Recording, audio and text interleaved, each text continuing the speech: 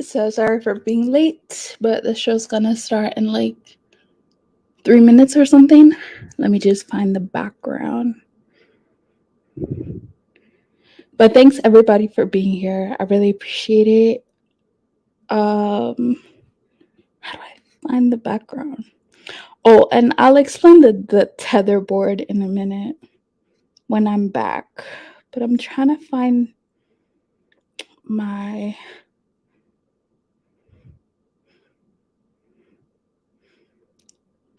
okay, I'll just play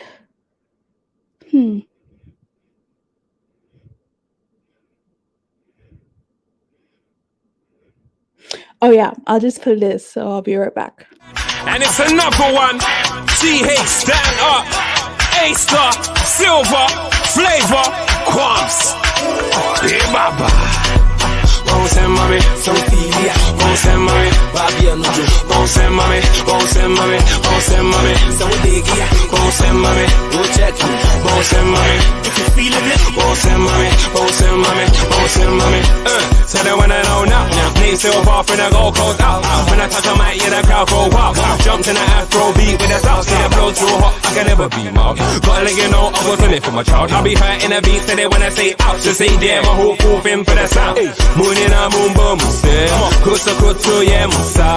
This one, yeah, I go enter. I know go feel for leave this never. Pumping this from UK to Tema. This one hot, yeah, something like pepper. You from me day, you from me day, you from me day, you from me day, you from me silver.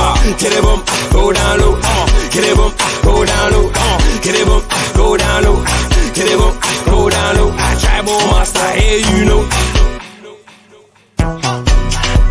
Gonse mami, Sofia. Gonse mami, Babia Nuju. Gonse mami, Gonse mami, Gonse mami, Saudigia. Gonse mami, go check me. Gonse mami, Gonse mami, Gonse mami, Gonse mami. Niggas know that I get through that.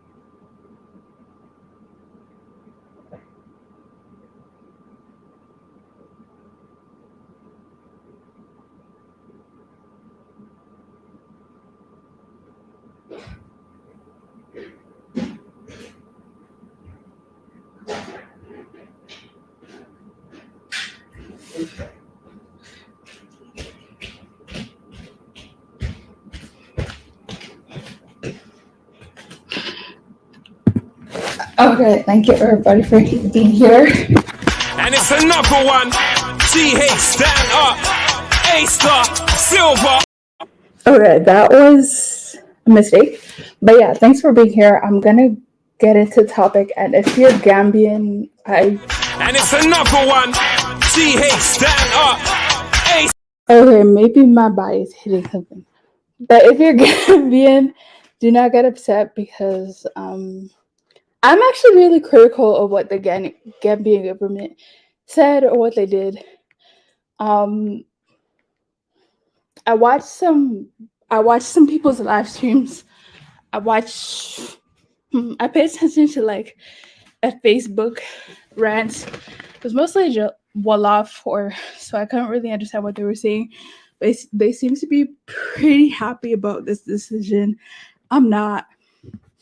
Like, I shout out to Gambia for saying something, I guess, but yeah, I don't think that what they did is a really big deal. And I'll explain why.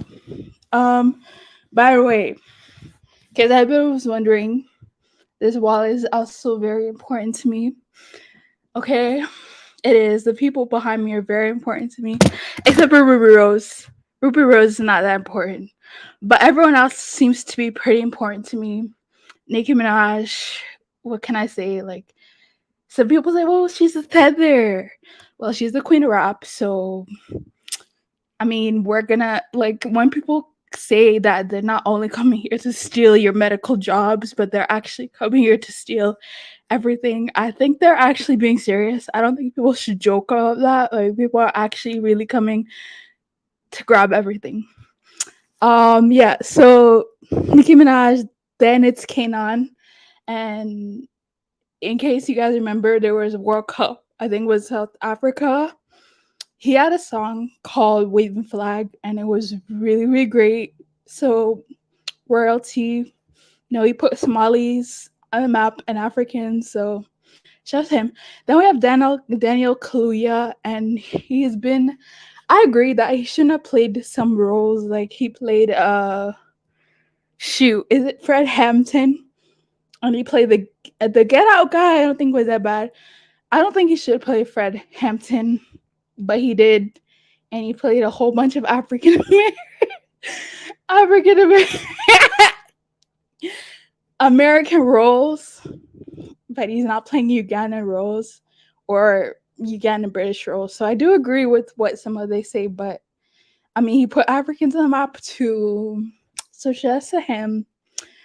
I'm gonna ignore Ruby Rose. The Weekend. What can I say? Like he's Habesha Zaddy, that he put, Africans on the map, Ethiopians especially. So I mean, shout out to him. And we have Doja Cat. She's actually a tether too. Her real name is South African, so she put South Africans on the map. And shout outs to Doja Cat. Then who's beside Doja Cat? Hold on, let me remove myself to actually see who it is. Oh, Burner Boy. Okay, Burner Boy, shout out to him. He put Afro beats and Nigerians on the map. And, a lot of people know who Burner Boy is, so shout out to him. Then we have DJ Coffee.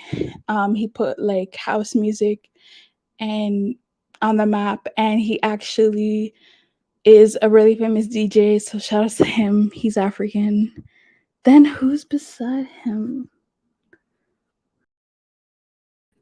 Oh, Stormzy, he's Ghanaian, so shout out to him. Then Fela Kuti, I can't believe people literally ask me, who is this man? I'm like, how do you not know who Fela Kuti is? It's such an insult when people don't know who Fela Kuti is, but anyways, enough about Fela Kuti. He's a god. Okay. Then we have Angelique, and she's putting a lot of francophone music, well, getting it out there, and shout out to her. there are definitely some Africans and Caribbeans, because these is not just Africans, it's all Caribbeans here too. But there's some African Caribbean that I'm missing, but I'll think about that later. But anyways, this is the tether wall. Tether wall. Like, these tethers will not be stopped, and there's nothing you can do about it. So shout out to all the tethers. Now, Circ One, how you doing?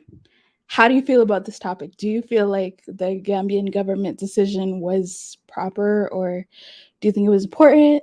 Then we have Akabia American. I'm not on my YouTube right now. I think this is Dusty Philosopher though. I think that's who it is.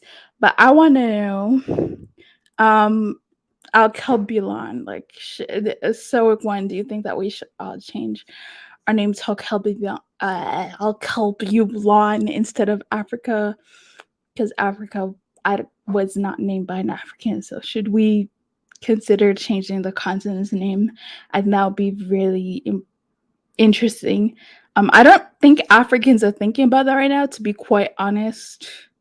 But I thought about it recently. I was like, why do I call myself African? If my people didn't call themselves African, like they call themselves whatever tribe they're from. But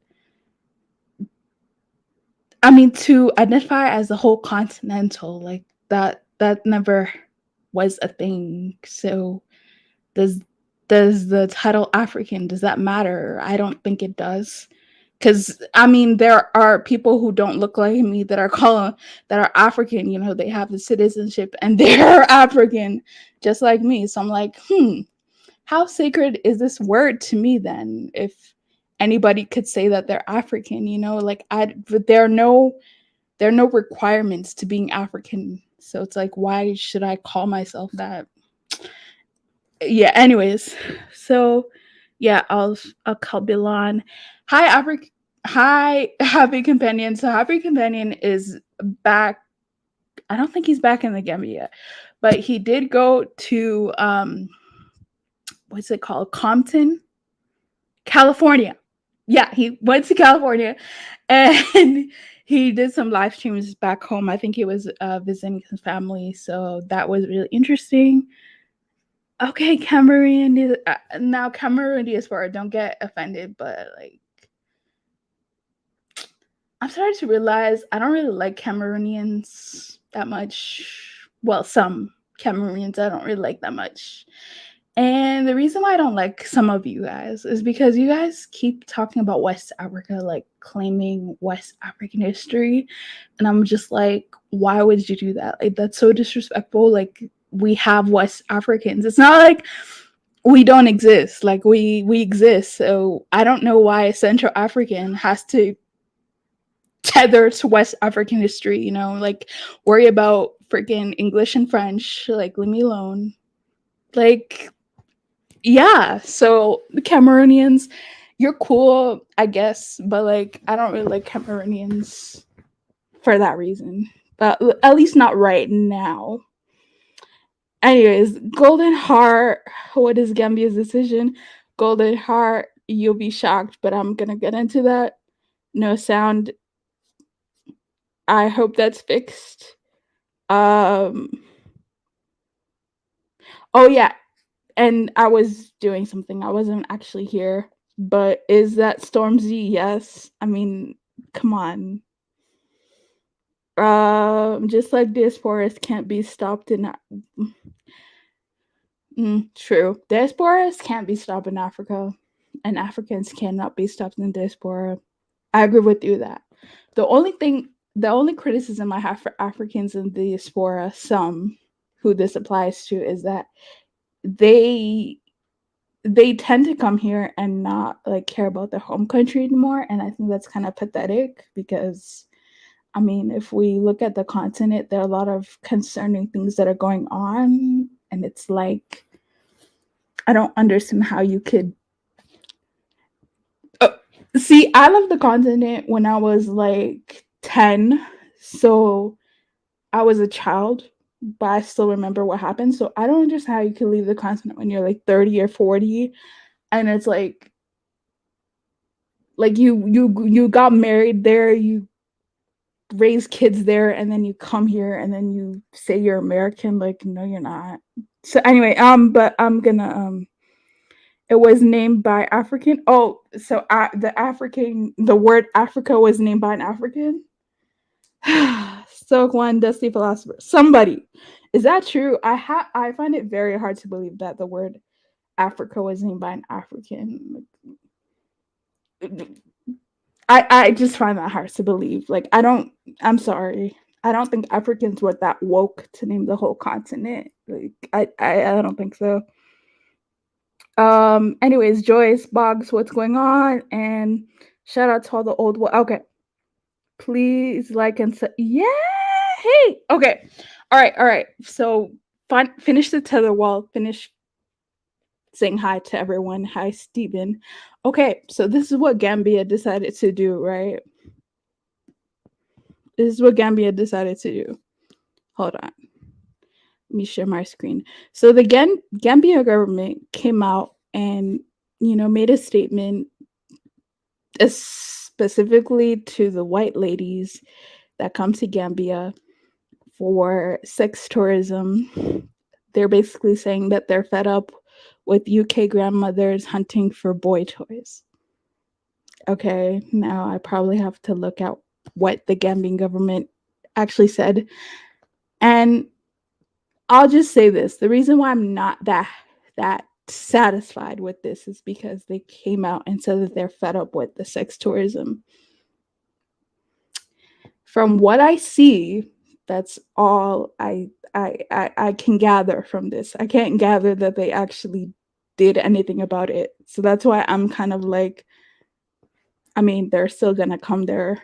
Like, are we acting dumb right now? Like, oh, that means the white ladies are not gonna come there anymore and not gonna find guys. Of course, they're still gonna do that. So, what was the point of making this statement without adequate? Let's not say without any, because I'm not sure. But without adequate action, I don't see the point of making this type of statement. But let's see, that was September 16th. So since the 1990s, the Gambian has become a preferred destination for European women seeking sexual pleasure with available African toy boys. It all started when the international travel agencies from the UK introduced cheap package tours in this tiny West African country. Sorry, guys. After more than 30 years of receiving thousands of middle-aged women that arrive with the sex tourism intention. Oops, I hope this stream doesn't get blocked. The Gambian government is tired of these UK women. So I'm assuming the Gambian government wants younger white women, younger white women who have money that can actually contribute to the Gambia, not old women who actually have a lot of money.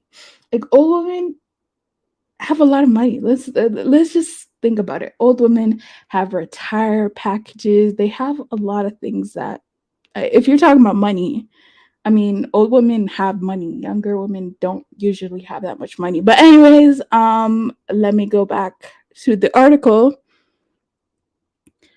What we want is quality tourists. Yeah, good luck with that. Tourists that come to enjoy the country and the culture, but not tourists that just come for sex. Akibuar Kamara, the director of the Gambian Tourism Board, told The Sun UK this month, with high unemployment rates and low wages in the Gambia, which I'll be honest, they're pretty low. Which has a population of 2.5 million, so it's a very small country, very easy to do that tourism in. I'm not like acting like Gambia is the only country that this stuff happens, but I'm saying that the fact where Gambia is located and just how Gambian people are, it makes sense that this has become a problem in Gambia, respectfully.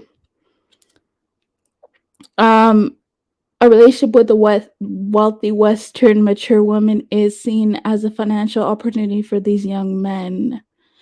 They're called bumpsters. Um, so these are some examples. these are some, these are some the lengths that Gambian men, some of them are going towards doing this is really interesting. I don't think it's a lot of Gambian men, to be honest. I don't think it's that many that are doing this, but this is being exaggerated like it's a big pandemic, like it's a big deal in the country. So known as bumpsters, a term is used to describe impoverished young Gambian men who target Western women. They can share relationships with mature ladies arranged online. Others score the white sand beaches looking for older women who also come from Holland, Sweden, and Germany to meet them. As the Sun reported, the Senegambian Strip near the capital city Banjul has become a hub for lonely British pensioners. The Gambian government sought to focus on the Gambia's wildlife and cultural attractions. The country has over 300 species of tropical bird and two nobody cares. Uh, Through UNESCO World Heritage Sites to boost its quality tourism. However, Lamin Fati, National Coordinator of Child Protection, the Daily Telegraph, the High Commission has shown some engagement, but it's not only about engagement. We also need financial and technical assistance. This summer, the Gambians tourist official have visited the UK. They met with British Airways and tour operators in a bid to increase flights between London and Banjul and attract younger and wealthier tourists who are looking for a higher class winter holiday. Tourism is the fastest growing sector in the that's really sad in the Gambian economy and accounts for around 20% of GDP. I don't believe that accounts for 20% of GDP. I'll need to see more studies on that. Like me personally, I'll need to see more studies that it accounts for 20%, but that's pretty high. And I'll get more into my criticisms of this later. But before then, there was something I wanted to show you guys. Hold on. There's some videos. Yeah, there's some videos of just what's going on in the Gambia, and it's just really interesting. I've also noticed that if we're talking about the like I don't want to criminalize the Gambian diaspora, but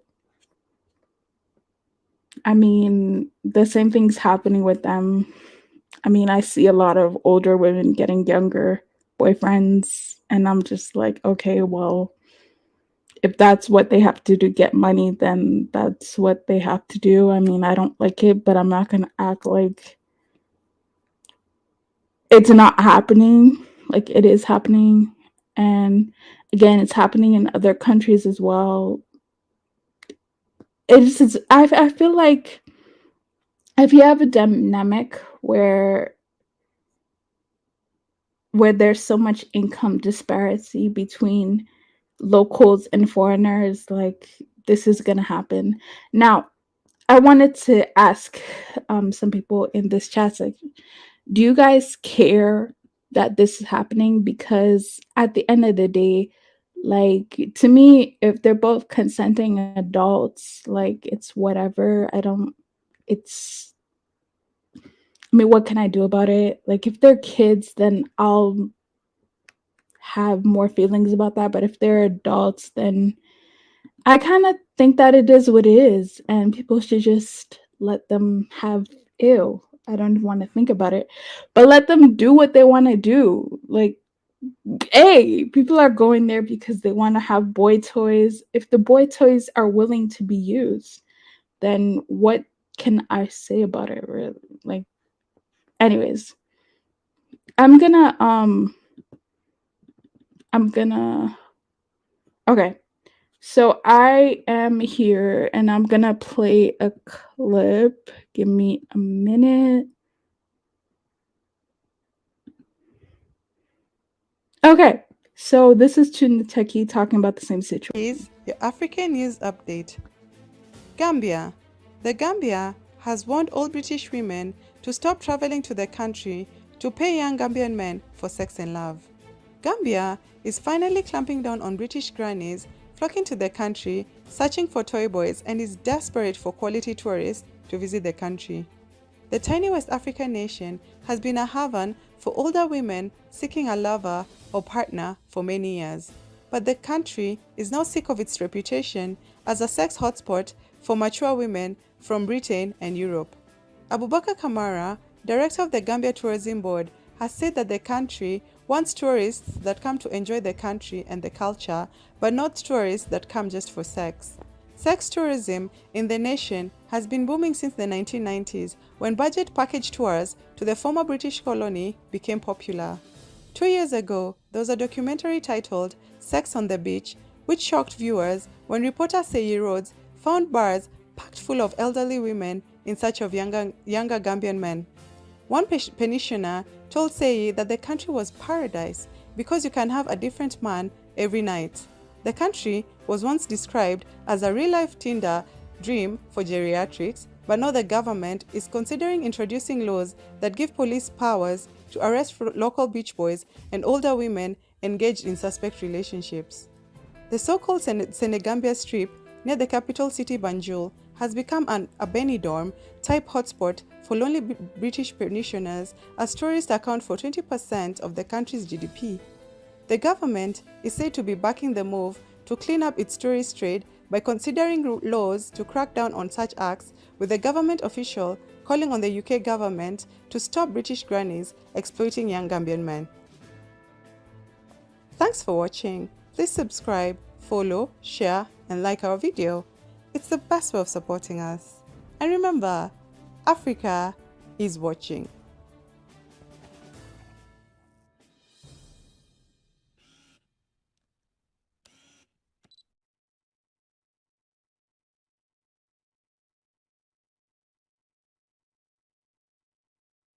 Okay. So people are getting upset that I'm playing this video, but why did your government make a statement about it if it wasn't true? I don't believe everything that I hear from online. Like, if I don't know if you were here for that part where they were saying that this counts for 20% of your GDP. I don't believe that it does.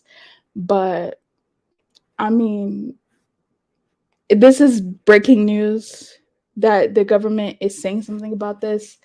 All I'm doing is criticizing the government. I'm not criticizing Gambians. I'm criticizing the Gambian government because I don't think that this was really done.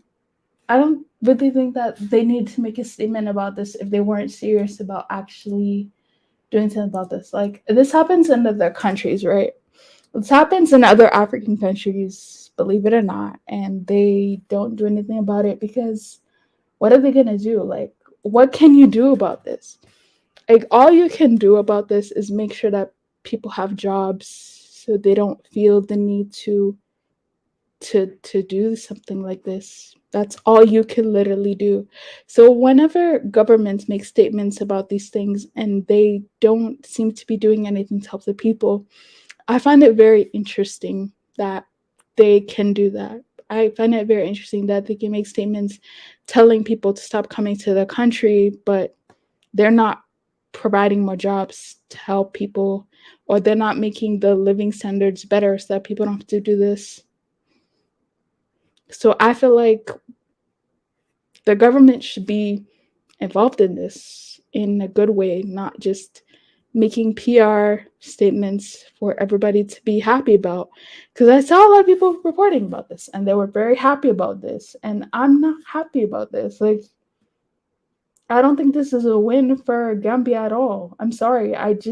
Well, I don't. Because if this is, I mean, I know this is happening in other countries, but if other countries were to make a statement like this, I would be like, I don't believe that you care, because you can't tell me you care, but then you have no alternatives for the people that are living in that country. You know what I mean? And Let me see here. Yeah, I I'm trying to you know what I mean? Let me see here. Yeah, I'm trying to you know give me a second. Yeah. Okay. So that didn't help the problem. But yeah, I mean, it's not something that I like to talk about because I know it's not only happening there, but this is what people think of that country, unfortunately. When you think of Thailand, you think of the same thing. You think of that. Um, why is the Thailand government not doing anything about that? Why are they just there? I guess it brings money, and that's the sad part. Like, it brings money, so people are like acting like they don't care, but they don't care, and that's just so sad because yeah, and they were talking about how this started. Well, it started in the 1990s, and I'm like, how did it start when Yaya Jammeh was president? Like, I thought Yaya Jammeh was like dictator. I thought he clamped down on bad behavior. So how would this be possible to happen during that regime? That's something that I don't understand. I just don't get it. Like, I don't understand this whole situation. Something is really off about this. What is your problem if Gambian government say they're okay with it? Um hold on. The Ghana have jobs. That's why when you went to America, you talk about your future children and stuff. Huh? Please talk about Ghana. I do talk about Ghana.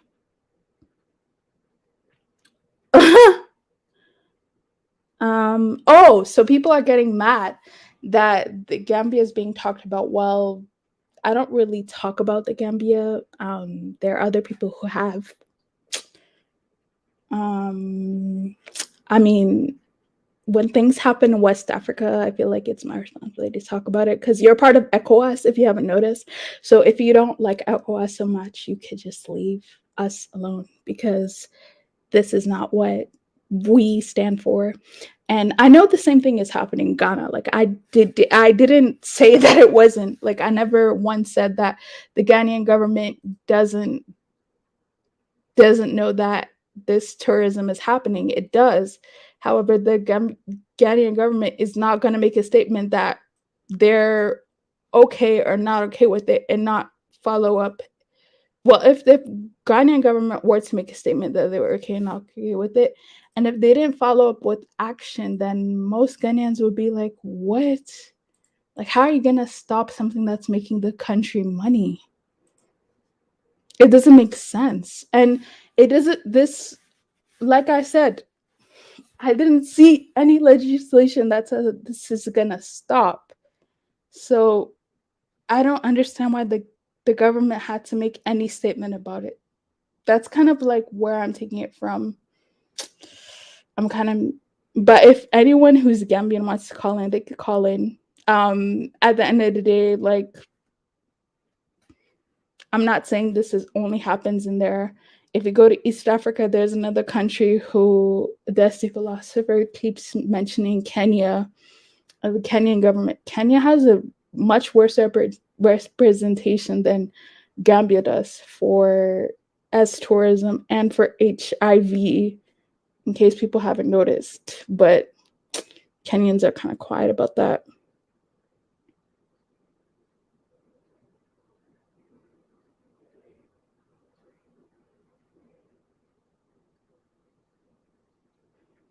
So Stephen saying people on the continent don't call themselves Africans. So I want to ask you, do you call yourself African? Because I'm really having like, I don't know if I should call myself that because that's kind of a term of defeat, to be honest. I mean, like, I don't want to call myself African, but then when I look at what my African brothers and sisters are doing, I don't know if you heard, but there was one Asante king who got invited to Queen Elizabeth's funeral, and I'm just like, I mean, it makes sense for royalty to be invited because how could royalty not be invited? But the way this Asante king was so happy to go to England for a funeral just made me really think. Hold on, let me see if I can find it.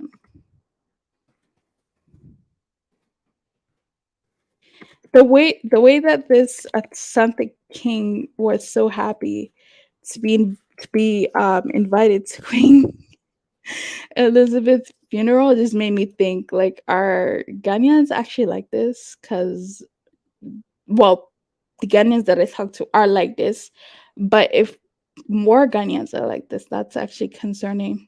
So Ghana's royalty invited to Queen Elizabeth's second funeral. That's him. So yeah, they're also happy that they're going to England to well, they're probably there now. But anyways, so hey Pi, hey hey Cameron, hi Bertha, hi Bertha, hi Joyce Boggs. Okay, so I'm gonna drop the link now. If there's anyone who wants to explain this and make me, happier about this news, that would be great. This is disgusting. What's good? What about Africans who are going to Africa for sex tourism? Um, you know, um, I think we should talk about the colonizers first. Because Africans going to Africa for S tourism.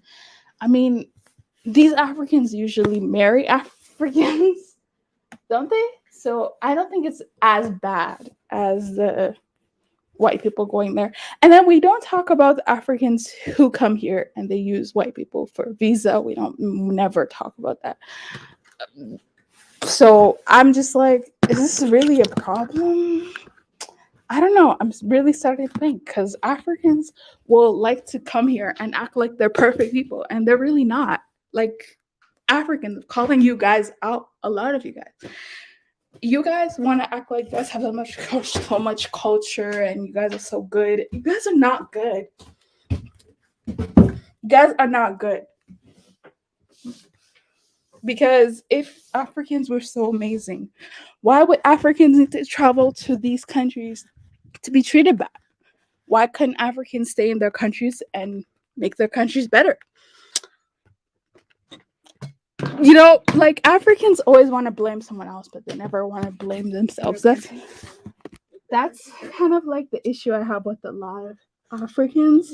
Like Africans always want to blame. Wow. I don't know where this. Give me a second. So that's the issue that I have with a lot of Africans, and they could come on here and they could defend who they want to defend. But our ancestors didn't fight for us to be this stupid. And I'm talking about all of us. Like, so if you are so perfect and you never did anything wrong, you could ignore what I'm saying. But most Africans are failures, and that's just the truth.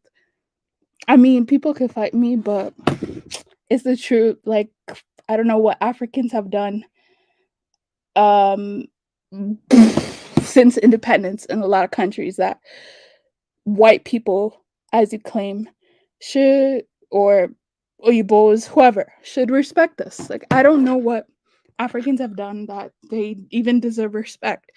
The majority of Africans, not all, but majority of Africans, y'all are bad people, and I don't know why you guys don't want to admit that you're not. Oh my gosh, I really took. Whoops. Okay, so I accidentally took my I accidentally took Yeah, if your comment was deleted by me or moderator, my bad. Because I was actually moving downstairs and I deleted some comments by accident. So let's see. What about AIDS? I don't want to get into that. Loose prisoners of UK passports. This is too crazy. Never should have been allowed to happen. Mm, she's just lying because she doesn't know what she's talking about. Just money from views. Yeah, I'm just lying about the Gambia situation. I mean, every African news station has talked about it. I haven't seen you confront them like Tunecheki. All these other non-Gambians are talking about the Gambian situation. So I guess I'm just lying for views and money because that's what I like to. Oh, and Afrodamus. I'm wondering why Afrodamus, who's a Gambian, is not going to talk about it. Like, don't you find that to be very interesting? African men do the same. Sex tourism is a worldwide issue. It is. I need to stop saying that word before I get in serious trouble. But as tourism is a worldwide issue, I don't think it's ever going away, if I'm being honest. Like if these African countries don't if these African countries don't fix the income disparity, like you have an African country that makes $200 on average a year. I'm not gonna name that country, but it's in East Africa. It's kind of sad. And then the African countries that Africans say are doing well are making on average $2,000 a year. $2,000 a year. And people are being like, oh, but as tourism is the problem. Like, yeah, sure it is. I mean, have you ever heard of Dominican Republic? Have you ever heard of that country? Like what happens over there? Okay, everyone American, please. Please. Wait, let me see if I can get put Punte Princess.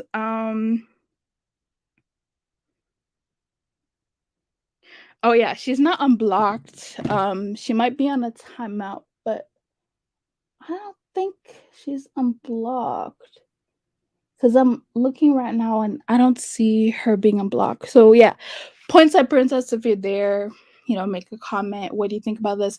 And you know what's interesting? Some Muslim countries like Somalia. I think it's only Somalia because I don't think it's Eritrea. Is definitely not Ethiopia. But Somalia, I'm very happy about what they've done. I wish Ghana could do the same thing, or similar things. In Somalia, you can't just go there and sleep with somebody. Like you have to marry the person. No, you can't just go there and have your way. You can't even have a girlfriend over there. Like if you're trying to go to a hotel, they're gonna check your papers and they're gonna see how that person is related to you. Unless that person is your wife, you can't do anything with. I like that. I like that because I mean that's not happening in other countries. It's not like yeah. Anyway, um,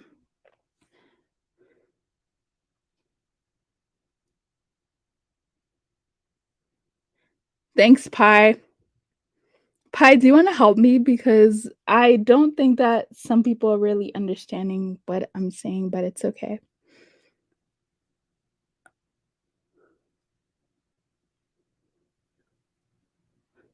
Okay. Um. Okay, I'm gonna add Africa's for the Black in like a minute. So Halfway Scope TV. Those are the problem. Those are the problem. Married white men go back home. Yeah, it. I mean, I don't.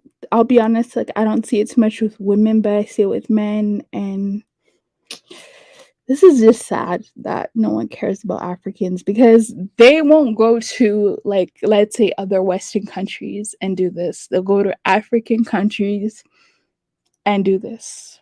And this is very insulting. I take it very personal.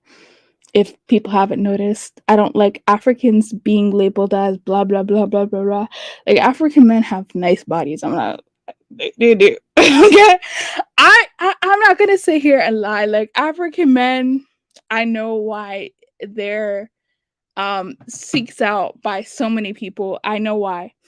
But does it justify it happening? Does it justify it happening? I don't think it does. Yeah, I'll cut you on. Please go through the whole chat section if you can. And Pi, please help me. I need me to do it. I just literally went downstairs and I accident. Anyways, I like the marriage part too, but I don't like the polygamy. I mean, polygamy. Okay, Golden Heart, you didn't hear this from me, but polygamy is not all that bad. If it could be done properly, there's actually good reason to do it. But I'm not gonna get into why I don't have a problem with polygamy. Sup guys, Jalinola, have you heard the news? So I'm gonna go ahead and add him.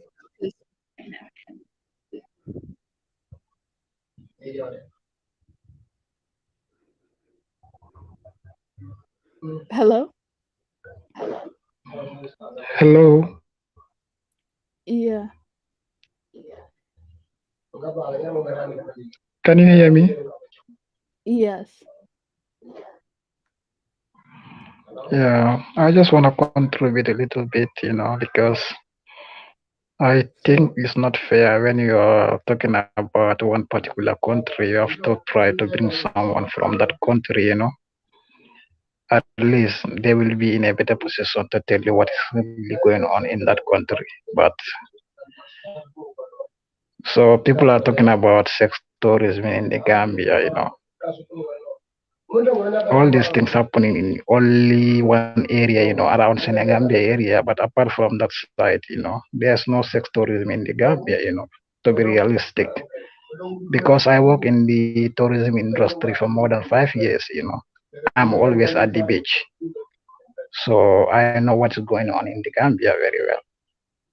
So sometimes I'm wondering why people keep talking about sex tourism in the Gambia and they never been to Gambia. So it doesn't make any sense to me. Yeah. So I think sometimes it's good, when you want to talk about Gambia or Senegal or everywhere, you try to have someone. So at least,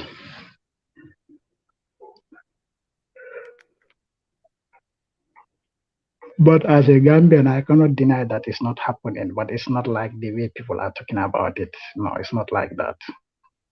Well, one thing I'll say is I don't think is the way that people are talking about it. Like, um, yeah, I don't think that a lot of things I saw online have to be lies about the Gambia because I don't believe that that thing would count as 20%. It just doesn't make sense that Gambia would And be that and let me tell dependent you, let me tell you, let me on let that. me tell you this. When it's come to like maybe yeah, from the main side, yeah, there's a lot of young Gambians men following in like the old white ladies. But when it's come to one side, it's very hard for you to see a young Gambian lady following this white lady. Most of those ladies are from like Nigeria, Sierra Leone. Sometimes people don't want to talk about it, but most of them are not Gambians.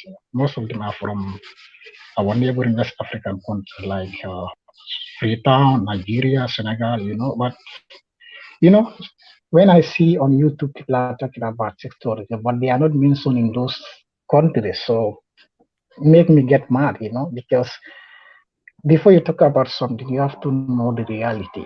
You understand what I mean? But people keep talking about Gambia as sex tourism. I used to sell like orange juice, everything at the beach. I used to be there from until midnight. So I know a lot of things happening there. It's not done by Gambians. But anyway,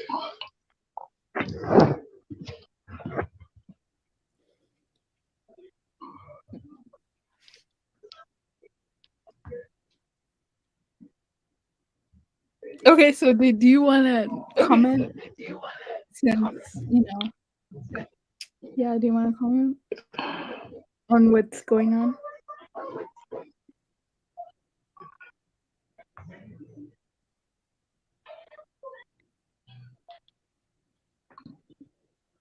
hello, Yeah,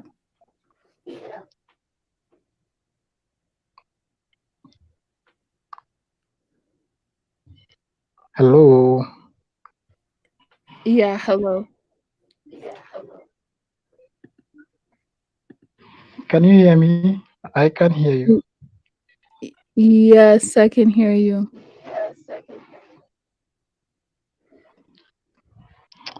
Let me go back and come again because I cannot hear you. Yeah, no problem.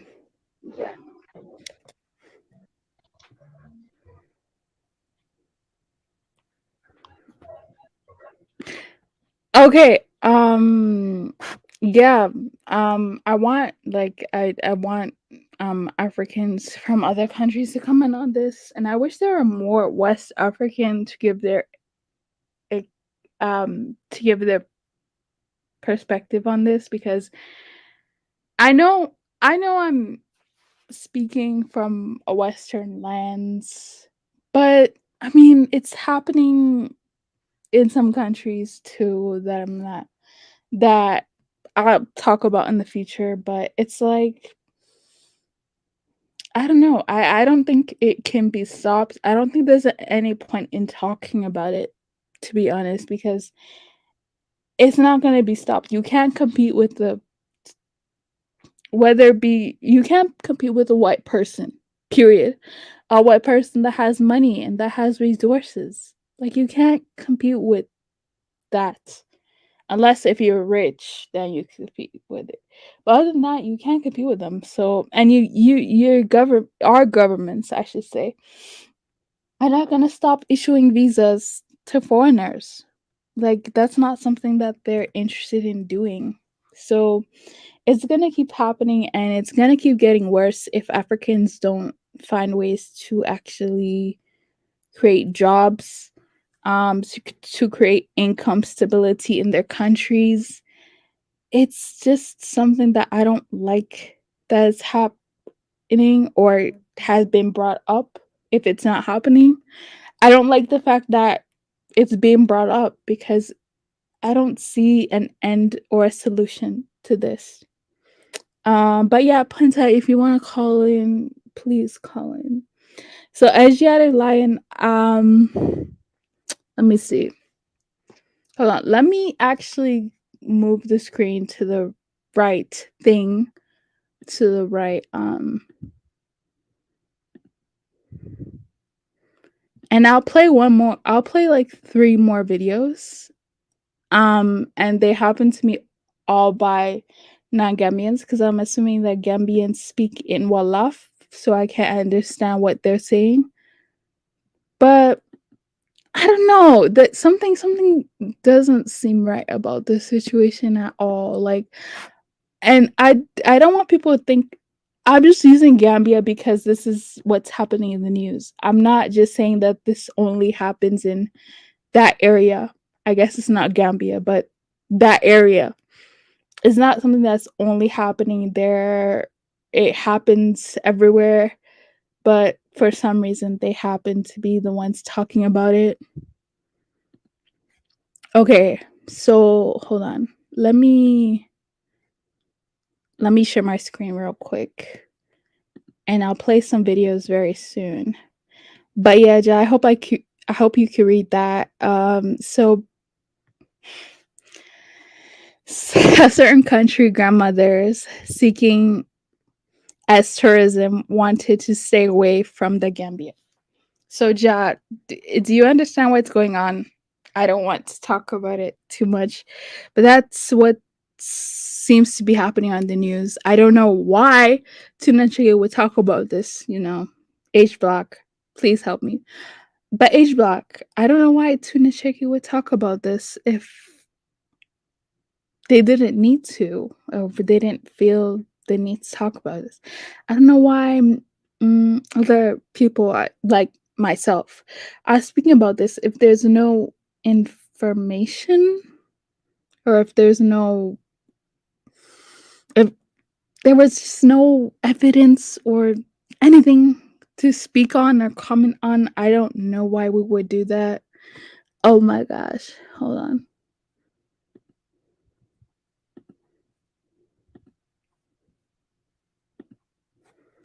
So interesting. Granny's gone wild. That's good. Them grannies, cougars out of. Yeah, but ja.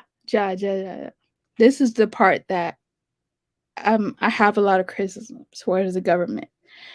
I'm very happy that the government has made a statement regards to this.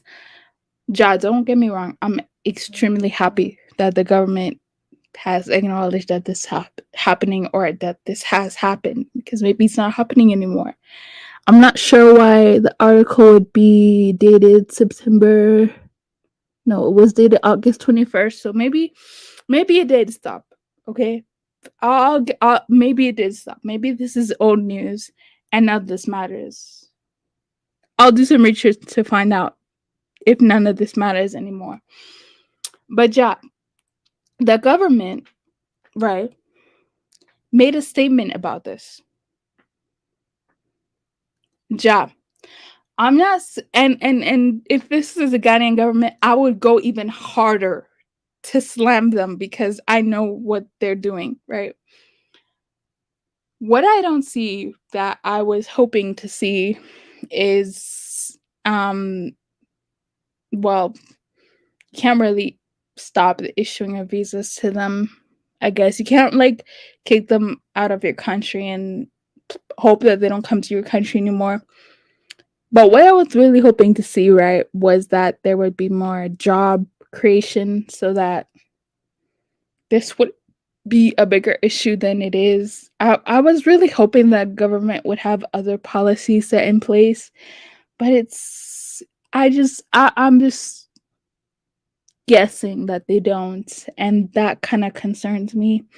That makes me kind of angry, because once again we're going to this whole thing where nothing is our fault. Like, this is the grannies that deciding to do this. This has nothing to do with us. And it's like, yeah, I don't want to give Africans the benefit of the doubt.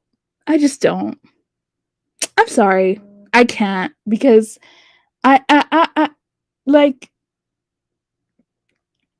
I'm not. I'm not really mad at them for coming to Gambia or coming to other countries that they come to. I'm mad at the government for allowing them to come and not like creating other avenues for them to make money. That's who I'm more angry at. I'm not really angry at the colonizers for doing what they do. I'm mad at Africans for letting this happen. Do you understand what I'm saying? I hope you understand what I'm saying. So that's why I'm not that happy about this. But meanwhile, I'm gonna get people mad. I already know this. It's whatever. But Mo, I would like to know your opinion. Don't call in, but just say in the chat section what you think about this. Let me see. I'm trying to find.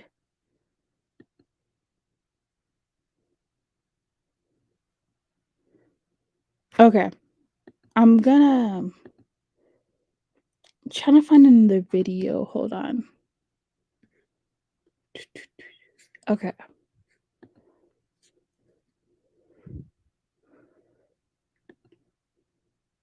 And this video, when you watch this one, it's really gonna make you vomit. Hold on. Let me. And I guess people are right. I should have more Gambian sources.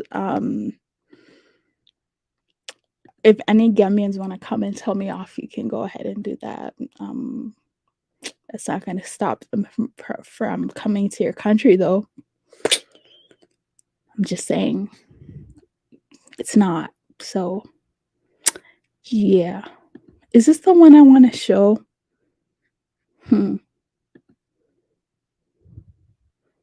Gambia government wants old white woman. No, that's not the one I want to show.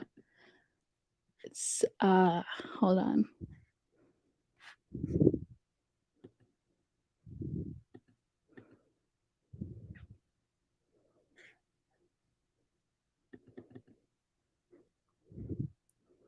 Okay, yeah. Let me now show the right video. Hold on. I keep saying hold on a lot, but it's because I'm trying to show these videos. Okay. So this is the next video. I hope people understand, and yeah, whatever. Now, if this was happening in Ghana, I would be even meaner to the Ghanaian government, because why are you here talking about this when there are so many things happening in Ghana, like inflation has gone up, rent has gone up, there are people going to school under the mango tree. Ghana has more important things to think about than to think about something like this, right? So I would be mad at the Ghanaian government talking about this, but not talking about how to help local Ghanaians. I would be really upset if that happened. But anyways, let me play this one video for you guys.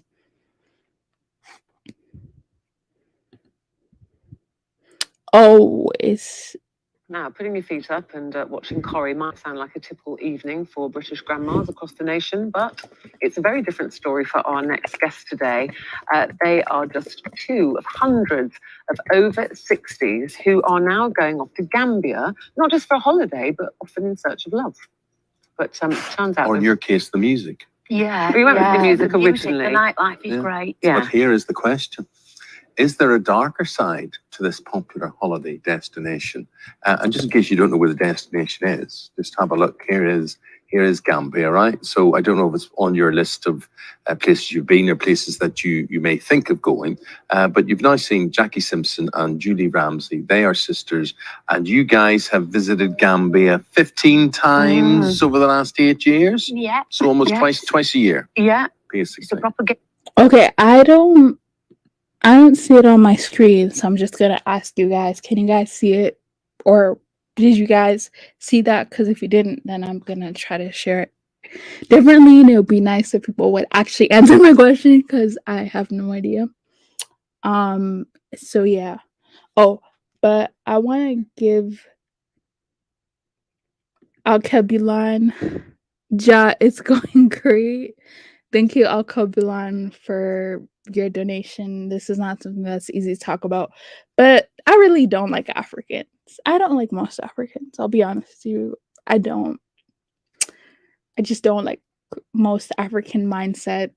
Like, everything is everyone else's fault and there's nothing wrong that you're doing. Like, Africans will literally make fun of you if you don't know how to speak English, at least in my country. I don't know about other people's country, but Africans will literally make fun of you if you don't know how to speak English properly.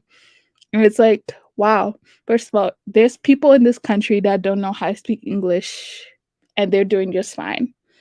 And even with me, right, I have the accent, but like, I don't always speak English properly, and I get made fun of by actual English people for not, I guess, knowing their language properly, and it's all right. Like, I can live with that. Like, I'm not here trying to be the most English person ever, because I'm not English. So yeah. Did you guys see the video I was playing? Yes or no? Can someone just answer that so that I can, because I'm not done with the video. But Ja, thank you. This is not something easy to talk about. And thanks once again for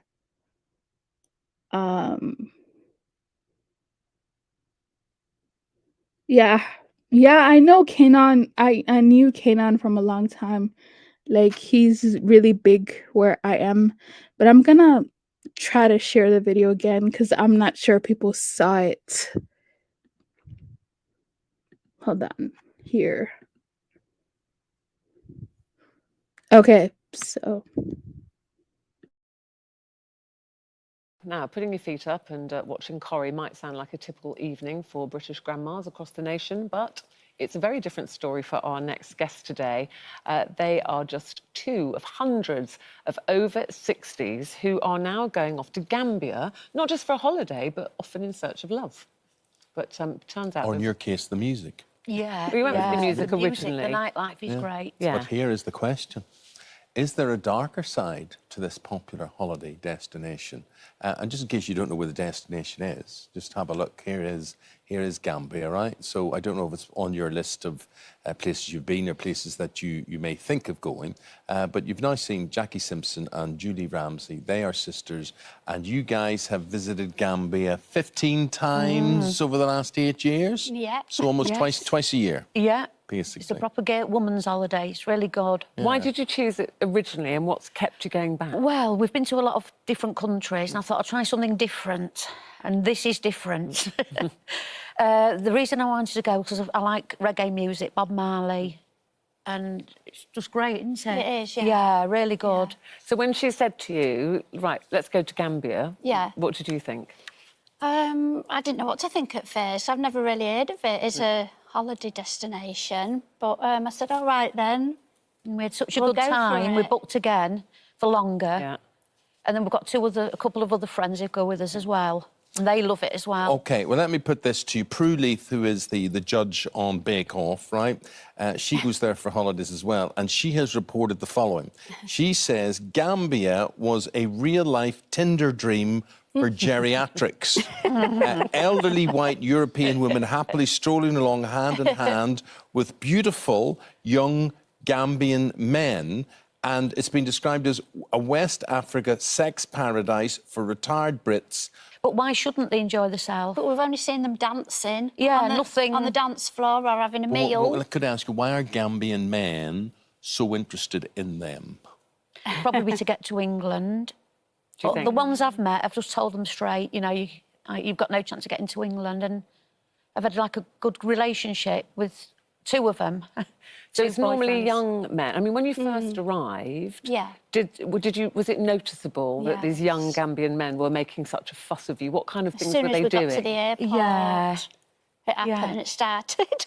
As soon as you left the airport? Yeah, as soon as we got to the airport. I went to have a dress made, and the tailor said, will you marry me? You can live upstairs with me. And I'm not your tailor, you are my sweetheart. And Were you I tempted? just thought it was funny. I just found it funny. Yeah? Yeah, A laugh, I know, and yeah. it And just what makes you about feel you, good. Julie? What propositions have you had? Well, you get all kinds of propositions, but you've got to be sensible and realise that young men don't like older women because I think they want to get to England. And they're very Yeah. poor, so probably a nice meal, Yeah. a few drinks. So it's good for them and for the ladies as well. Yeah. Why are they and how are they so persuasive? What kind of things are they saying to you or these women that makes you feel so good? Oh, age is just a number. They come out with this. Even if you say you're 80, they said it doesn't matter. Yeah. We say we're 80 sometimes and they So don't that's say... okay. It's You can still okay. move about. You've got a pulse.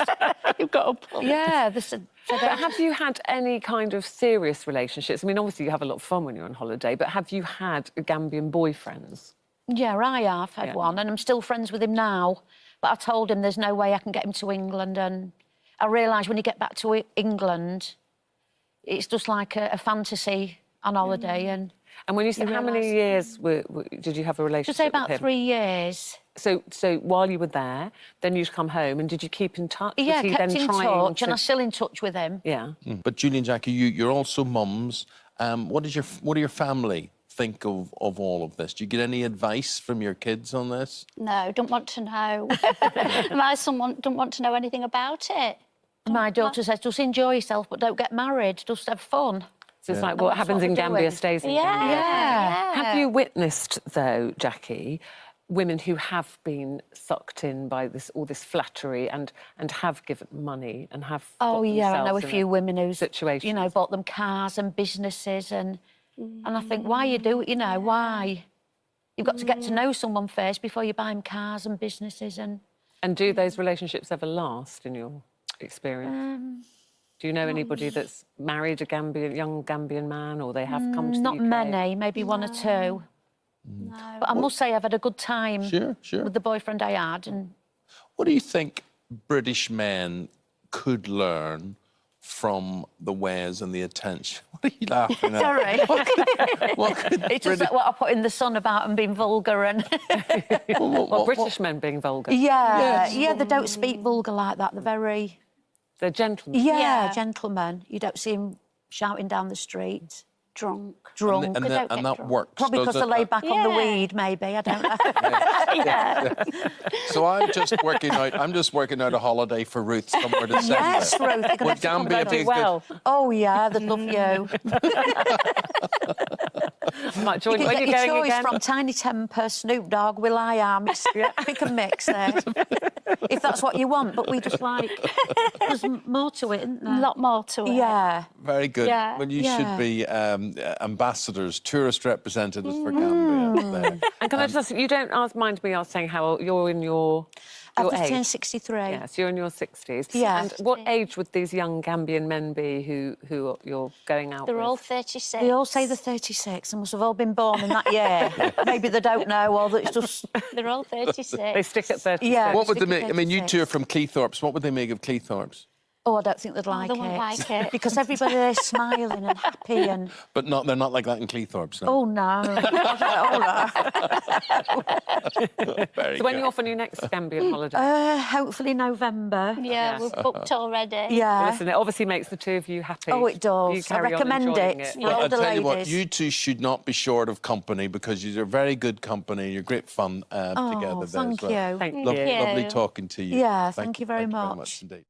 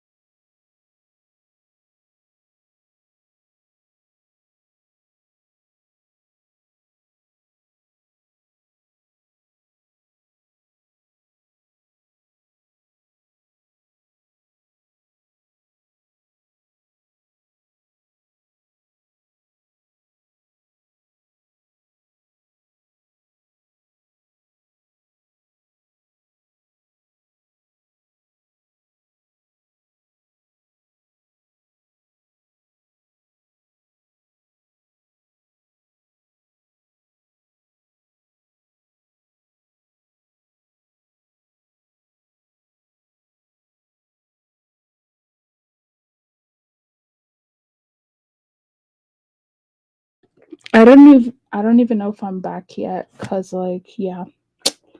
But yeah, so you guys just watch that, and I'm gonna see what they're doing in regards to Ghana, cause I know the same things happening in Ghana, but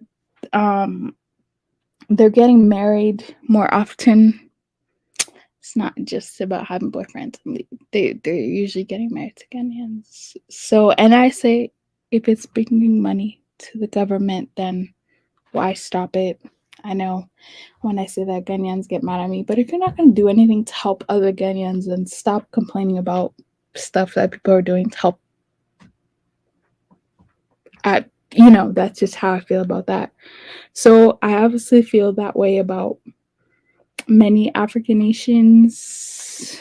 It's not just this one. I will never. Don't know more. I don't know. Like if you're really not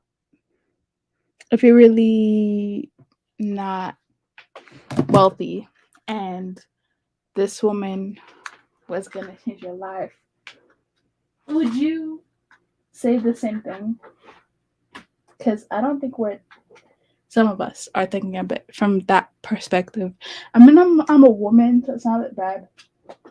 If I do it, like, bro, if a guy's 60 and he's gonna take care of my bills, like, bro.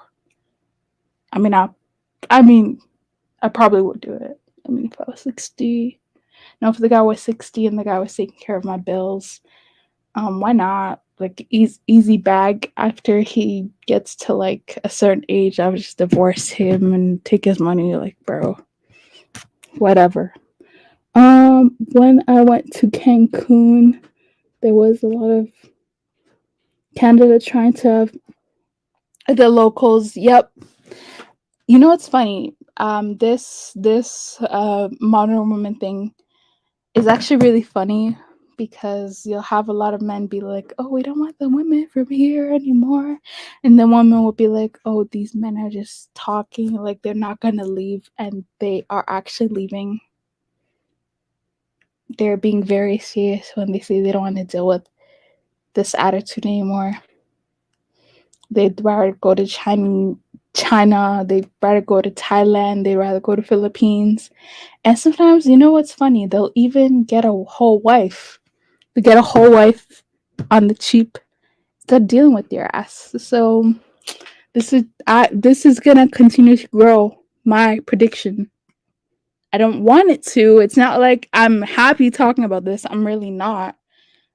It's disgusting, but that's what guys gotta do to survive because their country's not doing anything to help them. This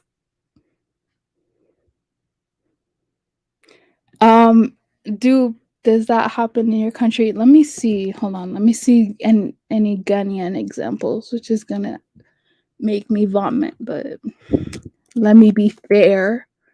So let me look at Ghanaian examples. Let me look at Ghana, and I don't think this is happening in Nigeria, even though Nigerians claim the country's so bad.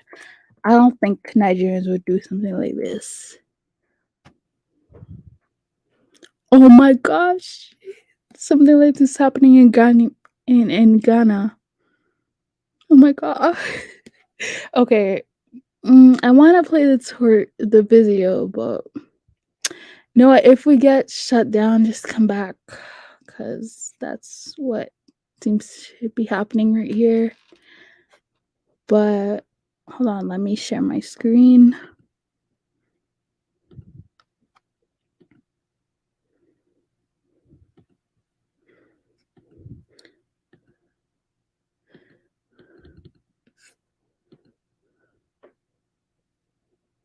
Okay, I spelled tourism wrong, so I'm gonna spell it right. Hold on. Tourism. Okay, so I'm gonna play the first video. I'm gonna attempt to do that. Let's see if it actually works. Température de l'eau, 35 degrés. Des kilomètres de sable fin. Une ambiance de fête, un décor propice à l'amour. Bienvenue en République dominicaine sur la plage de Boca Chica. Une des plus chaudes de la planète. Une plage particulièrement appréciée par les femmes. Elles viennent d'Europe, d'Amérique, du Canada pour trouver l'amour. Ici, tout est possible. Les barrières de nos sociétés occidentales sont abolies. Pas de critères de beauté, pas de repères professionnels, ni de problèmes liés à la différence d'âge. Dans ce pays où plus de la moitié de la population vit en dessous du seuil de pauvreté, beaucoup de garçons n'hésitent pas à vendre leur corps. Pour se changer les idées, elle prend un billet pour Saint-Domingue. Cette rencontre, elle, il a 27 ans. Il assume parfaitement son métier de gigolo. Elena est folle de joie. Elle a rencontré Javier il y a 2 ans. Il était cuisinier à l'hôtel où elle... À la nage. Il m'a dit, t'es bonne nageuse? Je lui dis oui. Elle dit, on va dans l'île à la nage? Je lui dis, mais pourquoi? Il dit, bah, parce que je connais trop de monde et j'ai une amie. Tu voir comment ça se passait chez lui, s'il y avait quelqu'un ou pas? Donc il avait personne? Non, il n'y avait personne, heureusement, je l'aurais tué. Je ne serais pas là. Aujourd'hui, il faut s'occuper des derniers préparatifs. Qu'elle a fini par louer sur place pour faire des économies. Mais à Saint-Domingue, il y a toujours des imprévus de dernière minute à payer. Qu'est-ce qu'il y a? On a besoin d'une nappe ou quelque chose comme ça pour mettre le gâteau. Mais moi, je peux pas sortir d'ici.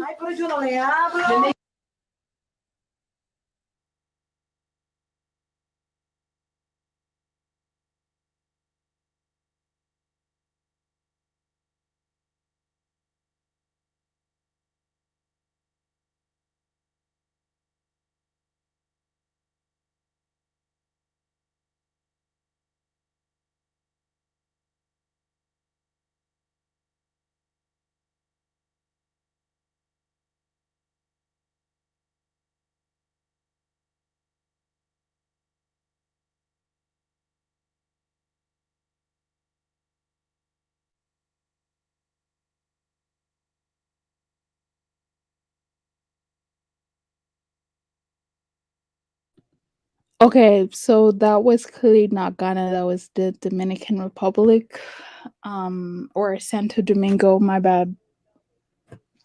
And it's happening there too, or it happened there too.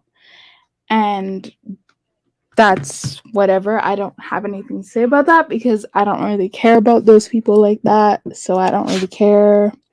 But I'm not gonna play anymore.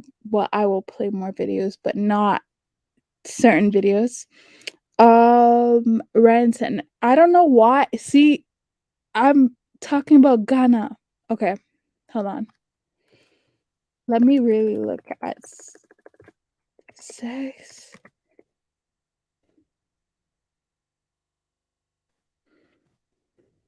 I'm not gonna say in Africa because that's too broad, but I'm gonna put okay, so there's prostitution in the streets of Accra.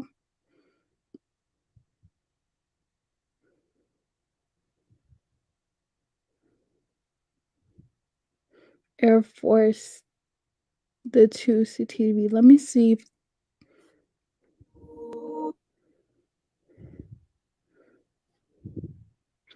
I want to play it, but I'm not sure. But okay, so if anyone's happy, there's like, hold on. There's prostitution in the streets of Accra. Then somehow, I don't know how, but this is not. I mean, I don't know why. See, there's Kenya, there's Gambia, there's Ghana, Accra. There's Accra. There's Dubai. I don't know where that is. Oh, Kenya. Try prostitute your wife won't mind. I'm assuming that's somewhere in Nigeria because there's a Niger flag. Story of oh, this is sad. Okay, so there I might play this. I like why is the Gambia a hotspot for S tourism? Actual reason why Nigerian ladies are prostituting in Ghana. So that is true that not all the Ghanaians, there are Ghanaian, there's some Nigerians doing it. I don't know why. I guess it makes good money. What happens inside a massage? Oh, my friend was thinking of creating one. He said you get really good money from Europeans. Documentary female tourism in Africa. It's growing. If you look at female Canadians, female American, female European of all types of countries, they're going to Africa to this type of stuff. So this stuff is growing. Beaches. I think I could play that. That's Joy News. So I'll play the Ghana part. And Africa.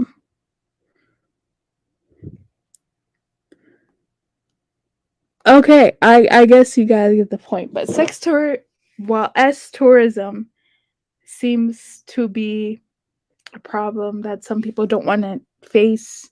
I get the whole why stop Europeans from coming to this country if they're bringing money. I get it, but to act like it's not happening, I think that's just stupid to act like it's not happening. Yeah. And H Block knows why I really care about this stuff, because H Block, I don't care about the excuses some Africans seem to have that, oh, it's natural. Like, it's natural. If someone has money, they're going to go for someone who doesn't have money. Other countries in Africa aren't suffering from this. They've created laws to make sure that this doesn't happen in other countries. So the fact that some countries don't care about it is just interesting to me. But I'm going to play, I'm going to attempt to play Joy News. Let's see. What they say in English? Well, let's see. My name is Nana Ansakwa. Today, we have a very interesting and exciting topic to talk about. It borders on everything. It borders on morality, it borders on finances, it borders on how. We're talking about sex tourism, which is now booming in Ghana. Was it to be expected? If you find oil, you're going to have all these big boys with money chasing the oil. When they come, they have to satisfy their libido. How are they going to do that? And then there's the gold rush. Okay, so how often should I stop this? Because I don't know what I can do to not get copyright. But I feel like I have to speak on it, so whatever. Let me give another perspective. Okay, you know how some Africans are talking about, oh, the Chinese are coming to your country to help with business. This guy has a really good point. If Chinese men, single men, are coming to your country, right, and they're just coming to your country just like that, you think African women aren't gonna give it up to these Chinese men that have money? Like, you think that's not gonna happen? There are certain countries where you have kids that don't know their fathers because their fathers let it just up with their moms and ran away. And Africans are okay with this? Okay. So anyways, I'm gonna try to play this video. So how is that different from prostitution? I thought it was the same thing. But anyways, I'm gonna try to play this video. When they come to find the gold, how else do you expect them to satisfy their libido? As a state, what do we do? Do we try and say it's an absolute no-no? Or do we try and regularize it so that we can earn some money as a state? And probably maybe the state can use that money to promote girl-child education, which in turn, if the girl-child is educated, maybe it will limit, not eradicate, but limit women who go into quote-unquote prostitution. But that's what we're here to discuss. It's going to be exciting, I know. And I'll start introducing from my immediate left. And I have on my immediate left Mr. Yao Agbeto. He's the editor of the Tourist newspaper. Into the tourist newspaper. So welcome, sir. And then in the middle, I have Yawa Selassie Abebiu. She's an enthusiast, tourism enthusiast. And then to our extreme left is Kwame Deborah, the publisher of Ghana Tourism Journal. Welcome to the show.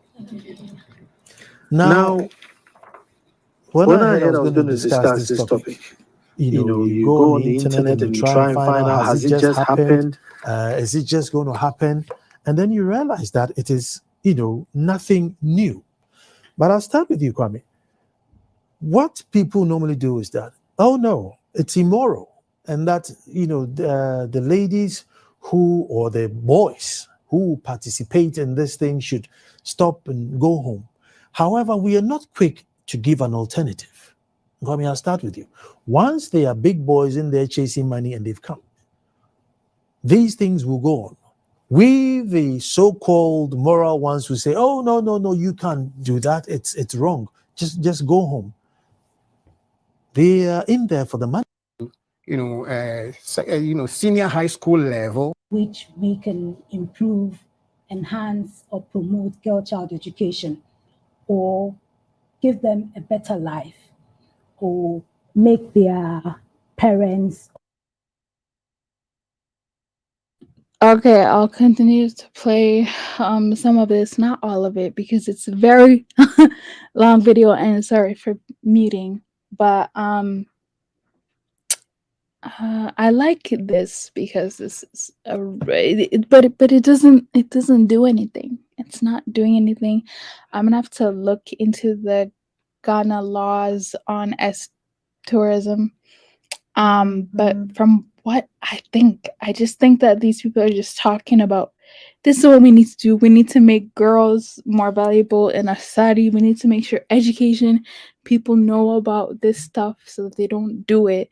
So that parents, parents, you will be shocked. Some parents actually are cool with their kids, their teenagers, doing these things because it's making money.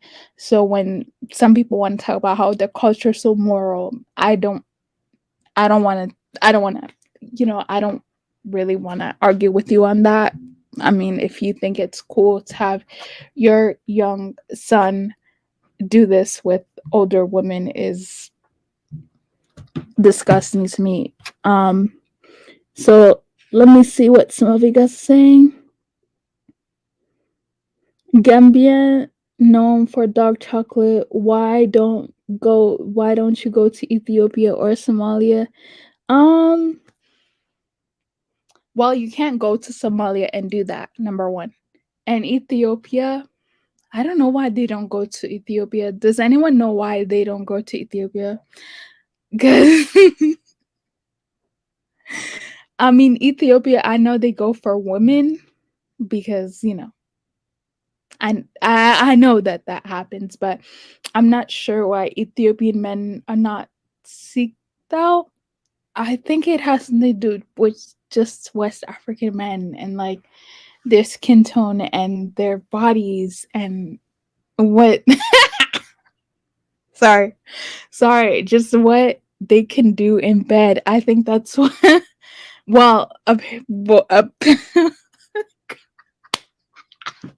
I'm sorry. I think it's just for pure sexual purposes, which is why they're going to some West African countries, because like I mentioned, they're not going to some West African countries like that, like Nigeria. I don't hear about this happening in Nigeria. I'm not sure if this is happening in Nigeria. I think it is, but not to the level that's happening in other countries, because like why would you do that? Nigerians don't seem so. You trying to say Horner's got that little shrimpy? I don't know, because if any Horner would want to talk about their men, or if any Horner men want to talk about themselves, they can do that. But I don't know. I mean, when I did the Google search, I didn't even see that West Africans have the biggest BBC when I did the Google search. It said Congo. Yeah, it said Central Africans have the biggest BBC. So if we're going specifically based on that, that's happening in other countries, because like why would you why would you do that? And Nigerians don't sing. So he's trying to say Horner's got that little trippy. I don't know because give me a second. I don't. Well, if any Horner would want to talk about their men, or if any Horner men want to talk about themselves, they can do that. But I don't know. I mean, when I did the Google. Yeah, so when I did the Google search, the place was Congo. So I don't know why they're not going to Central Africa if they really want if they really want that manhood, they can go to Congo.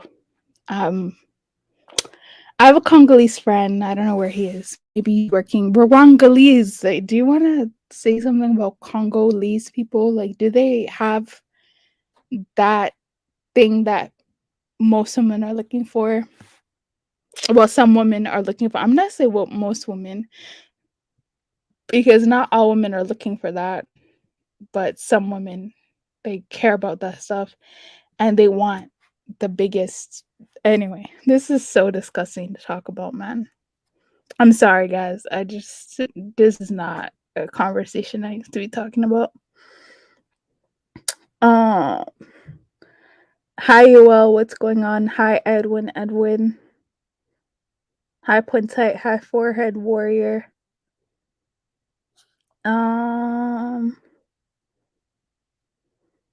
Okay, Forehead Warrior, what are you saying?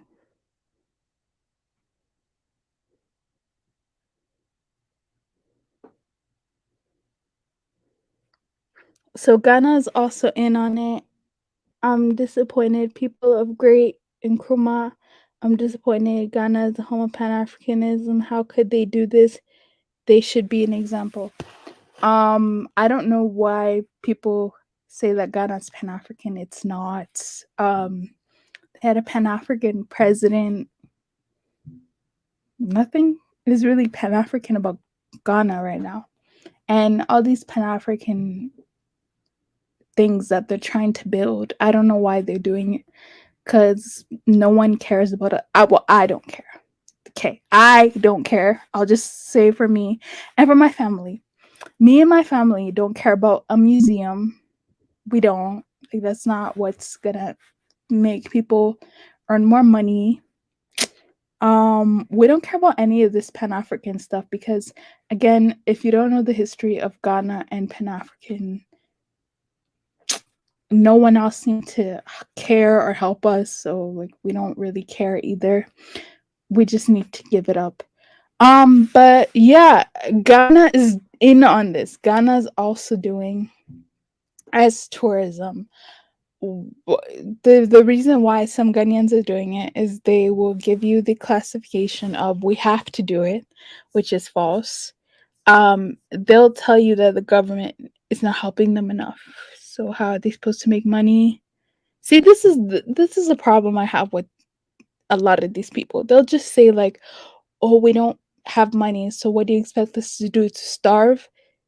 Yes. Or even to steal. I don't know, but I don't expect you to sell your body for money. Like I don't like that behavior. Any West African who do it, I don't want to talk to you because you're a joke to me, and you're the reason why our countries will never move forward.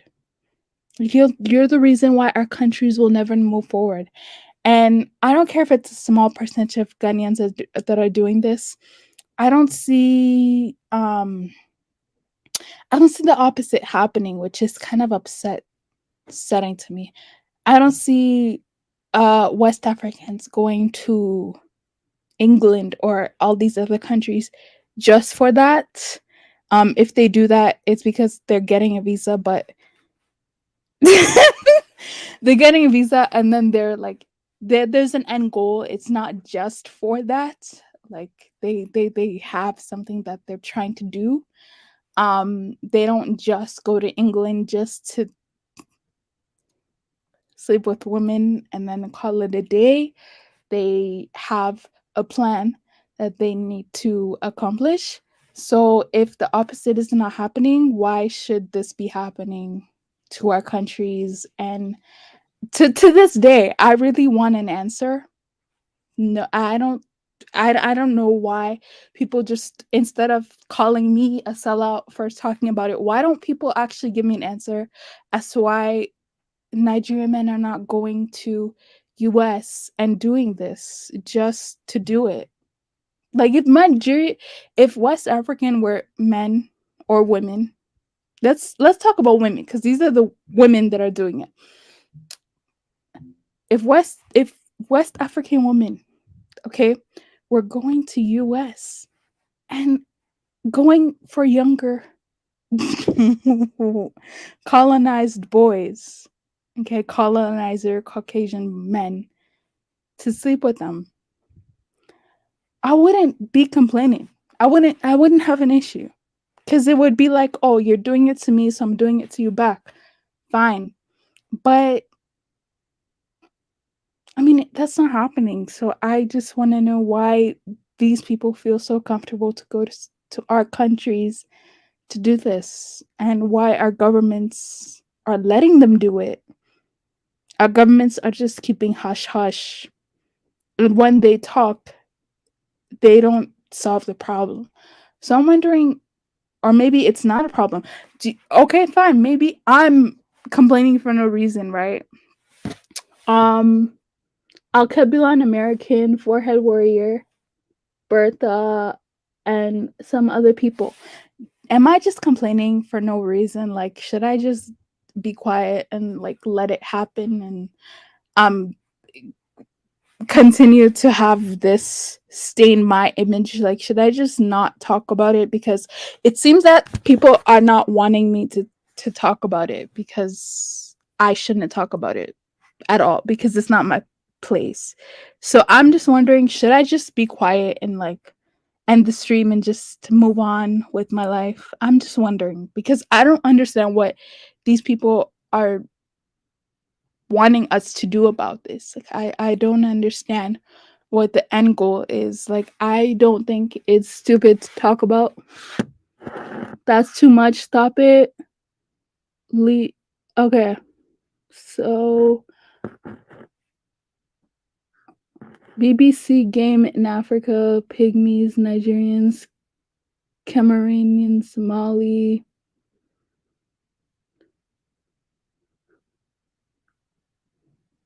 But guys, prostitution is that every country is not. So why are you talking about prostitution that is in every country? Are you talking about sex?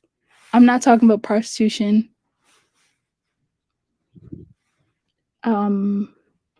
Thought I made that clear. I'm not against prostitution. I mean, it's the oldest job in history. So, I mean, like you see OnlyFans, for instance.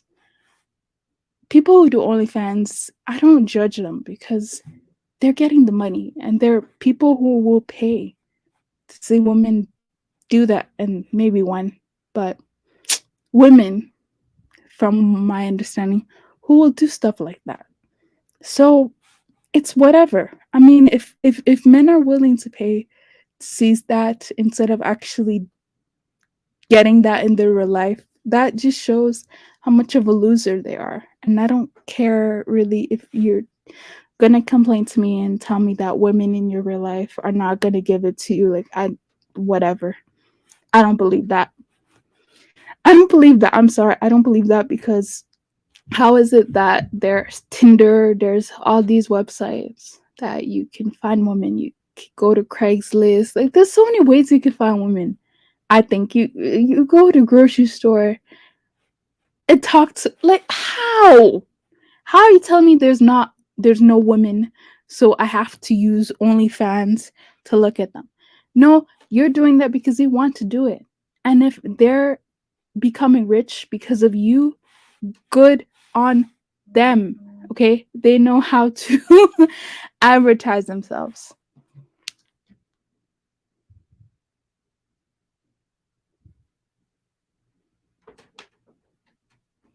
Nah, please talk about this Satan behavior. No, I can't talk about it because people are thinking I'm picking on a country, which I am, but like this is happening in other countries of that region. It's just that that country, it happens to be the smallest one, so it just happens to be the king of this.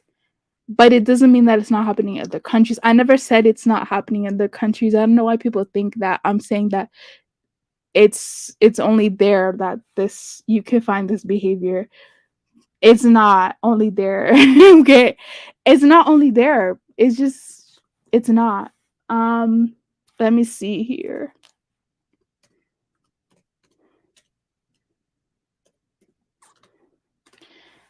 Um, let's see what some of you guys are saying. More BBC game in Somal. Okay, I don't know. I don't know about that. Like, I don't verify those stats, so I don't know, and I don't really care about that stuff. Like, yeah, I don't really care about that stuff because, ew, who who worries about who has the biggest BBC? No, seriously, who worries about that? But let me share my screen. Hold on. Let me share my screen real quick.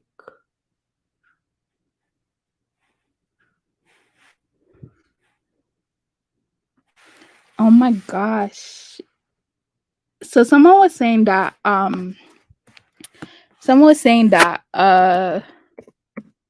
sound like African American, and I take that comment I'm gonna compare him in a minute, but I take that comment very seriously. I don't sound like them, and I don't want to because I know who I sound like. It's not like an African American. I know I don't sound like that because how can I sound like them when I didn't grow up around them? They don't exist in Canada. So how can you compare me to one? Like other people, no. Please don't insult me, okay? But yeah, I'm sharing my screen. Hold on. It's gonna take a while because I'm kind of rusty on this. And yeah, I don't know. Like, guys, when I'm actually done with this stream, should I keep the stream up? Because I feel like I'm gonna get in trouble by people for exposing something that other African news stations have talked about. Not sure why they're okay, but me is a problem. I don't know.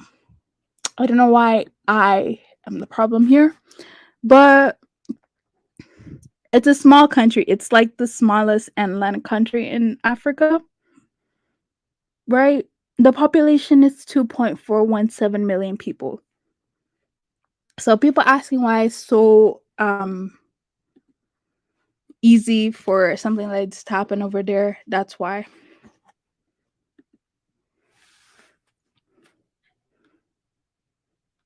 I need to clear my throat.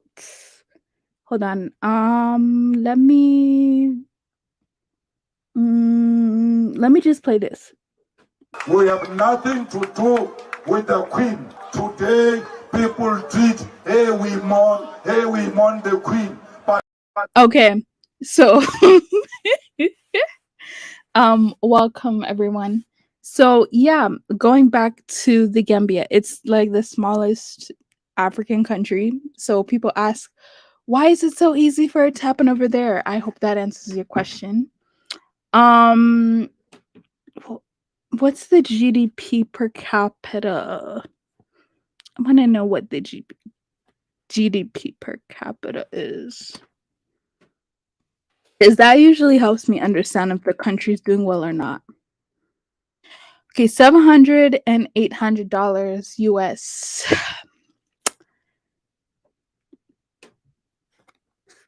Um, anyone who's gonna tell you that that's medium is lying. Anyone who's gonna tell you that's low, maybe it's not low. I don't know, because most of the countries I'm used to seeing make around the thousands, not the hundreds. So I don't know, but it seems like financially things are not that good. At least that's what Google says. Now I know Google is not the best um it's not the best forum to judge these things, but that's a lot to go by right now, because if I use Google to judge how other countries are doing, I'm gonna see way better numbers. So kind of wondering why that's happening. We Somalis are packed. Oh gosh. I don't even care, man. I don't care about ew. Pygmies are better than all of the above. Oh, are they? Okay. I didn't know that.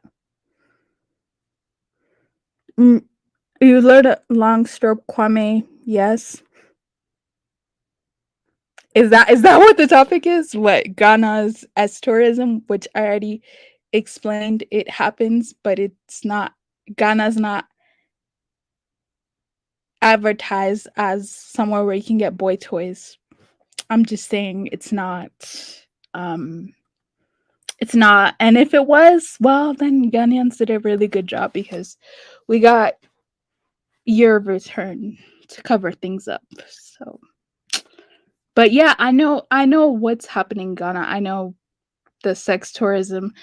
I know Ghanaian African American women marrying Ghanaian men for visa, which actually I support very much. I know what my Ghanaian brothers are doing, and I actually support it. Like what the Gambian brothers are doing, I support it. Like whoever is coming to your country to tell you they're better than you and to try to disadvantage maybe do things to you, I support you engage in it, because you got to get your money somehow. Like if your government doesn't care about you, you got to make your money somehow.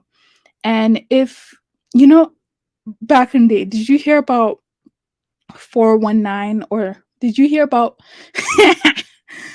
did you hear about love scams? I support love scams because listen, if the European is gonna pay me like $20,000 to be something that they could use, why not?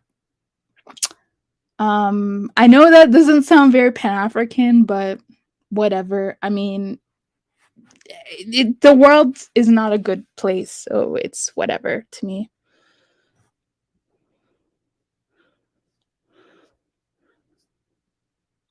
Let's see what somebody guys is saying. I'm not gonna read that comment.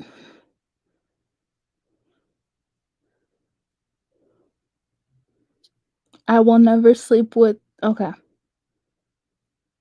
you're saying that for perspective of someone who your country is taking care of you. Like a lot of these people, their countries are not taking care of them, and they'll lie here every day and say that their tribe is awesome when the country is not taking care of them.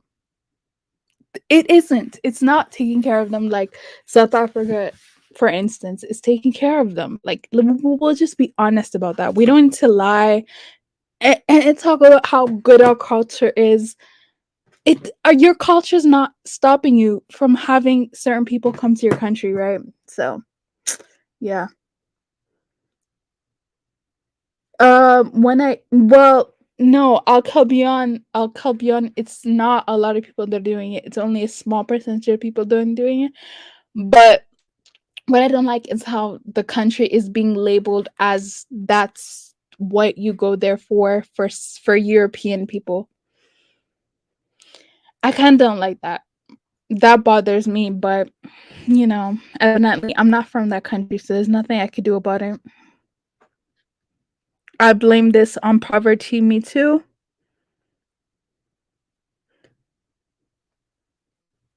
You're a gold digger. I'm not. And if I was, what would be wrong with that? Okay, and you don't even try to hide. Wait. What makes you think I'm a gold digger, huh? Wait, hold on. No, I need people to what? Why do people think I'm a gold digger?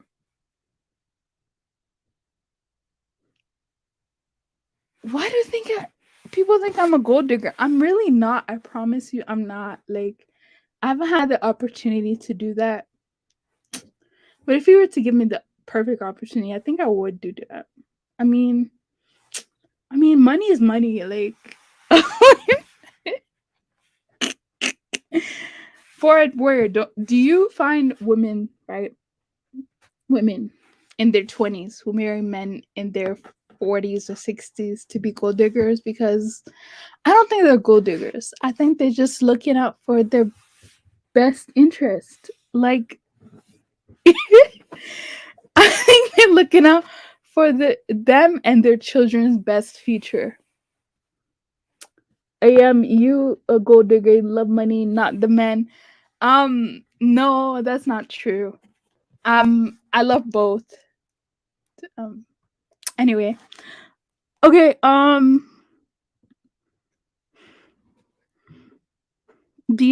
have the whole. Okay, she has the whole family at home. That's nice. This Okay. Does someone want to talk about like the West African perspective? Because apparently I'm picking on a country too much. So does someone want to bring up what happens in other countries? That would be great. I've dated a white chick before, not my speed, plus they have certain stench to me. They will smell like wet dogs. Not trying to be what? That's so random. I don't like them either. I have another reason. Okay, well I'll use a less racist reason is to me, yeah, they look like you know how like chicken is raw and it's not cooked? I don't like who eats uncooked chicken. You know what I mean? Like you want your chicken to be brown, have some seasoning on it. You want it to be cooked. So when I see them, I don't know, some of them they just remind me of uncooked chicken. And I literally cannot get my mind out of that. That's possibly the R word, but I'm sorry. That's just what I imagine when I see one. That's why I cannot talk to them because they remind me at least of raw, unseasoned poultry, and that's not what I'm into. You know what I mean?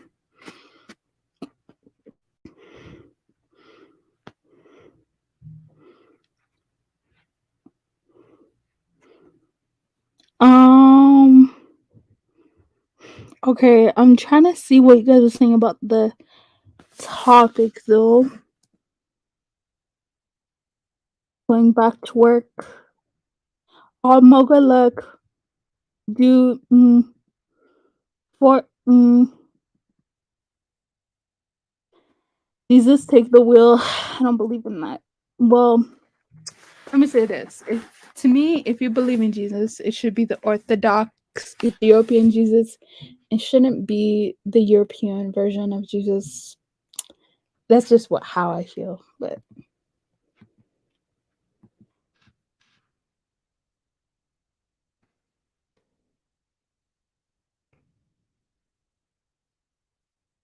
Dominican Republic is lit. Their tourism is probably boom. Oh God. It doesn't bother me honestly. We just joking. Okay. If everyone's happy, I have like 3 more videos to show, but A, YouTube is hating, and B, I don't want to make people angry, so I won't play it. But I think you guys get the point. Like the fact that, yeah, they respect Africans so much that they think they can go to African countries and do this when it's like you're 65, no one likes you. I always tell them like, if you're, I'll be nice, okay? If you're over 40, which is too old, I think it's 35, but I'll give you the benefit of the doubt. If you're 40 and you have grown children and your body's not in shape anymore, I don't know what you want men for. Like you're hmm. Now am I saying people who are 40 plus cannot find love? I don't know how to say it nicely, but no. Um if you were married before, sure, but if you were never married, I'm not sure why another man would want to marry you if no one ever took you seriously in your life. I'm just being honest. Like, hey, call me Kevin Samuels. I've heard this all my life, so I don't care. But if you're over 40 and you're not in shape anymore, right? That's very important. You not being in shape. I mean, no 40-year-old looks like a 20-something-year-old. Let's be honest here. You don't look the same. So stop trying to get and see these women are not getting men that are like their age. They're getting young men because men their age are married or not interested in you. That's the that's the cold hard truth that a lot of these women don't want to hear. But I have to tell you. I have to tell you. I have to tell you. I have to tell you. I have to tell you. If you're 45 and you're a single mom and you have kids from different men, like I don't know what you're looking for. I'm sorry. But anyway, okay, so people are laughing. Chinese pimping out Africans, yes they are. You know, there I think Uganda and Kenya have this problem of like having 20,000 or 10,000 kids, like half Ugandan, Kenyan, and half Chinese children. And these children don't have passport to China, so they'll never know their Chinese side or their Chinese roots. And I just find that to be so funny how Chinese men who have there's a stereotype that Chinese men, okay, have small whatever. So these so to me it's just funny that women who say they want BBC won't go for BBC when there's a Chinese man. That's why I call cap when women say that they want BBC. I think that women, not all, but I can't speak for all women, but most women, um, we value power in a man. We value if other men respect you. We value money. We value, well, those things, right? That's what we value. So it's like if your thing is not that big, but like you have power, it doesn't matter. These women just make me laugh so much. I listen. I don't get me started on women because I will literally make them cry today. No, seriously, I'll make them cry. Um, Mo bro, no Somalis in this spaces believes that we know. Oh, sorry. Almost all Chinese mixed children encountered in West Africa were being raised by their single African mother. Exactly. And what culture is this? This is disgusting. And Africans never want to speak on this, which I think I should make a Kenyan and Uganda video talking about that. But no, then they're gonna get mad at me and they're gonna say, oh, you're not talking about what's going on in Ghana. Well, okay, what do you want me to talk about? The Chinese taking over and making women single moms? The fact that Ghanaians are so colonized. They're mourning Queen Elizabeth who stole gold, and the fact that did you guys know that Ghanaians specifically, okay, I'm being very specific here. Ghanaians went to England, right, to beg for the stolen artifact back. So the artifact that they stole, which I don't even think they stole, but they claim that they stole them from Ghana years ago, are in British museums. And you know what the British told these people, which let me see if I can find it. The British said that we have a tenure, like we have an agreement, we have leasing requirements. So if you want your artifact back, we could give it to you on the temporary basis. Like you could rent them, you could borrow them, but we can't just give them back to you like that. Like we have policy, we have rules. We can't just give artifacts away. That's what someone told you about your own artifacts that they quote unquote stole for you. Okay. So I want to know how British people can tell you that they're never giving your artifact back and you have nothing to say about it. But when other Africans speak on bad African cultures, they're the devils. They're the devils. They're you know, they're so bad. But other people who treat you much worse are completely fine.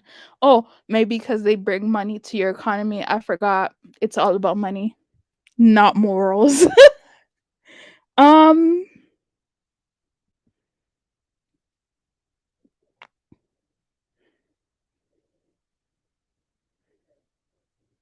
believe you want um, let me see what some of you guys are saying. Gambia known for okay. Mo ask the city dudes in these spaces believe which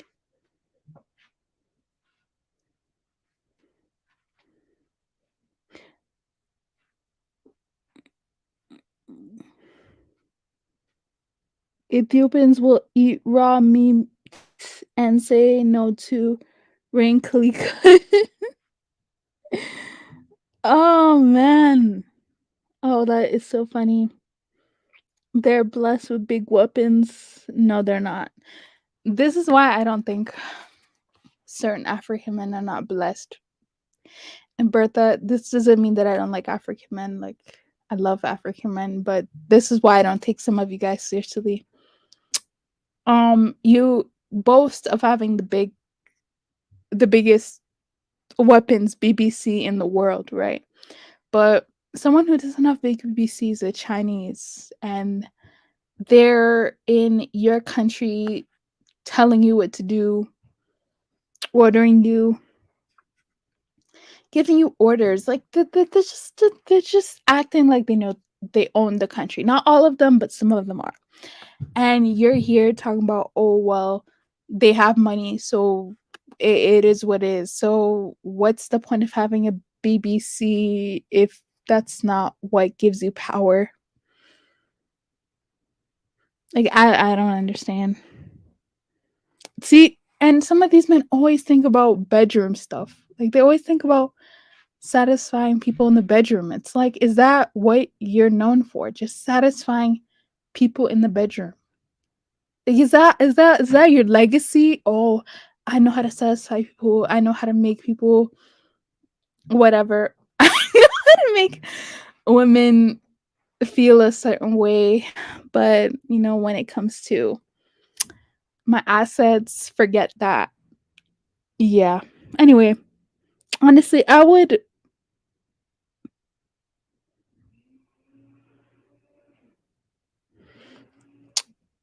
you guys are disappointing Horner men. Or you guys are disrespecting Horner men. H Block said that they have BBC too. I don't really care if you have BBC. That's not that's good for you. But it's nice to know, hey, if anyone's interested. If anyone's interested in East Africa, some tribes have BBC that you can satisfy you. Ugh, I don't even like talking about this.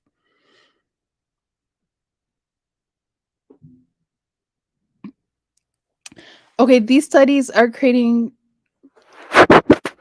conflicts. How did they reach the results? Okay. You're right. I think that see, I can't complain that some of these sources are non-Gambian when non-Gambians don't want to bring their own sources. Like, why aren't you bringing your own? Why aren't you writing your own sources? Why are you not doing that? If someone said that as tourism was really big in my country and I didn't believe it to be true, I would show evidence that it's not true. All these people are writing the stuff about your country and doesn't seem to bother you. You seem to just be like, well, that's what they think. Okay? Well, they're advertising to the rest of the people who are interested in that this is what your country does. So I'm not sure why that's not an issue. You know, like their papers, their books on this stuff. It's just something I found online. I'm probably gonna read this later on. Oh, and this is saying, is it uncontrollable? This is not talking about a certain country, by the way. Why would a European want to talk about that? If I just don't know. I see. I just want to know why Europeans have all this time and Africans don't care to correct this behavior. Like I'm not really sure.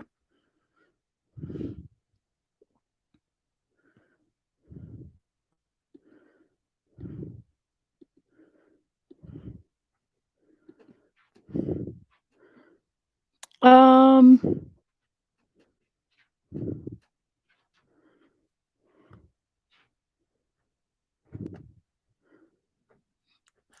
talk about cross generational.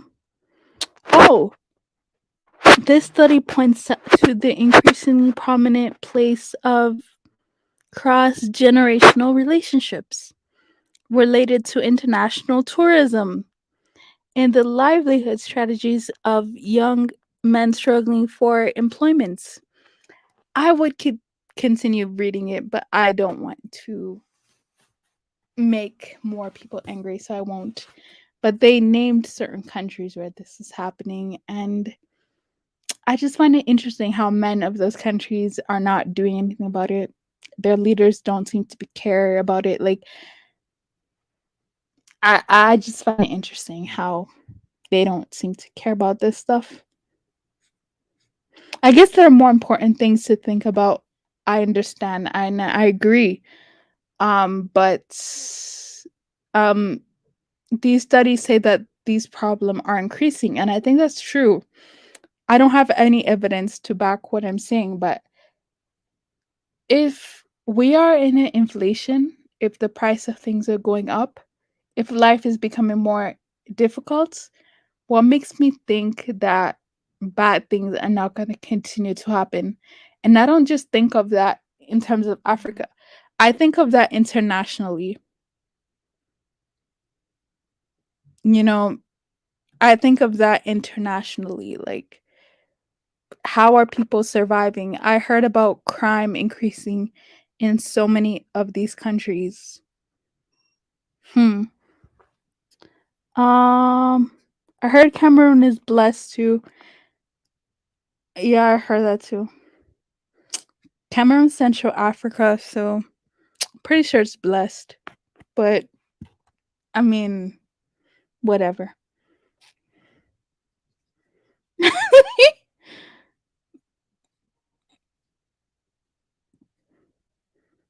Yeah, but let's talk about other countries now. I think we that should be fair. Let's talk about other countries.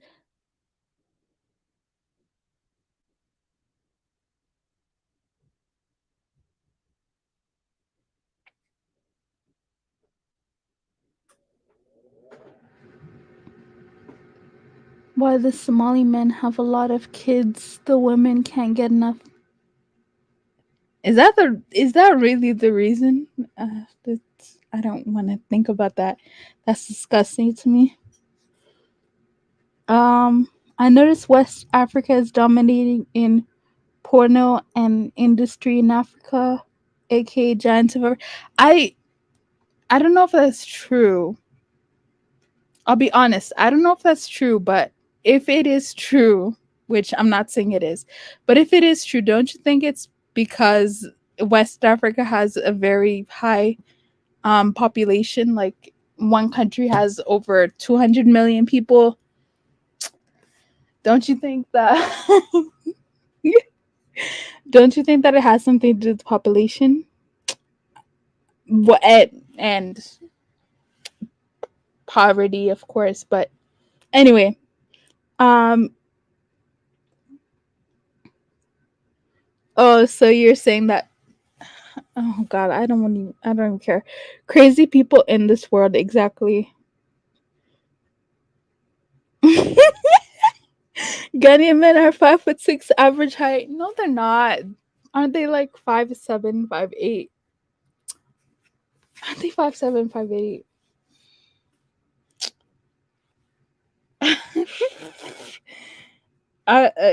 Whatever. Ghanaians are cool. Definitely some of the best Africans and most humble. Shouts to Ghana. H Block, do you think that Ghanaians are the best West African? I think they are. I'm kind of biased in that opinion. I'm gonna actually argue with another West African about this later. But I think Ghanaians are the best West Africans. Like we're just that girl. We're just too cool. Like no one has an issue with Ghanaians. Do they? I don't like what have Ghanaians done to anybody really for them to have a problem with Ghanaians? Just thinking, like we're usually very quiet. Um we're usually doing our work, but not really usually in other people's business, except for me. But I'm not Ghanaian like that. So like aren't Ghanaians the best West African? Or fine, let me not say Ghanaians are the best West African. Aren't Ghanaians among the list of best West Africans? Aren't we? Like, let's just be honest here. Like, no one has anything bad to say about Ghana ever. So, except that we invited diaspora over to scam them, which is not true because we scam each other way more. So I'm just trying to figure out. Yeah, anyway, I'm gonna keep going down and I'll end this stream very soon because I think this was too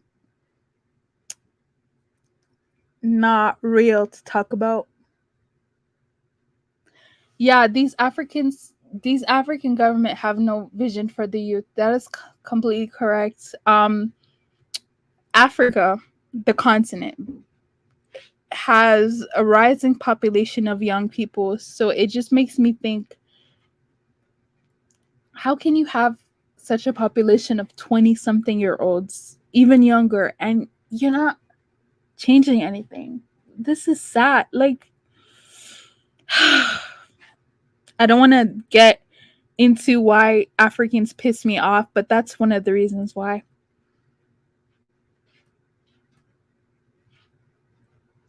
African, it happens in Southern Europe too, which is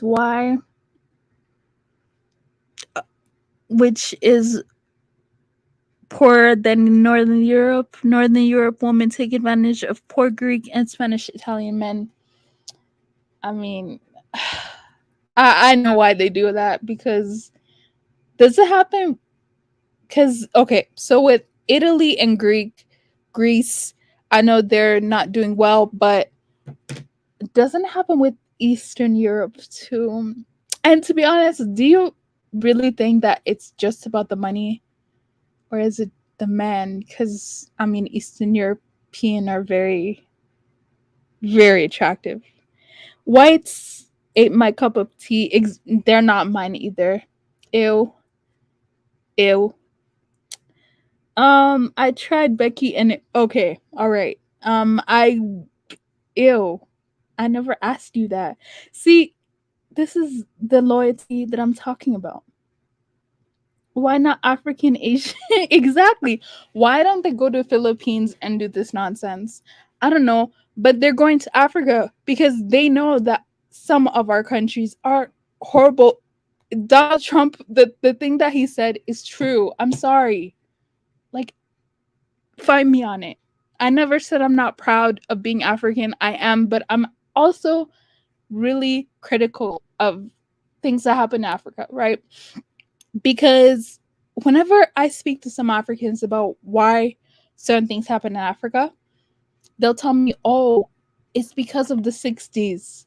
So I'm like, all right, 60s, 70s, 80s, 90s, 10s, 20s, the same problem still happening, and you're saying it's because of the 60s?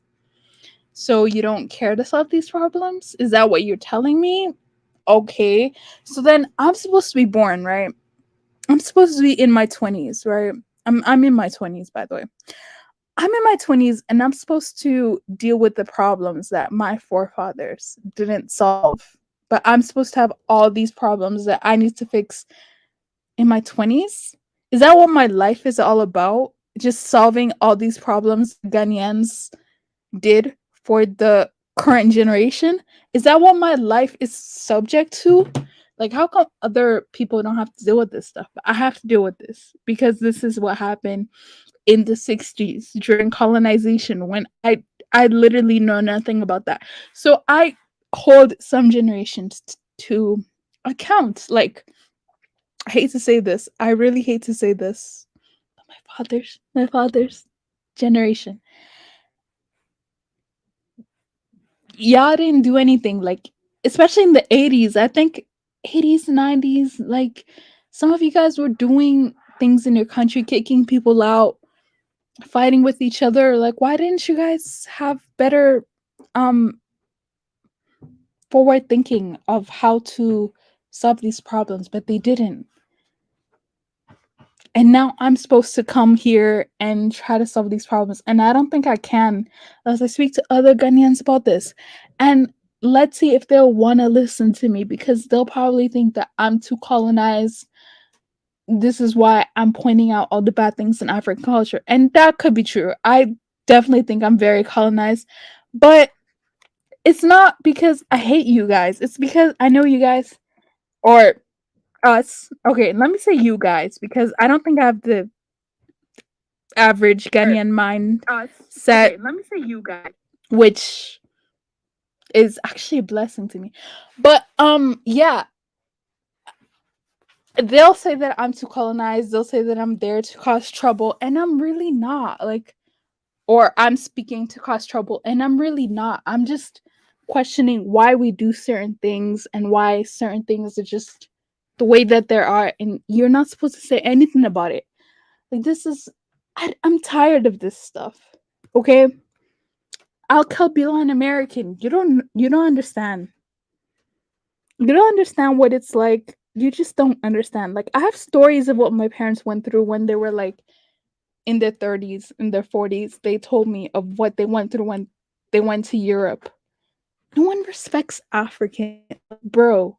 No one respects someone who you went to their country and stole all their gold and called them all these horrible names.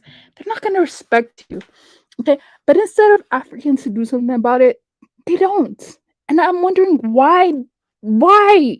Like, why do you have to be like that? Like, why is it that I'm a devil for talking about it, but you're not a devil for doing anything about it? Like, if I was born in more unfortunate conditions, I probably have to do this stuff. So it's not that. Oh man, it's not that I'm speaking from a place of like me doing it, but it's me speaking on a place of I know that I probably would have to do something like this if it wasn't for the way that my forefathers wanted to shuck and jive. Shuck and jive for the colonial bussy. Like, I'm sorry, this is disgusting. Okay. Stoic one, thank you, man. Anyway, I'm gonna end the stream soon because why are people celebrating Gambia decision? Because they came after me and they were like, this happens in Ghana. I'm like, I know it does. So what are you gonna tell me? Like, I know it does. Why would I not think that this happens in Ghana? Oh, you want me to do a video about Ghana? No problem. I'll do a video on it happening in Ghana. But to be honest, there aren't too many European ladies saying that they're going to Ghana just for that. I'm just gonna be honest about that. Like, yeah. What's wrong with Chinese? There's nothing wrong with Chinese being there, but it's like when you decide to have kids with them and they just leave to go back to the country and the kid has no father and no link to their culture. They don't even have a passport. Like, they don't know who their dad is. But it's just wrong because the whole justification is that they're coming there to fix the country, but they're also coming there to leave their imprints on the country. So that's what's wrong with them. I mean, other people did it too, but Chinese are the new ones that are doing it. Ew, I don't think they're handsome. Like, when I look at BTS, I think of just females. I don't know. That's just me. I wonder how they came to this conclusion that Chinese people have small PB. Well, I heard that they have.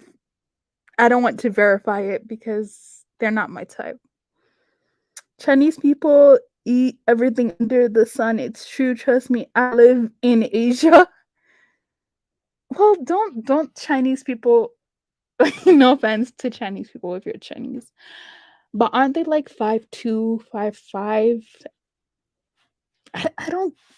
Anyway, let's not make this Chinese hate.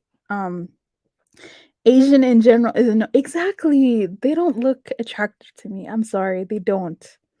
Black American women are going to Ghana to become pregnant. But I shared that.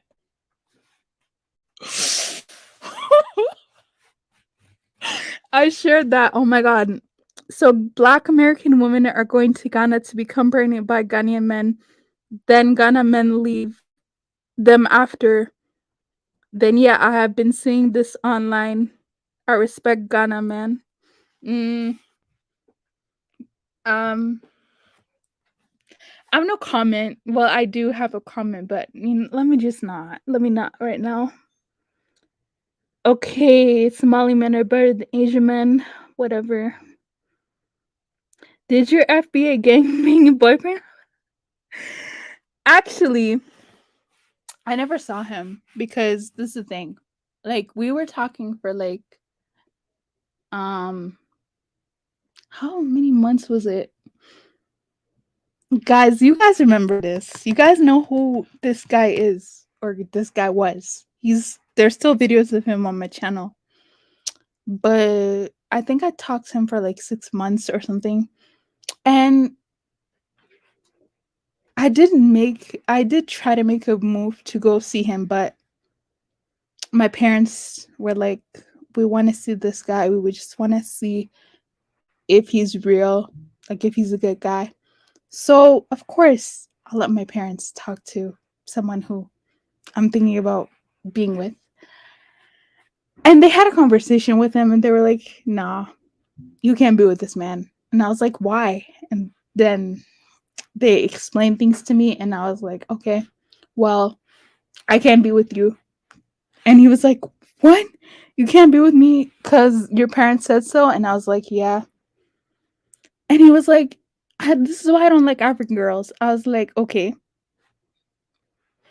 I mean, if my parents are not cool with you, like, we can't be together because our families are going to be together. So how are you going to have in-laws that hate you? I'm not dealing with that. So yeah, and anyways, I didn't know he was a gangbanger. I literally had no idea he was an ex bad person. Um And it's not like he did a small crime. Like, he actually went to jail for 6, almost 7 years prior to him meeting him for attempted murder. Um, okay, just making sure if the stream is still on. So basically what happened was, this is in California, right? And for killing attempting to. So anyways, what he said was that his op was in the area, like he was in a certain area and his op was there. So he had to hop on his car and try to run him over before they could get him. So that's what he did. He tried to run over a guy, and I guess the guy survived. Anyway, that's what happened. That's why he was arrested. And I was like, nah, I can't be with somebody. My parents are awesome because I can't be with somebody who has anger issues to the point of wanting to kill someone. Like, that's not, bro. Like, do you not have communication skills? Like, and I know I'm speaking like an entitled person. Like, I can put on a Valley accent because I grew up with those people. I did though. But I don't know what it's like to being a gang life. Like, I just don't know, and I don't want to know. So yeah, like, no, I'm not dealing with that because that's garbage. And yeah, no. So yeah, I didn't know that he was a gangbanger. He came onto the space saying that he was Pan African. And that's why I talked to him, because he said he was Pan African. He said he was interested in going to Nigeria, like so many things. We had serious conversations about Africa. Like, I was trying to tell him more about Africa and his roots because he was interested in that, like knowing about Africa. But now that I think about it, is that he wanted to know more about Africa because, as a cover up to not be a banger anymore. That's basically, because I feel like if he was still, like, if he was not arrested, he would still be doing gang banging. But yeah, he lied to me and he was like he loves Africa, like he's Pan African. So I was like, oh, okay, Pan African, a diaspora marriage, that'll probably be great. This was when I was more Pan African than I am now. A diaspora marriage, oh my gosh, that's gonna be great. Like, we're gonna have kids that are like half African, half whatever they are. This is gonna be awesome. Like, he's coming back home. Like, this is great. This is awesome. And no. So that was a long story, but I'm just telling you the truth. Africa is poor in general, but what's happening no, it's not happening in all of West Africa. It's only happening in certain countries. I don't know about other places of West Africa, but Gambia, it's happening. Ghana, it's happening. Nigeria, Edwin, Nigeria, I'm not sure. I don't think Nigeria would have a reason to do this. But like other West African, especially the poor ones, the really poor ones, the ones that are worse off than Ghana, because people like to talk smack about Ghana, and I'm going to comfort them. Because listen, I talk smack about Ghana because I know the secrets of Ghana. But don't talk smack about Ghana if your country makes less than Ghana. I don't want to hear it. I don't want to hear it. I don't want to hear it. Like, the tribalistic part of me is going to come out. But Ghana is in the top 7 of the African economies. Okay. So if your country is making like $300 annually, like, I don't want to hear anything that you have to say about Ghana. Like, fix your country, bro. Like, that's the tribalist part of me that I don't like coming out. But Ghanaians are the best Africans in general. Oh, you think so? I mean, I'll take it. I'll take it. I'll take it. Um, Oh, hey, what's up? What's up? What's up? What's up? What's up? What's up? What's up? I hope you watch the beginning of the stream because people were really, especially people from a certain country, were really mad at me because they felt like I was singing about the country, and I know I admit I was, but it's not because I want to. It's because there was so much news about this. Like the Haiti situation is not getting attention from enough people, but that's happening. There's so many things that are happening in the continent, in the Caribbean, that I can talk about. But like, I don't have time to talk about everything, you know? Like I just don't. So, Eastern Europe is the Eastern Europe females, Southern Europe is for the men, the exotic locations, the history, the Asian men, but poor reputation amongst Europeans when it comes to those things. So the Pakistani and Indians are run through Asian European women. Well, it is what it is, you know, women will do whatever to get what they need. Juju, hey, what's going on? I haven't seen you in such a long time. Juju, can you, I know I'm reading the comment section kind of slow, but if you mind, do you have anything to say about this topic? Because yeah, like, you know, do you have anything to say about, I'll just make it very general, West African countries? Not to make anybody mad. I said West African countries that are doing this. Do you have anything to say about that? Baby Boomer Gen dropped the ball. It's the same all over. Exactly. I listen, I don't respect that generation. I only respect them customary respect, but I don't actually think that they did anything helpful to help the continent. Like, I'm sorry.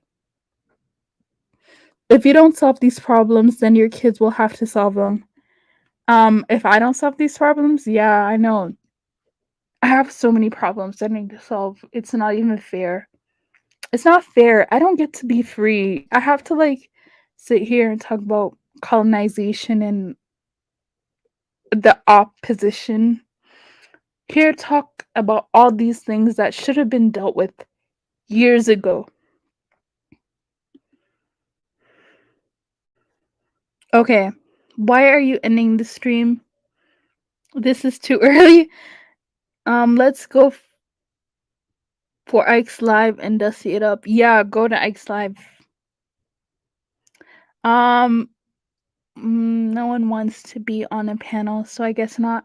Are they really? Oh wow, I thought they liked Nigerian men more. I can't keep up with the Nigerian men. I'll be honest, Nigerian men, they're not really that easy to fool. They're the ones who fool people.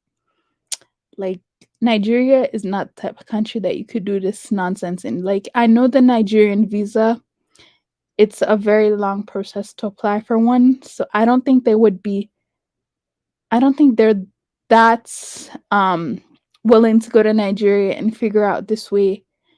Um Other countries just give visas away. So that's just the reality.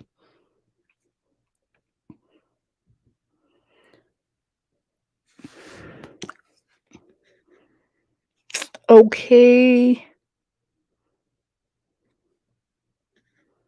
How do you know? Okay, maybe he. Okay. I agree with you. We feel the same here of suffering, correcting the past. It's. I don't like. If someone were to ask me how I feel about a lot of these African countries, you would think that I'm not African because I just think it's a done deal for some of these countries. Like, I don't think they want to change. I think they want to blame everyone else for their problems, and that's basically it. I don't think that they want to look into themselves and be like, "Oh no, we're messing up." I don't think they want to do that. I don't think they care about doing that. So I think it's a done deal for some countries. I'm not going to say who, um, but yeah, I just think it's a done deal. Oh wow, I didn't realize. Oh, okay. Well, there's some things you don't know that's going on that are going on, and you're never going to hear about it because, instead of Africans solving the problems, they're going to sit here and talk about other people talking about their country instead of actually solving their problems. So that's why you're never going to hear about it. Yahoo boys are bad. Well, I actually confronted a Yahoo boy before, and what he told me just made me think, right? This is clearly an excuse, but it made me think. He said, "Oh, this exactly how he said it. He's like, "Oh, why you coming at me at um uh doing this thing? Eh? This is reparation. You don't know what reparation is." I'm like, "Listen, bro. This is not how you get reparations. Like, you need to go to the government and actually ask for reparations properly." It's like, "Oh no, if Niger, it's not like that. So if we have to take it by force, we have to take it by force." I'm like, "Wait, hold on. So you're telling me the reason why you're doing this is because of reparations?" It's not just Nigerians who do that, by the way. But you're telling me that this is what you have to do to get reparations? You're disgusting. First and foremost. 300 annually is very crazy. Yeah, there are people who can live off on that pretty comfortably. It's kind of sad. I think I've read all the comments now. What time is it?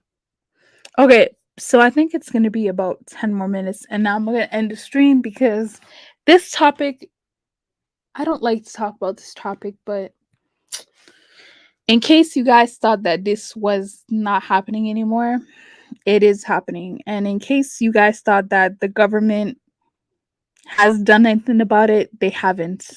They lied to you. At least I think they're not doing anything about it. You'll have people from other countries who will say, "Oh, this is great." I'm like, it's all right. It's okay. This is a start, but you're not taking accountability, right? For having a really bad GDP per capita of your country. Like, that's never going to be one of your talking points. Your talking points is always going to be, this is what we have to do to survive. I mean, how can people think like this? How can people actually justify this by saying this is what we have to do to survive? And I'm here thinking to myself, if this is what I have to do, right, to survive, I would not want to be from that country. I'm actually very confused because Yaya Jammeh, right, was a dictator for, I believe, 20 years, maybe 22. I forgot the exact time frame, but he was a dictator for 2 decades, right?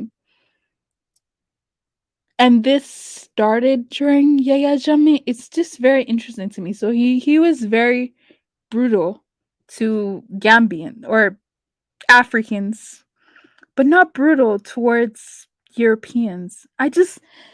This whole thing is very sinister. No, I don't. It's okay. I think I got the point across. If you want to know more, you can Google it. But I mean, this is happening in other countries. I'm just not talking about it because, not right now, at least. Not until the government actually talks about it too. But don't think that this is only happening in Gambia. It's not. Or in that area, I should say, not the country. Which, if it's not happening in the country, why would that government come on and speak on it? That doesn't make sense to me. But hey, people are saying it's not happening, so it's not happening. Okay? Basically, um with Yahoo Boy, take it by four. You agree with scammers saying that they're here doing 419 because of reparations? Are you serious? That's not how you get reparations, though. Yeah, this is just sad. Like, I don't like seeing this. But yeah, I'm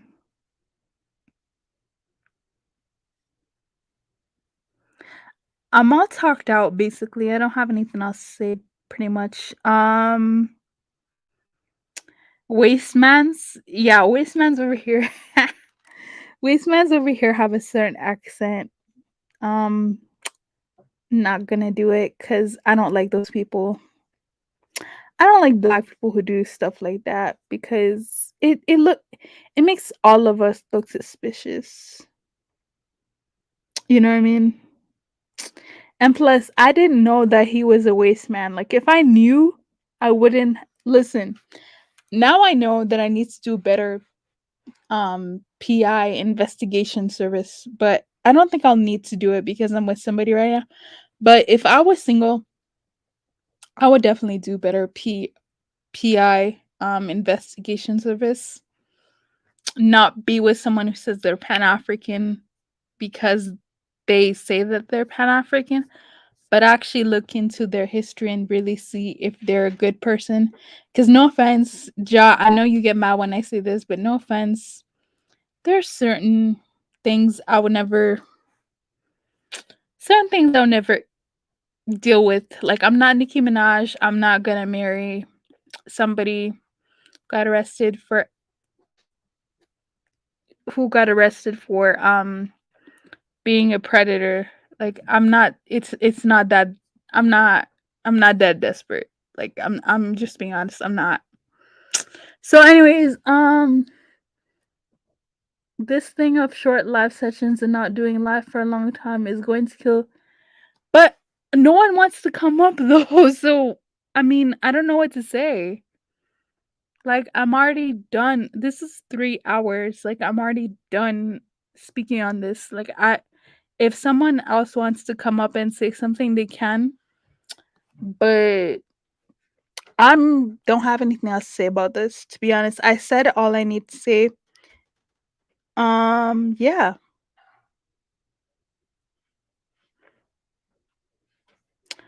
Or if anyone has any questions, then I could possibly answer them.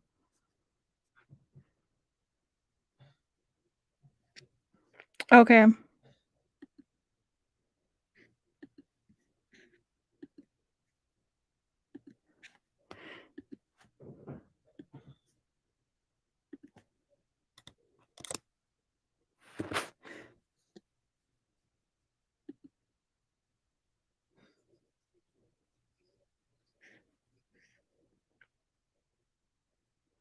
You're saying you're not mad about it? Oh, you're not mad about the Nigerian situation? I am because you don't understand. You don't understand how you will never understand. I don't think you'll understand unless you get an ECOWAS West African passport. What one West African does seems to stick to all of us. And that's really annoying, but it's true. Like if West African does something bad in any of these countries, you will notice that they'll be so harsh in the citizenship program. Like, they'll judge you. Like you get judged for traveling to other countries because you're West African. Believe me, you do. Okay? I mean, people don't want to admit that. That's fine. But I'm being honest. Like, you get judged when one West African does bad. You get judged for it. So, why should I continue letting these West Africans act up and be doing bad things when it reflects me? Do you understand me? Maybe you don't understand me, but that's the reality, okay? This is why when you come on panels, certain panels, which I will not name, not today, but this is why you come on certain panels, people just say bad stuff about West African. Like, West Africans are 15 countries. what one country does doesn't reflect on all of us, but somehow it does. And I'm like, I'm sick and tired of that. I'm sick and tired of those stereotypes. I'm sick and tired of that. Like, if no one else will say anything about it, I will say it. Don't judge just all the same. If I'm sticking to one West African country, stick to that country, please, and blame that country for doing that. Don't drag me into this. I have nothing to do with that. Do you understand me? I do, but I don't at the same time, if that makes sense. I don't think it does. Well, whatever. So I have Darth Raven here. Darth Raven. He's gonna say something. And I have Bullet, but Bullet, it says your device is not connected. Do you want to fix that? All right. But yeah, Darth Raven, go ahead. Hey, African millennial, how you doing? You all right? Yeah. Yeah, that's good. I ain't got much to say to this because I can't say I fully understand it to the best and all that stuff. But if anything, I'm gonna give is going to be probably surface level. It's gonna be surface level, just like you guys know. So obviously, one thing I can say is the African millennial in terms of your channel. I think all there is consistency. Consistency is what makes the channel grow as well. If you do a lot of streams and you do a lot of shows, Yeah, that's gonna I make took a break because I'm a yeah. human being, so I took a Look, break for the you holiday, have a but I'm life back. as well. You have a life, so we all understand that you have a life. So you know, so you got to do something. So you don't have that much output to give. So some people think that it's just the dust that actually attracts the attention. No, but it's if you remain consistent to your message or you are consistent to your output, that's what makes the channel grow. So don't get that confused. Thinking you need to do that much dust to gain some. You know what I'm saying?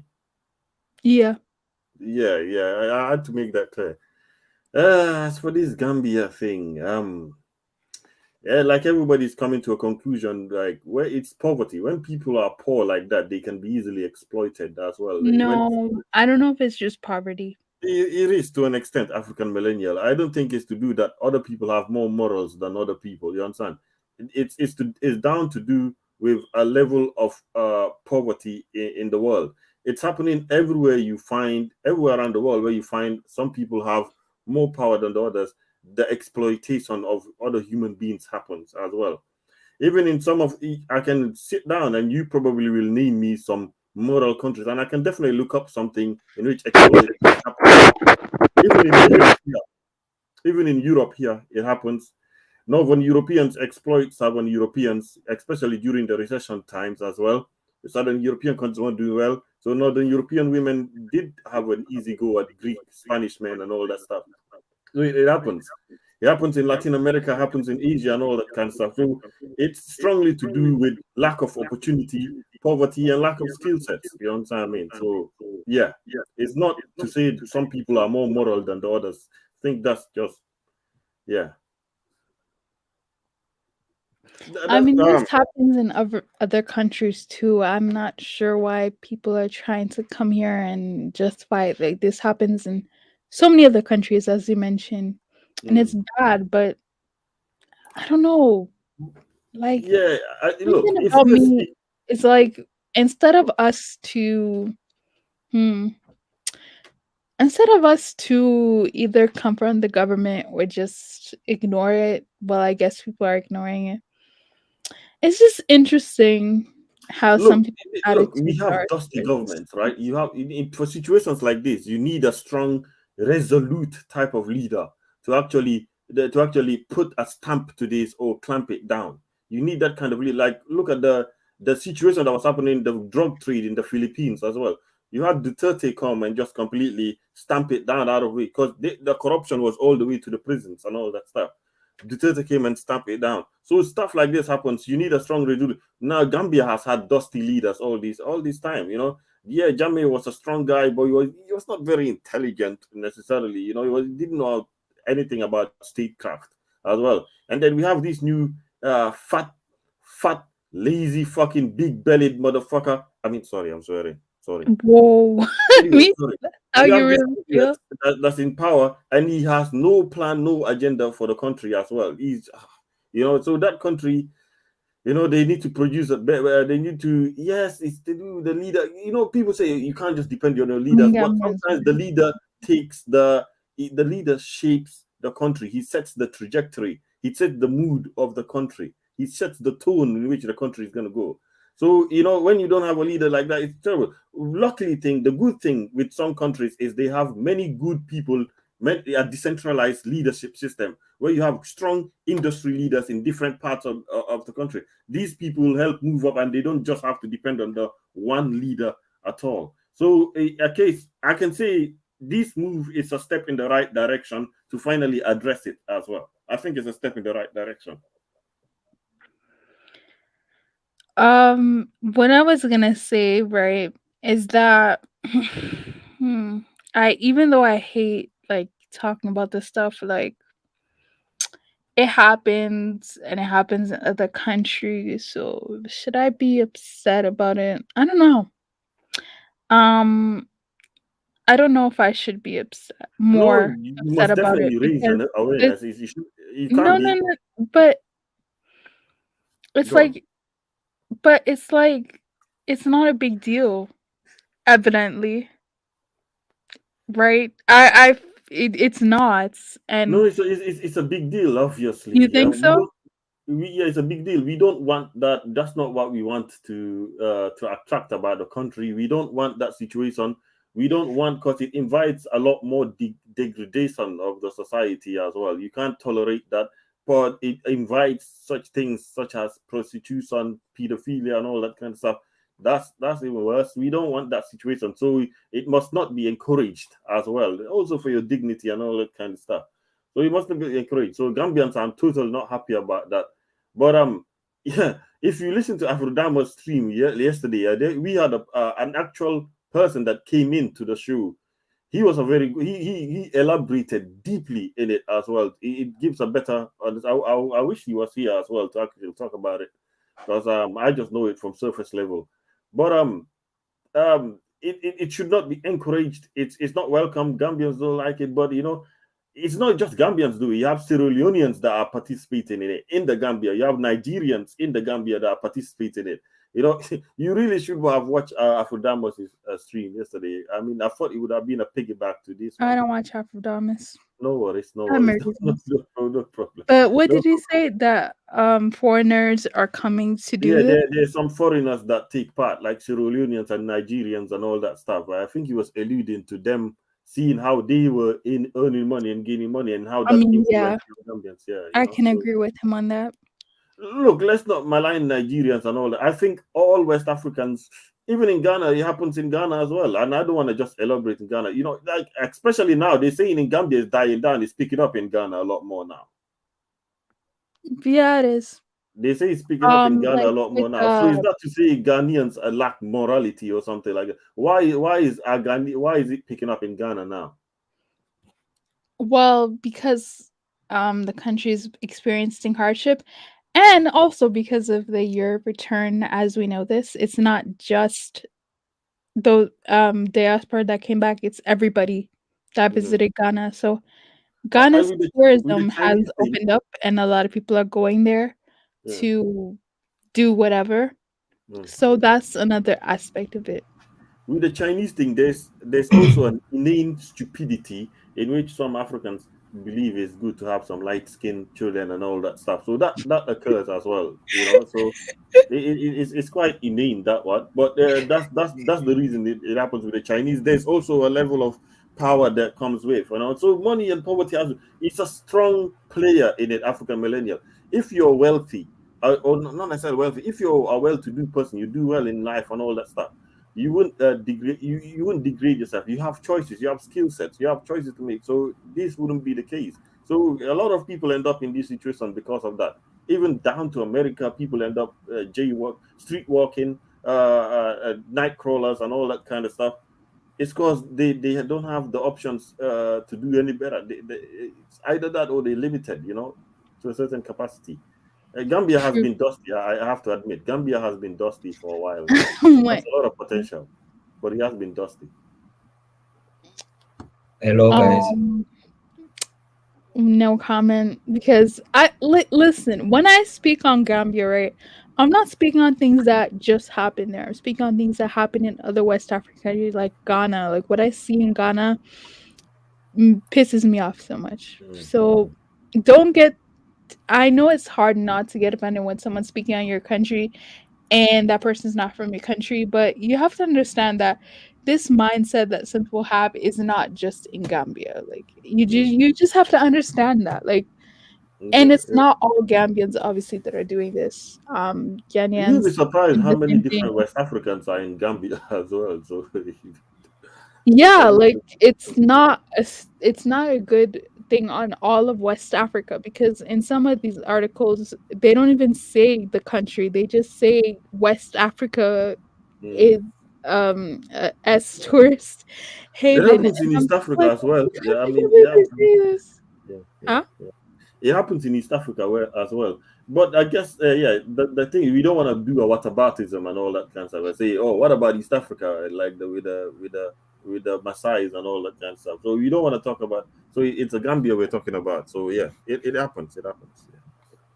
Yeah. Hello, guys. Hello, Bullet. Yeah, I also wanted to add on that topic. The thing is, there is prostitution in almost every country in the world. You know that the normal prostitution where women maybe go to a certain area and then they stand there for men to come and buy. And then with this thing of sex tourism, the difference is people travel to a certain country to have sexual experience or engage in sexual things. So yeah, I think the government of Gambia needs to do better on that because it's painting Africans as uncivilized. And another thing of the mixed race children, the Chinese and black women. No, black women should start respecting themselves. I think they are dating Chinese men just for money, and they end up Yeah. being single mothers. Yeah. I mean, it's a sad situation. It's something that I kind of feared for, and I said it seems like the way it's going, Africa will be like a mixed race continent, like America is, and all that stuff. But, well, it's already full of many races, but especially Black Africa will be a very mixed kind of society in the future to come, and it depends how that is gauged. If what kind of class systems develop from that as well. If these politicians don't fucking get some balls and all that stuff. It is gonna be a kind of mixed race society in Black Africa. Now imagine who's going to marry that woman with the Chinese child. Yes. I won't even think of marrying a woman who has a Chinese child. Now, African millennial, what are you saying about the Black American women who are going to Ghana and becoming single mothers? Yeah. What are you saying about that situation? They're idiots, but I'm not on the women's side. I'm on the men's side because these men are getting passports, they're getting money, they're getting a whole bunch of stuff that it's like. I mean, if you're dumb enough to do that, like I don't. What am I supposed to say?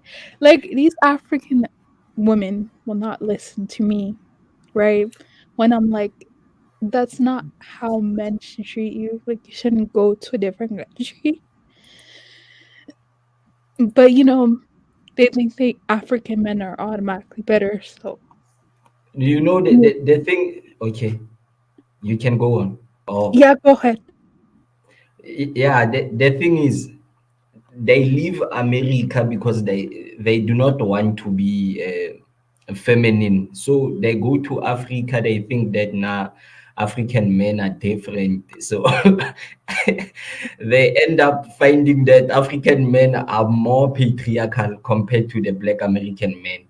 Is it a case of to do with patriarchy, or they just lack some kind of belief in African American men? Think that African American men don't look after their kids, and they just have baby mamas all over the place. So it's better to go with a traditional Mm, African man and all that kind of stuff. And then it turns out, I guess some African men are dusty still. Now the thing I is, don't they are know. angry. If you listen to what they are saying, if you listen to them, they are angry that the Black American men are dating white women, are going to Asia and coming with this That's beautiful men. Asian. That's what men do, though. They Yeah, explore other I actually people. don't think it's a bad thing. I mean, I don't like the case they've been with single mothers and all that stuff, but more to the blackness and all that stuff. They should add more to the blackness. Sorry. I yeah, mean, but that's the disadvantage of acting as if you are a man. Now they are also exploring, going, well, going.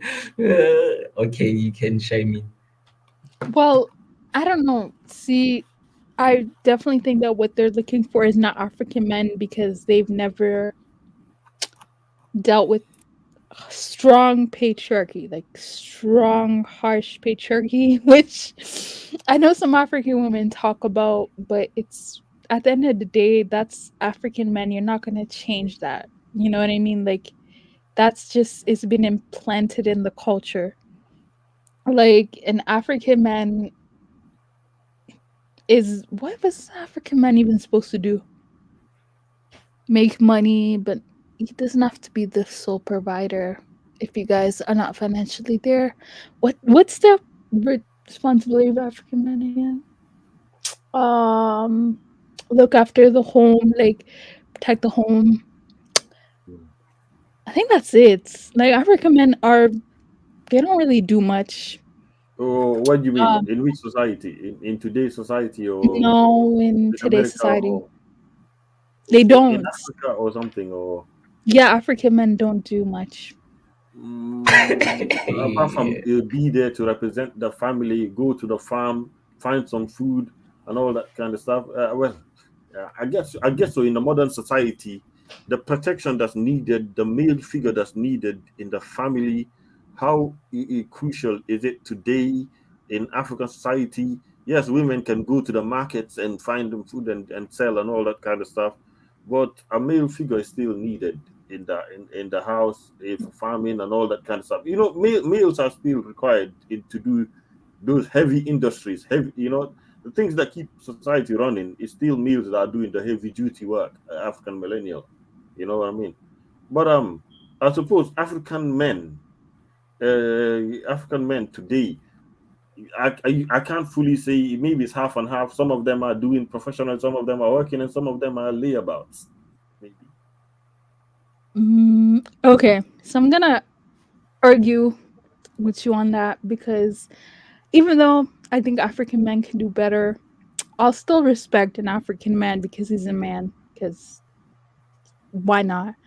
So even if I think like this sometimes, it doesn't mean that African men don't deserve respect. They don't deserve to be taken care of, even though they're men.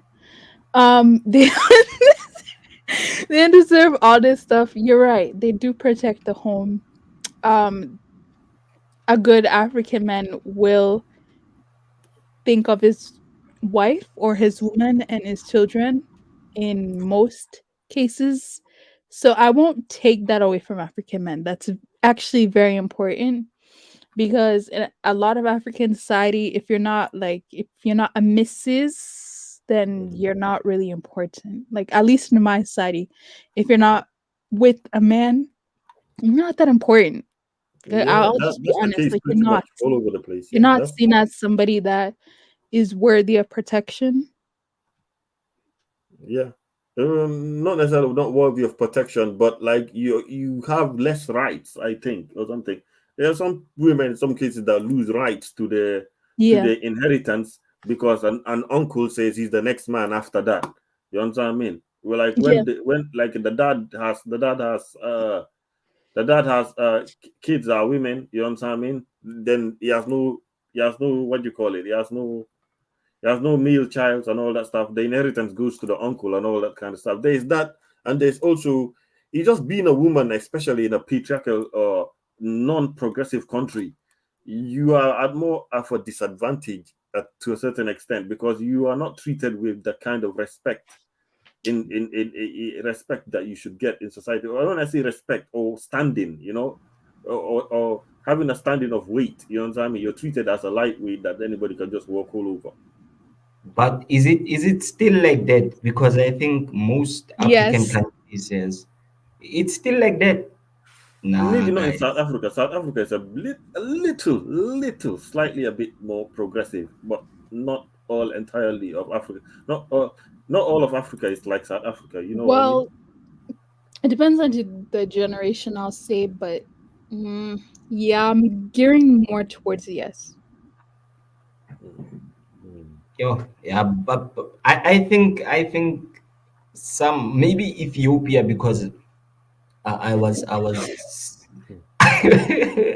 why are you laughing here? Those I are was some of the most patriarchal countries there is. Ethiopia, Somalia. You mentioned that.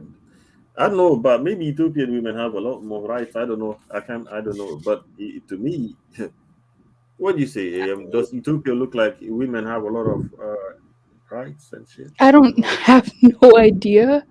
I I don't know. was I was speaking to an Ethiopian guy, and he told me that when his father dies, only the men inherit what the family has.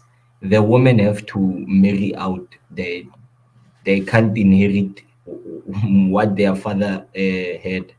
So I think it's few countries. I don't think it's a lot. That's sad. That's really sad because my father doesn't have any sons. So he would have to depend on what his daughters and their husbands would do. Yeah, maybe your uncles will take what belongs to your No, they father. won't. You have to fight for it as well. In case when. Bro, that's not happening. Okay.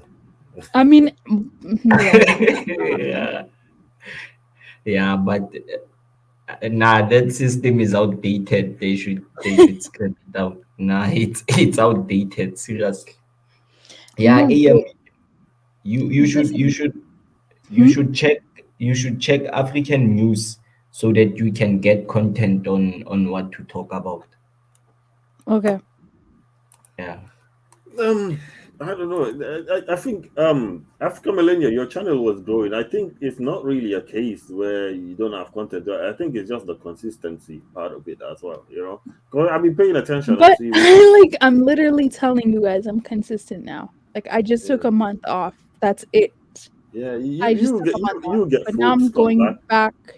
going back. I have other topics, but some topics I'm actually really scared to talk about, so I won't. Yeah. You'll get people come about. You remember Amara? You know when Amara discovered your channel. Amara is crazy.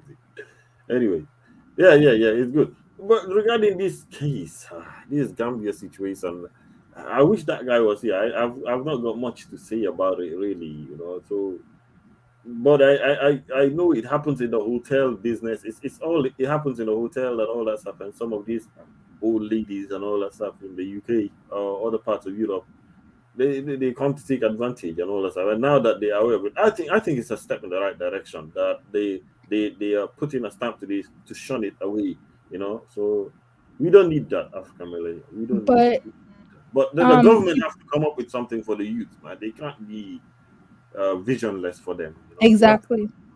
you know they they, Yeah, they, they exactly. say the youth don't want to farm, the youth are lazy and all that kind of stuff. But what does farming gain them? Farming should have gained them a lot. But it seems like the way things are set up, it seems farming the efforts and labor doesn't amount to much as well. They produce so much and it doesn't amount to much. So of course a lot of them didn't look at it as a way to become rich. But things are changing now. There's food scarcity and all that stuff, and you need to be food secure and all that kind of stuff. So a different mentality about farming has to come up, and they need to do that as well. So if that's the first way to gain wealth and be independent and all that stuff.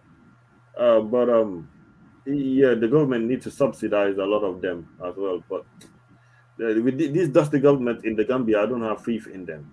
To be honest, the leader he just doesn't strike confidence in me. Yeah, but you should notice that the problem is every time you take the right steps, Mm. Europe and USA, they always intervene. That's the problem. Okay. I try to Yeah, talk about it. I try to talk about it. I try to avoid that topic, avoid that part of it as well. Sometimes I try to talk about it with avoiding that part of it. But yes, you're right. You know. yeah. Let me make an example. I was checking the electricity supply of Ghana. Ghana, it's also supplying to Nigeria. So, for a country to be industrious, they have to produce stable electricity.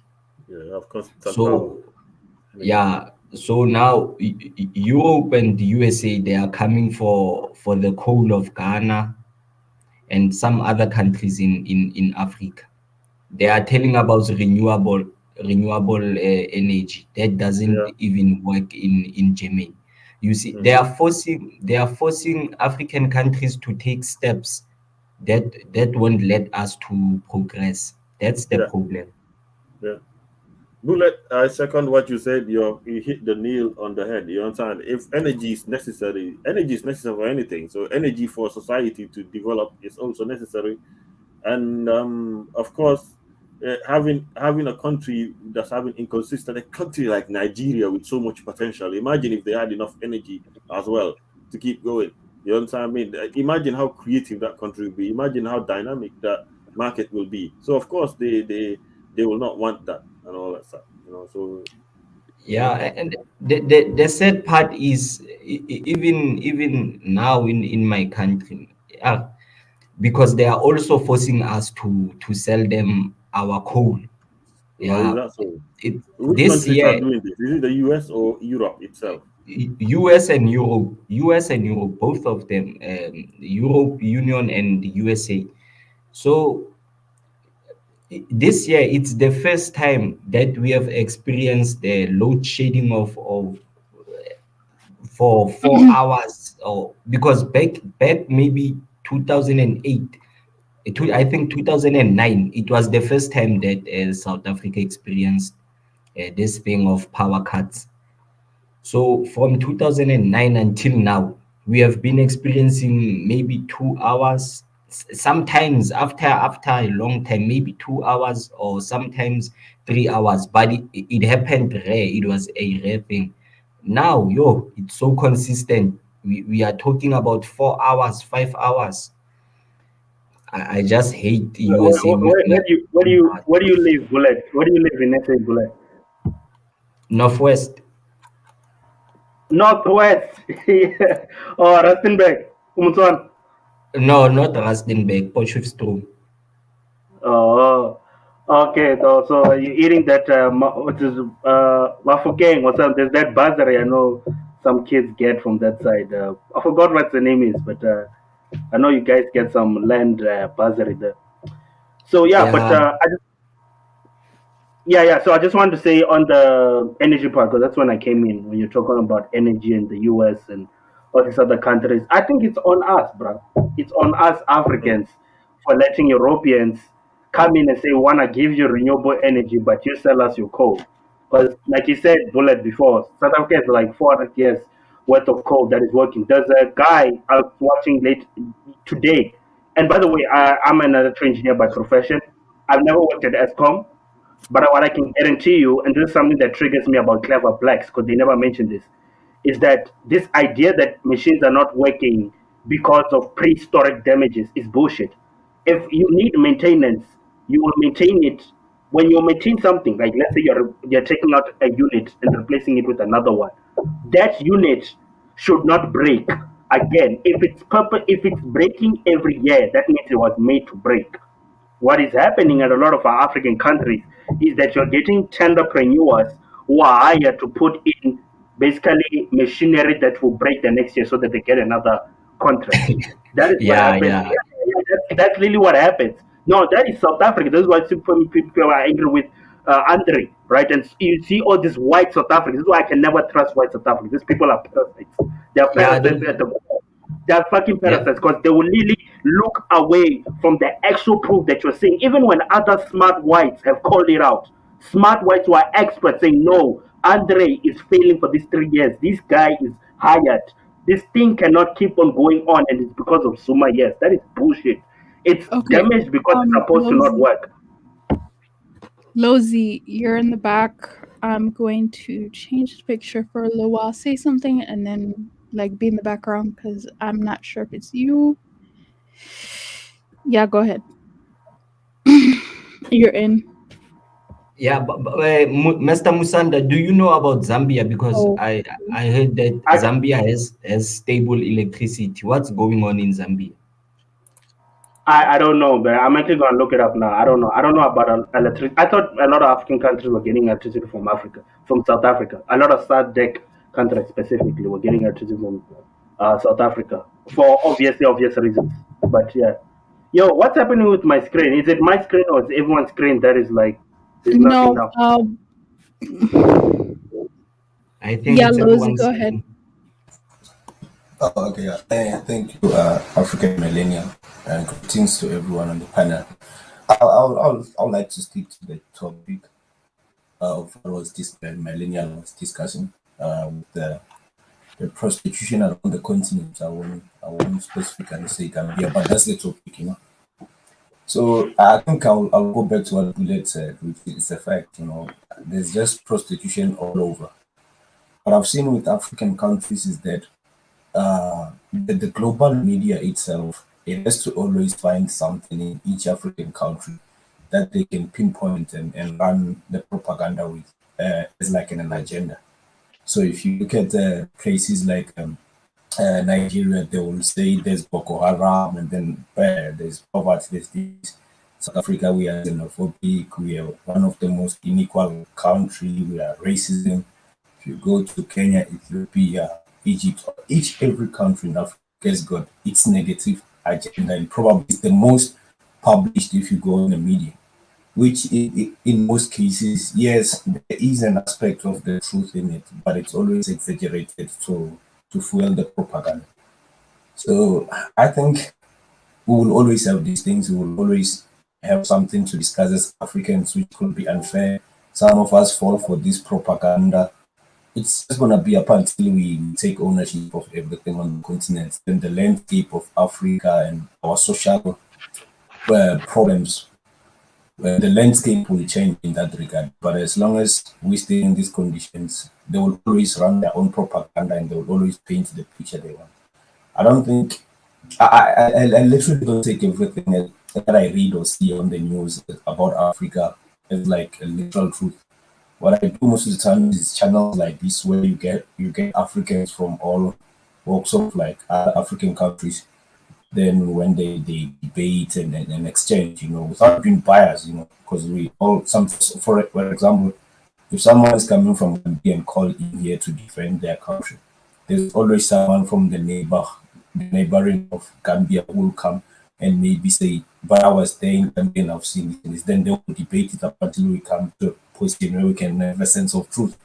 So same in South Africa as well. If they say we xenophobic and South Africans come try to defend, there's always our neighboring migrants as well who can come and bring up another story. I think that's how we will learn about ourselves. Other than this thing you read on the news all the time, it's not always the best place because they are on their own agenda, you know. They pushing their own agenda. But yeah, prostitution is everywhere, man.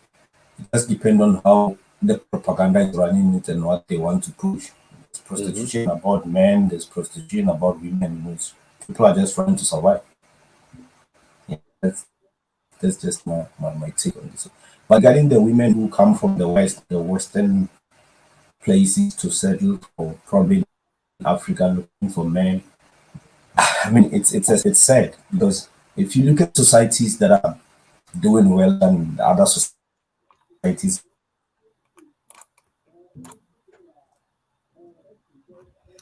Can't hear you. You went out.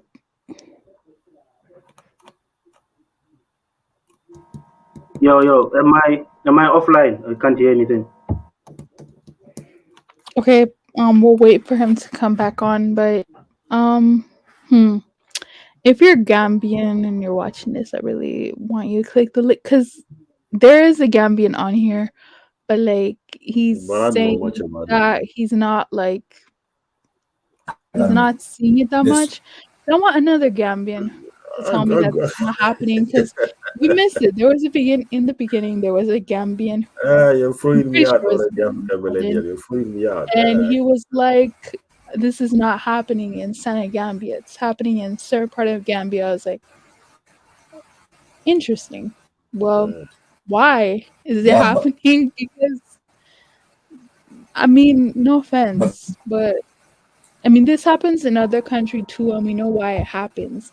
But it's like when it's your country that's in the spotlight, I'm wondering why it's such a problem when it's like other Africans are speaking on this too. I don't know. I don't know what the problem is. AM. Just admitting that this happens because, like I said, if women make a lot of money and they're not getting what they need in the West, they'll go outside and get it. Like it's just natural. Human So I'm beings not will take sure why it's so offensive. yeah, but The topic. human beings will take advantage of each other whenever they have but more African power over each other. but can I just finish African millennial? It's what I'm trying to explain. It's more of they no longer getting attention that they would like to get in the West because most of these women, even though they've got money, they old and some of them are just not in the best good looking. They probably having more competition in the West. But if they come to Africa, they probably get much better attention than they go. Some of them are seeking. You know, it's individual. It's at their own benefit as well. But it is what it is. Now I look at it as if they dating down for themselves, but it's worth it for them because they get the attention they seeking for. I mean, what's so special about us African men in Africa, other than the fact that we are economically disadvantaged? You know, there's literally we cannot keep on deluding ourselves and lying to ourselves and saying we are genetically superior. Why we get it? They probably it's the reject of the West. If we were getting young, beautiful Western women coming in Africa, that might be different. I would believe the genetical bullshit. But we getting the rejects, we getting ran down old women. So what is that about? So it's just women taking advantage of economically disadvantaged men in some African countries, not all, of course. You know, it is what it is. Exactly. I think now the government said that they want certain type of women to go there, like younger women, Not not certain, older certain type women. of That makes tourists, sense. not Huh? just women, a different type of tourist, a class of Oh, tourists. like a different type of tourist that's gonna go to the beaches and possibly invest more into the country, not uh as tourists. Yeah, not just come there for sexual tourism and all that stuff. Yeah, I but they mean, want I to don't blame. yeah. They have good taste. I'm just saying. Yeah, but I want to know why do African governments not take media like seriously? What do you Like mean? African governments like should secretly fund certain media houses to make themselves look good because they are not doing anything to counter these negative media things that are being thrown to I our can answer face. that for you. I can answer that for you. Majority Okay. of Africans don't have access to media or digital media. So the reality is they don't even listen to a lot of this shit. And even if you Yeah, told them, they'll think you're going against them and their feelings. You know, you're not. At the end of that, just is what it is. You know. but the biggest answer is this. I mean, you talking about our government in Africa creating media platforms that will show the positive of Africa. The question is who controls who controls internet? The base of internet is where? Who get to choose what kind of content is published at the global scale for Africa? So who owns Google? Let's start there. Who owns Hollywood? This is one of historically Yeah, but traditionally the largest global media that we've seen. but So Lotzi, it Lotzi. gets to a point that even if, Mhm. So I was just Yeah. saying that look at what's happening on modern day time. More and more people today don't trust media outlets but have more trust on podcasts. people would rather trust a conversation between Joe Rogan and some other guy than what CNN or Fox News. Similarly, also in SA, then most people will have trust a genuine conversation with McGee or Vetro Mkuku than any other media outlet out there, right? I think in the internet or modern day internet, there's a big change happening where, of course, like Yeah, governments have I more agree. funds to governments have more money, obviously, to influence media and make stories a certain way and try to push certain talking points, right? Which is what they did in our country. But today, modern day Africans know the truth and are not eating off what US or what is Algeria, what is other DW, all these white media outlets. We all know that who are paying them. We know now. Okay. Wait. What I'm trying to say is that They the happen. They algorithm, happen to be on. the algorithm is probably coded in a the algorithm is definitely coded in a way that it's not gonna the content of African nation doesn't appear to the global scale as the Western countries. You get my point? It's just probably at the algorithm because they control it as well. Lozi, let me tell you, the countries that are really trying to improve, because by now, at least African countries should have came together and build a station that will be able to take maybe a satellite to space. You understand? I know Nigeria tried to do that. Then 2 satellites got lost in Nigeria's got space. they do have 4 satellites in the space, and Egypt has got I think 11. South Africa has got 8. We're currently What I'm building the saying, largest data center. Listen, no, but I know what I'm Musa. saying is, like they must build that station in Africa that will take satellites to space, and then like build our own type of internet or something, because we are relying on these guys. Our African presidents are not even thinking of doing such, but at least I saw that there are some West African countries that are trying. Huh? Oh no, sorry. I'm just reading something. Oh yeah, I was talking about that thing where Nigerians sent 2 satellites. I think they were teaming up with Chinese to do that thing of sending satellites, and then those 2 satellites got lost in space. To many of you guys, but these things will be implemented. Some of them are already taking places. I mentioned countries like Egypt, Nigeria, Algeria, Kenya, South Africa. They already put few satellites there, which many are just gonna follow that. I think even Ghana, if I'm not wrong. What I'm trying to say, and you know, in Midrand, building the data center for probably the continent is completed phase 1. So that's also a start. Right now, what I was answering was to Musanda that when we speak of African content and changing the narrative, we could have done that. Our leaders could have done that, but the block was there. I was saying, under whose systems and resources that we will publish our content that will portray the continent in a light way. They wouldn't allow that because they have power to block anything they don't want. So they had power to show Africa in the way that they want to show. That's what I say. That is correct. That is very correct, Lucy, because I did come to that thought myself. Because with this even Africa Free Trade Agreement, the biggest companies or the biggest people that can build industries of scale are still companies that are external. You understand me? Of course, you still do have some big African telecommunications companies, but you do have Facebook and Google and all that. Those are building major infrastructures of scale.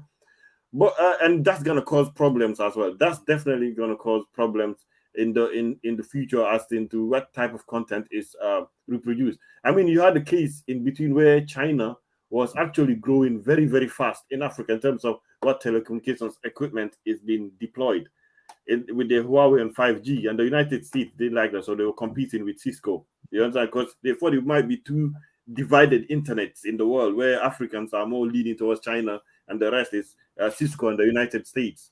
But so this, they even said it. Whoever controls Africa that in the next coming decades rules the world. You understand? So this is an old push by Europeans. They have their own gateway plan.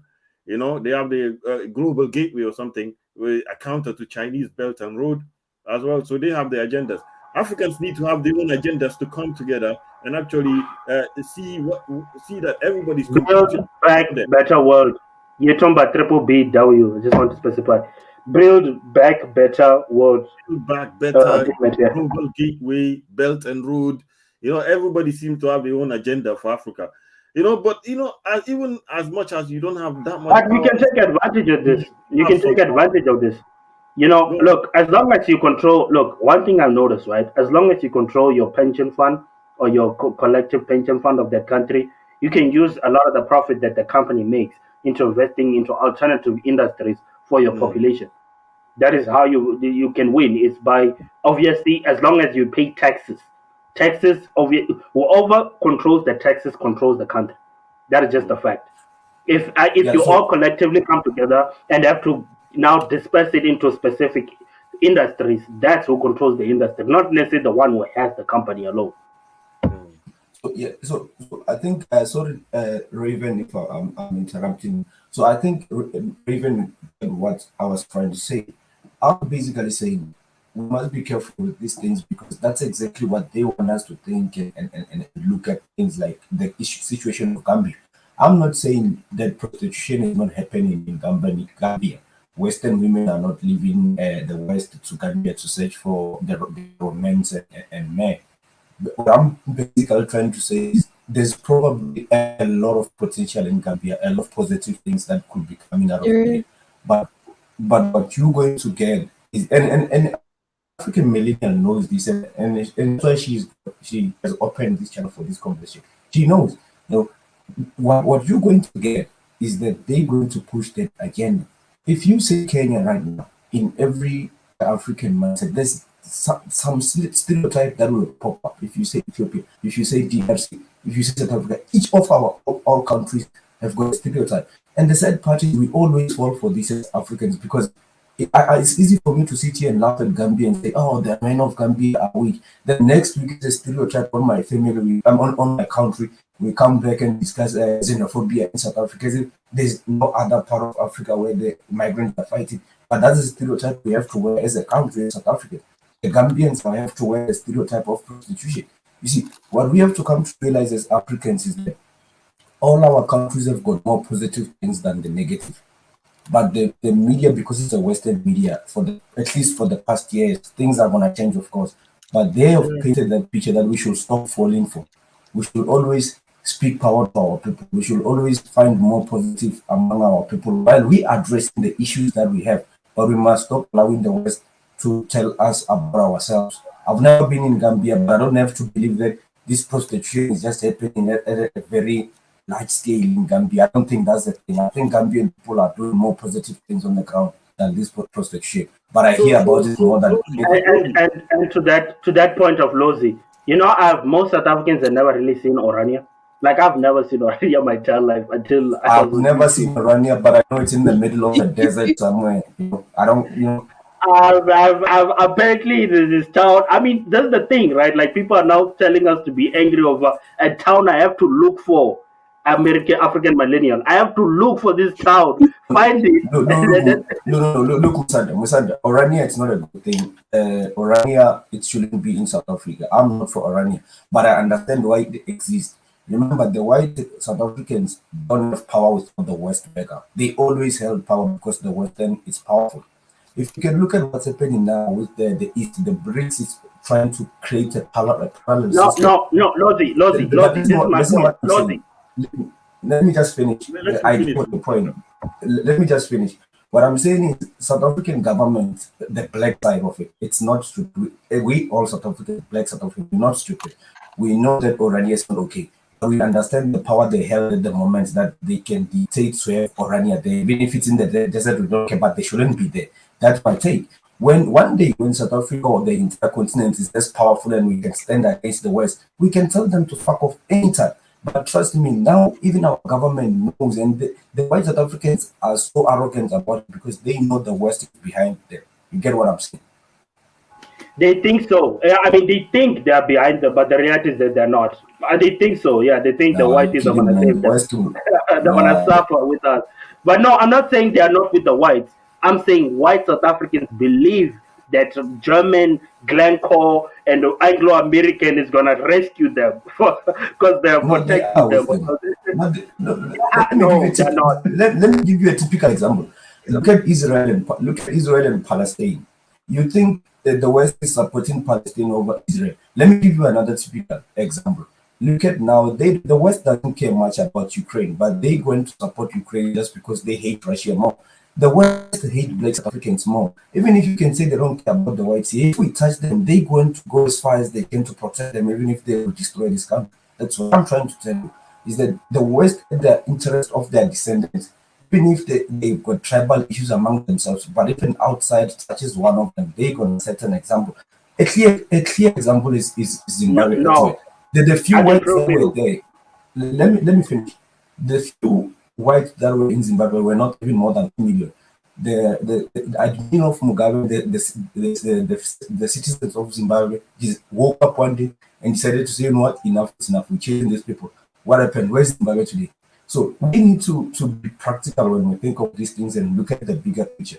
The global power is serious, and that's where the power is. The white South Africans don't have power without that global connection to the West, which is currently controlling the global trade. So what I'm trying to tell you is that if you touch them now, USA still have got domination in the world. They will try to And prove a I'm point. telling you, here's the proof of my proof, right? Because I'm not just want to speak.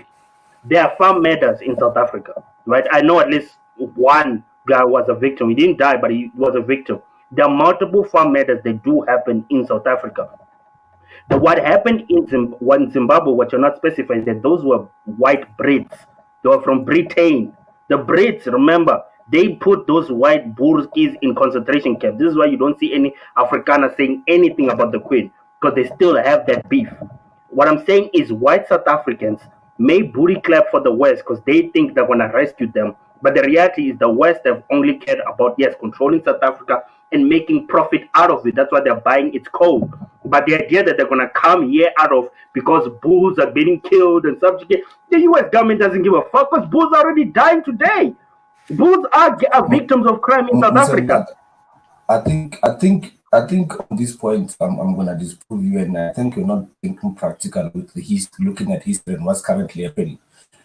Why do you think apartheid government on paper was sanctioned, but apartheid government was the biggest number 6 largest trader globally when they ruled South Africa for that? I think it's 45 years. They were the biggest They were traders in getting Africa. international support.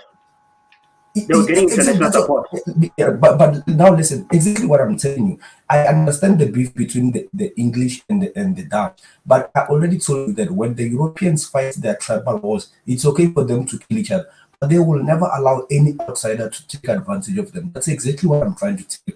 Why you think Mandela after 1994 didn't take all the entire land they have and all these advantages they had back to the hands of the natives? He knew the buttons, he knew how far to go, he read the contract, he knows what's on the deal was on the table. At the end of the day, Europeans can have their differences among themselves, but when anybody comes for them, they unite against anyone, and that's the difference between them and everybody else. Look now how USA managed to go to Taiwan and start a conflict between Taiwan and China, and those are the same people, but those idiots are falling for them. USA is do this. They're gonna use the beef between India and China to start a war between those superpowers because they know this idiot will fall for them. That's what I'm trying to tell you. Is that if they want to cripple South Africa, if we touch the whites, we can give them a good excuse. The reason they sanctioned Zimbabwe, it's not only because the Zimbabwe was colonized by the Brits. At the end of the day, they are white. For them, when they look at Africa, that they are white, they put their tribal differences aside. I don't know if it makes sense with what I'm saying to you. I'll end it at this, and this discussion will end. The British Empire, if you don't know, Theresa May was in support of land expropriation in South Africa.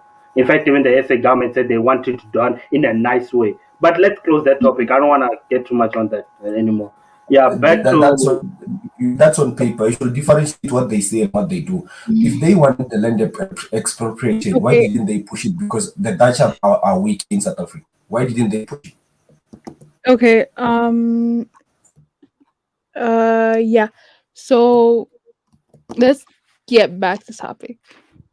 yeah, Okay, let's get back. Polymath, go ahead.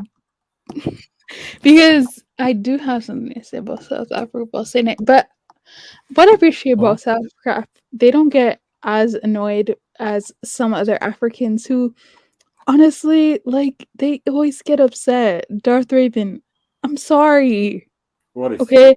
But this African mindset of, like, get the money, get the bag at any means is not working. We have to literally fix our governments have to be changed and fixed. There's a country, I'm not gonna name it, that has a president for 40 years. That's embarrassing. And he's not a good president. He's a bad president. And someone from his country will always Uganda, that is Uganda. you don't know the name what it is. There's someone always on this panel talking about, oh, what's happening there is not that bad. I'm like, how do you have a president for 40 years? African millennial Why in a have you state. not murdered him? African millennial in a state of chaos and dysfunction as well, or just chaos in general. Even if it's in a wealthy kind of country or a poor country, whenever things are not well organized and they're chaotic as well, you find cases in which people become very individualistic as well. The state is not working, the country is not working. Gambia is a dusty That makes country. sense. The country is so people become very. I have to go get the bag. I have to do for myself because the government ain't gonna. It's not about the government doing for me, but there's nothing here for us. They don't have a plan for us, so I have to do for myself. So this is the state that people end up in as well. And also wealthy countries, let's say a country like Nigeria is supposedly wealthy as well, but you will find this kind of chaos and dysfunction where people are only thinking about themselves rather than the state. Listen, AM. are you saying that about AM. Nigeria? Because Nigeria is like my golden AM. child. Are you really saying that about Nigeria? Nigeria is kind of like that. It's not as organized as it could be. Like, look at Ghana; it's slightly a bit organized, so people can wake up in a day and at least have a plan they may implement for a week or something, you know. But in Nigeria, Gambia, you wake up, you have a plan for that day. AM. On that matter of the president being there for 40 years, what's your comment on Swaziland? Because there it's absolute monarchy. That Yeah, guy but for that's his okay. That's a monarchy, right? But is that president doing horrible things? Or is the country not stable with that president? Yeah, Or the country is king? poor. Huh? Look. Okay, so let him go after you, brother. Sorry.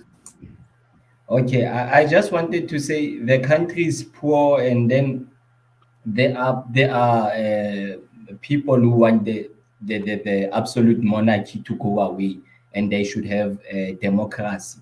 I don't know. You didn't follow that story where there was sort of an uprising in Swaziland, but I think maybe it's funded by external forces. But yeah, some people are not satisfied that they are still being ruled by a king. But why are they not satisfied? Yeah, same situation It's a with shithole. It's a shithole. No, just say Oh, it's a really? shithole, man. It's a shithole, just like Lesotho. It's a shithole. That's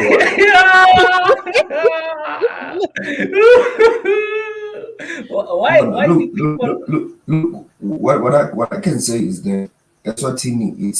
If we use African standards, it's not as horrible as men. You know, it's in African standards they're not doing as bad, but you know African standards are low, so we can start from there. Similar to Lesotho, Swaziland and Lesotho are more relative, but Lesotho is worse than Swaziland. That guy is a dictator. Same with the guy in Lesotho. I think these countries are paralleling because they have got the access to South Africa. So even although we do have our poor side as well, like very poor people as well, they have access to come to South Africa and see the part that is well managed, the government is doing well. So because they've got that access and they can see the difference the moment they step out, a slight difference, not a huge gap. The moment they step out and go back home, they can say, you know what, we want a democratic system, because maybe they believe it's the best that the monarchy. But I'm trying to say that maybe they are going against their government because they think they've got something to compare. They think they can do better than the monarchy they have now. Because currently, Lesotho and Swaziland, the citizens are asking for a government that the monarchy system that they currently have. I'm gonna get back to that, but I have a criticism for that, or a reaction for that. But Kaiser, go ahead. Yeah, I mean, I'm all for Gambians getting their money, right? Obviously, as long as they're adults, it doesn't bother me. I think, look, Gambia doesn't have anything to offer to the world, right? Literally, it barely has hospitals that have basic facilities. One of my friends, No, we're the Gambians. Defend Gambia. The Kaiser that I know is trolling. you know. So if these guys have to go and find some old granny with missing teeth, so that they can go buy their jollof, it's okay. It is what it is, man. That country's dusty, and it's not even a country; it's a river, man. Inside another country, you know what I mean? They're not exporting anything, right? They're not. Look, the economy is too small to actually sort of compete in this world. So either they tether to another country like Nigeria, just become Nigeria, whatever Nigeria's colony. too far. No, it doesn't really matter too much, or they could still function, right? Because the issue is it's just too small. You can't compete in a large scale when you're not having like a unique. Okay, let's talk about Botswana. Botswana also has a small population and stuff, but Botswana is obviously bigger, but that's not the point. The point is Botswana has unique market that it adds to the environment, like gold, diamonds, whatever it is, right? They export things, so they bring value. Gambia, what do they export? Jollof rice. They produce more meat than any. They've got more cows than people in Botswana, so they produce more meat. Yeah, that's what. You see, but with Gambia, I mean, that's just a dusty country. They don't have any technology. People are running around barefoot. I mean, I know that because I know the country, right? They look. They don't have basic hospital equipment. My friend went there for her. She's Gambian, right? She went there to do like some placement thing. She was just telling me basic stuff which she could introduce to a country. I'm talking about basic medical equipment. So the point is, it's not a country; it's just a region, and they can't compete in a world scale. They don't have an economy that can contribute the dollars. The only way they're actually getting dollar exchange, meaning like now the white people come in, they exchange the dollars. They're actually getting a foreign reserve currency in case that currency becomes dusty. Is the white people. So why would you stop the one thing that's actually bringing money to your country? You shouldn't bring. In fact, they should market themselves. Say, come to Gambia, come to Gambia. Gambia, you can have all the handsome men. You should have like a really cool, handsome men with six packs and shit. I think maybe. What about if they say only the women are allowed? Like only white women can do sex tourism and not the men. Yeah, I think I'll be more fun that at least they'll contribute. Yeah, I mean, because obviously the guys don't mind. Like, you're right, guys. At some point, man, these people are poor. The guys don't mind, man. Right. You don't need to protect men, man. Look, a man's got to make the money however he's got to Wait, you said you don't need to protect men? Nah. Come on, look. No, children, yes, but men, nah. When you're over 18 or even 17, right? You as a man, you're supposed to be able to make your own decisions and live with them, right?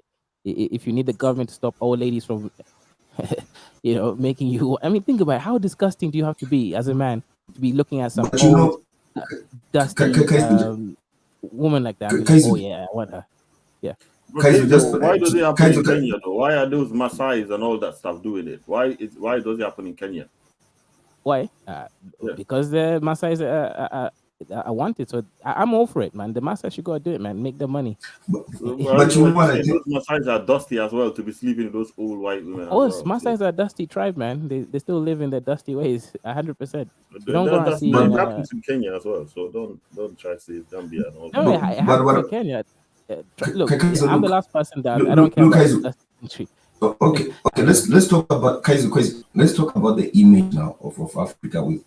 I hear But I'm saying, what if they create this coastline or whatever, an island where these women can come and meet these men and run their business, and it's basically tourist destination, but it's a prostitution hub, right? But then they don't allow cameras there, because now if you go on internet now and type these things, you see Gambian men or Maasai men with this old white women. It makes us black men look bad, man. So imagine if not the government can intervene and say, you know what, we're not gonna close the market. We're just gonna put more privacy in it. So no more cameras. But also, I want to correct Lozi, that. I'm very Maasais are not critical of involved this in because you're tourism. saying the government They're intervened. marrying people. The government didn't intervene. They just made a statement. Yeah, and also I'm saying Maasais are marrying the government people, should not put more resources killing the in film. building that coast to be beautiful and make sure that there's no civilian cameras and stuff, because people take pictures and post them online, and then it makes us all black men look bad, because when they put it there, they won't say, oh, this is a Gambian man or this is a Maasai man. Sometimes they just make it as like it's a black man thing. I'm saying, look, the Gambia needs to do whatever it needs to do to keep their economy and feed their people. I understand what Kaizo is trying to say, even if I know Kaizo part of him is trolling. But I mean, the men of Gambia need to do what they have to do, at least for now. So the government maybe might take an opportunity to look at that thing as a prostitution tourist destination. Because trust me, all these countries, even the Western countries, they do have these things. They have got certain places where it's just, like if you look at Spain, Ibiza, what do you think it's happening there? It's prostitution. So we just need to market what is happening there in Gambia, put nice infrastructure, no cameras, and the men they do their job, and then you keep the economy of Gambia alive. I mean, Gambia that's what they have economy is tied to Senegal, unfortunately, and Senegal is a bit something. So they trade with Senegal and the neighboring countries a lot as well, and they have enough. But I feel like they have good land to do some farming as well, which needs to be capitalized on as well. And they have a nice coastline for tourism. They have what do you call it? Good wildlife, not as much as Kenya, but a lot of tourists come there for bird watching and all that kind of stuff. So it's not a desert or something. It's just it's not being, the potential the country has is not being used as well. That's all. Right. You see, you can't rely on the government. That's the You problem. can't, Because the yes, of issue course, here you can't really rely on the is government, because the so government is like too dusty. The government has been too dusty to make use of, to take advantage of what the country can offer. Yeah, but in general, from my experience, I think especially African governments, they're even more dusty than European ones. Like the thing, all the things I used to complain about in the UK, in Kenya, it's like 500 times worse. There's just something about Africans. Nah. Change the AM. We know how this guy flows. Nah, man, no, Kaiser, no. Goddamn, bruh. This guy almost gave us another loop of, oh, I came here to Africa and I came here. You guys should be thankful. I come back with my PhD. I have a doctor in metamaterial. And you, No. Masanda, I don't know what you're talking about. No, the systems here don't function properly. So the point here is, look, the governments are just dusty. They don't do things on time. When they have they don't thinking. Let's say farming wise, right? The reason. Yeah. But why are you talking about all African countries equally? No, I said Kenya. I said specifically Kenya is dusty. But all African So countries. is that allowed? Because I thought we were talking about a particular country, but Kenya's not that bad, man. When you Kenyans and South African and Egyptian and whatever talk, like I listen sometimes because I mean the reality is, and your country's better than mine. That's why when people with extremely low GDP talk, I don't like, ew, what are you talking about? But like Kenya's not that bad. No, these people are incompetent. They just don't know. How do I say this? It's like how do I say it? Okay, if I'm hungry, right, I'm going to go to my fridge. Then I'm gonna get something I'm gonna eat. If there's nothing in my fridge, I'm gonna go to the shop. I'm gonna buy it. Right? This is just basic. Is that not how you guys do it when you're hungry? Correct? Am I wrong? You're not wrong. Okay, right. Now, do you know how Africans leaders solve problems? Let's just say Kenyan leaders, how they solve problems. They don't. There's a simple problem. Let's say increasing youth employment. Okay, how can you do it? It's simple. You go look in the world economy on things that are highly valued and skills that you can learn within 5 years. You go there, you teach your people those skills. You might have to send some over abroad, and then you make sure that they come back. There's ways you can make sure people come back. You give them those jobs, you create those economies, and then you start building towards the future. Is that what they do here? Of course not. That, you see, it's like some of these problems that African economies are facing are so simple, but the leaders are so, God knows that they're retarded, that they can't just see a simple solution to a simple problem. And that's the problem. You can't reason with these people. It's almost like, to me, I just think they're like retarded monkeys. I can't really think anything better. But African millennial, I don't know much about. I don't know much about Gambian economy. What makes up their economy? What's the highest revenue? Yo, don't ask me, please. I don't know either. The highest what? Yeah, it's the highest revenue from the government of Gambia annually. What source of I don't know about the revenue, but we can do the maths, right? The population is what, 1 million or 2 million? And their GDP is less than 1 billion. Their GDP is less than 1 billion. Right. Exactly. So they're gonna have like a revenue of what, like 500 million or something. Like literally, Kanye West can run Gambia for 4 years. That's bad, man. I thought their population is probably 300,000 because I looked at their GDP. It's like 750 million. No, I thought they are just. I thought maybe they are 300,000. I'm talking about population. I thought they are 300,000 people. So it's more than a million people, and their GDP is less than 1 billion. Yeah, man. Like, no, man, it's tough. These people are poor, man. It's a really poor country, man. And put that together with their old president who stole like all their money and ran away. I mean, if you look at Botswana, let's look at Botswana. If you look at Botswana, I think there's 2.5 or 3 million people, and their GDP per capita is actually higher than South Africa. I mean, it makes sense. Most small countries, they tend to have higher GDP per capita. Which is why it's like the issue of Gambia. Gambians don't get offended, but the issue of Gambia, I really think it could be solved more than countries that have like extremely high population.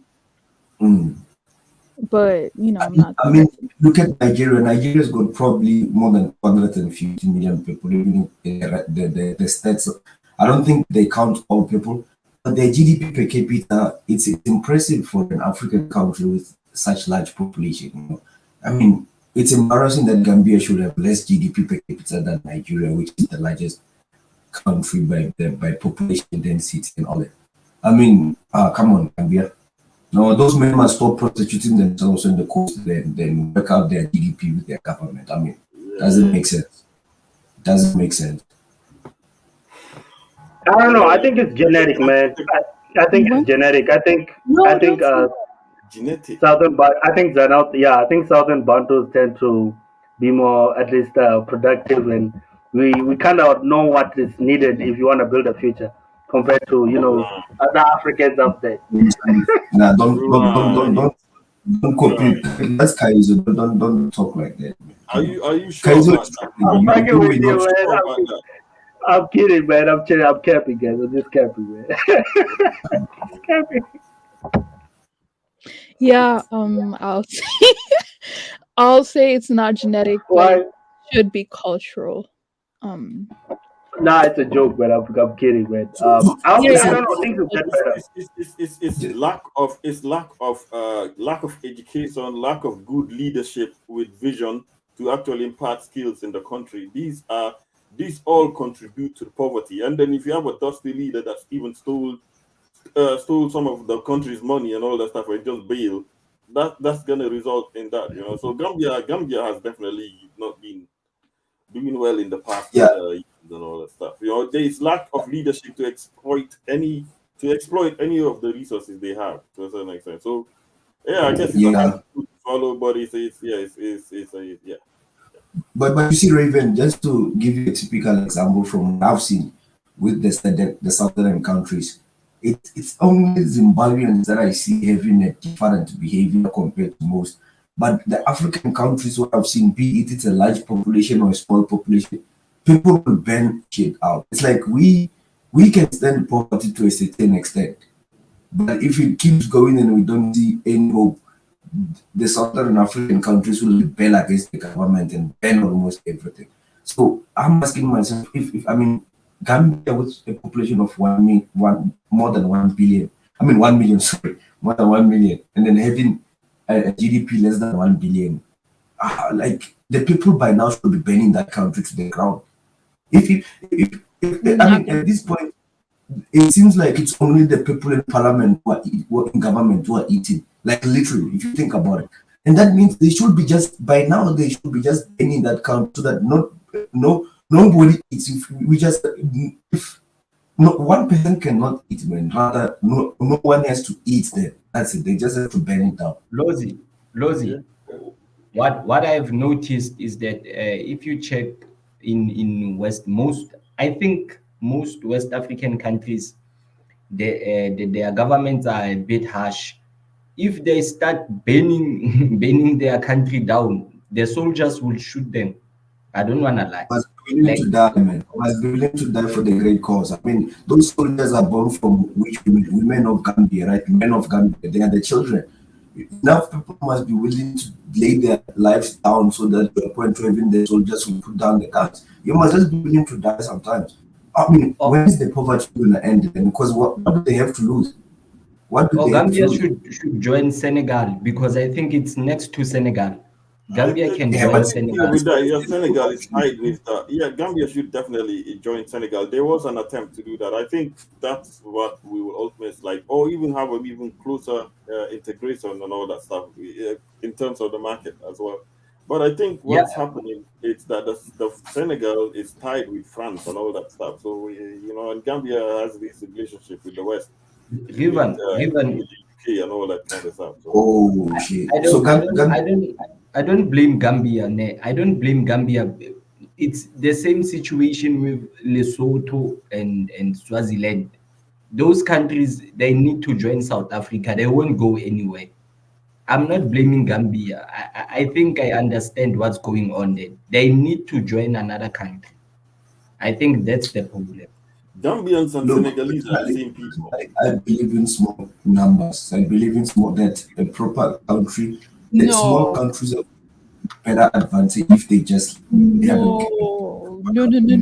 Are you sure about that? Have you heard of Benin? Have you heard of Togo? I think these countries that just need to join bigger countries. Like Togo. Do you think Togo is ever gonna achieve anything? No offense to anybody, Togolese. You're my people. Like I literally am Togolese. Solution. Huh? Gambia just find a way to tap into their potential and use their economy. And I wouldn't advise Lesotho or Swaziland to join South Africa. If you honestly look at the numbers at the moment, it might not benefit them as they think. If they can just work with South Africa and live with the proper government, South Africa can help them. But if they join us now, South Africa has neglected how many provinces as well. So I don't think it's the best decision. But now tell me, Lozi, Swaziland doesn't have any minerals. It will be hard for them. That's what I'm saying. At least Botswana can maintain itself because they have diamonds. Now, talk about a country like Gambia. Do they have minerals? That's where my point is. They need to join Senegal. Not many, but they do have some minerals and all that kind of stuff. Let's see what do they got and all that stuff. Let's see. What type of minerals do they have? I had to research this and all that kind of stuff. So let's see. What is it? What do you call it? Let's have a look. What the mining industry? Successful person of grain. But if they have minerals, then it's a different story. If they have like diamonds or gold, then it's a different story. Then the leaders are looting it. What do you call it? What is zygon, titanium, laterite, clay, sand, silica, something like that. So they do have some minerals, but not much in that as well. What's this? I don't even know how to pronounce this and all that stuff. So there is some minerals being discovered out there and all that. Yeah, but since you mentioned France, it's obvious France is one of the worst colonies that has ever happened in Africa. So Gambia was colonized by French-speaking, by all CFA countries and all that stuff. It's an Anglophone country. Yeah, that's a huge problem, by the way. You know what I mean? Ghana, at least Ghana has the population size to maintain a certain type of market and all that stuff. And then you have Nigeria, that's a landmass. Sierra Leone is kind of they have diamonds as well, but still they are struggling. And all that stuff. What about Togo? Togo is a French-speaking country, so the economy is integrated with the francophones as well. So And plus Togo, I mean, one of these days we're gonna like take over Togo. It is what it is. Yeah. But Ghana is underrated, man. Ghana is actually no, it's Ghana, not. it's an old OG. No, it's not. It's not that But good. I'm saying Ghana, it's old in a sense that they've been waking themselves up. You know, Ghana has been waking itself up. But one country that is actually really underrated in West Africa is Ivory Coast. No, Ivory Coast is people need to pay attention to Ivory Coast because I was speaking to my Ivory Coast friend, and he was talking about because they are 60% owners of a chocolate industry, and he was like how they're gonna take over. I don't think so, but Ivory Coast has a lot of respect. People don't know that. Yeah, and the economy is actually one of the best performing in West Africa. It is. Yeah. And even development, if you look at the infrastructure, well, I just know their city, or what the name of that city, their capital city. I think it's actually the most beautiful city in West Africa, if we be honest, in terms of infrastructure, the Ivory Coast capital city. But Abidjan, it's not Abidjan, is it Abidjan? The name of capital city. Abidjan, yeah. Yeah, Abidjan, yeah.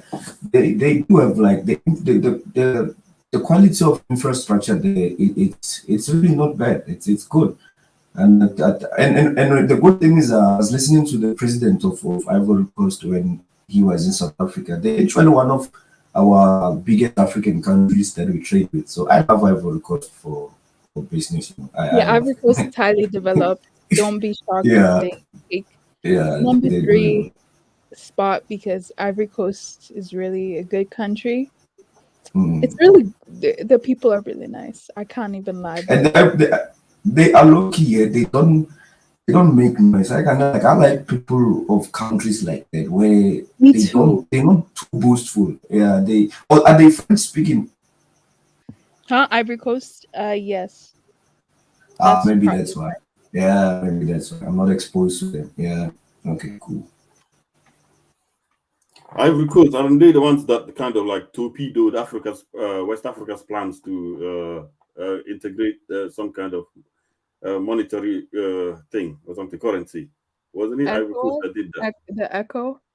The Echo, yeah.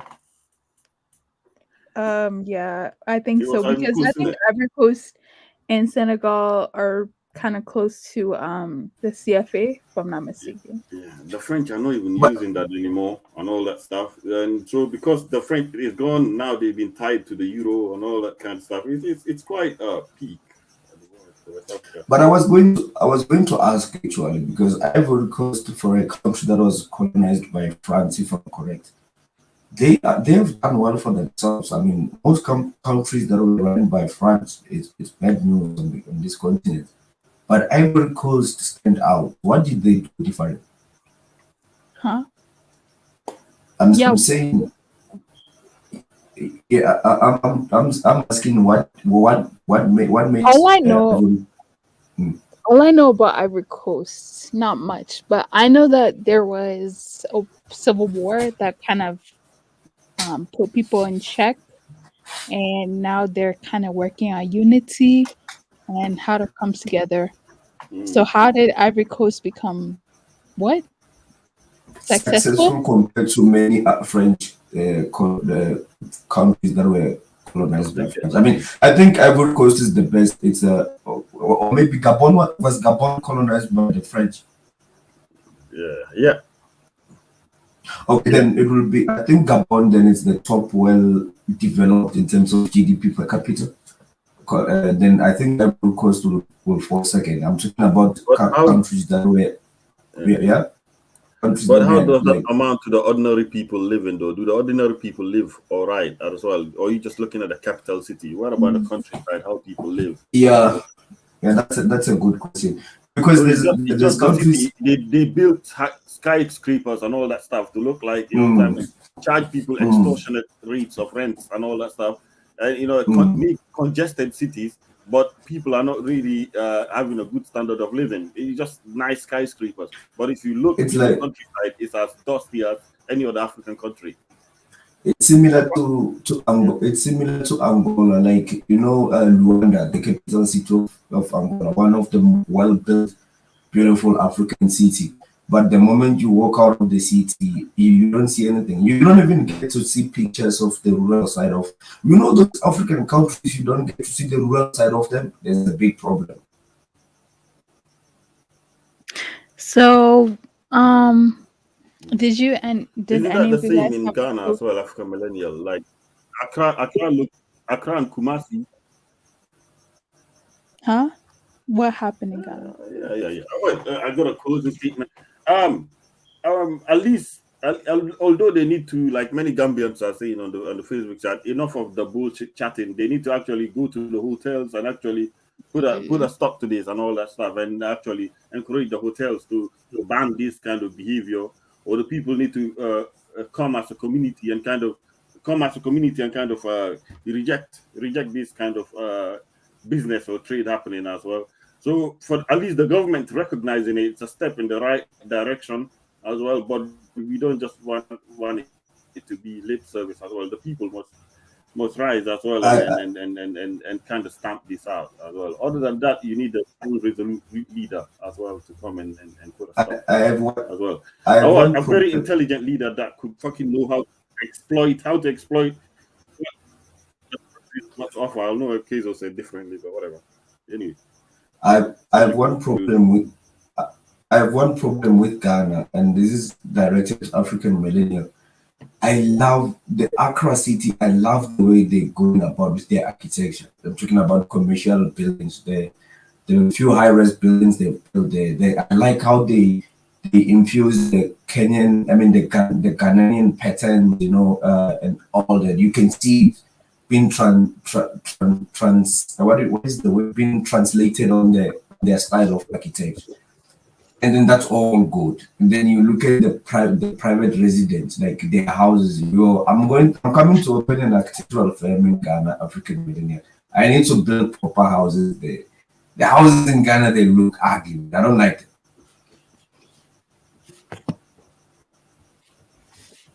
African millennial. Yeah. What's wrong with Ghana residential side? Like, you guys build one of the horrible houses. The architectural side of Accra has got beautiful buildings.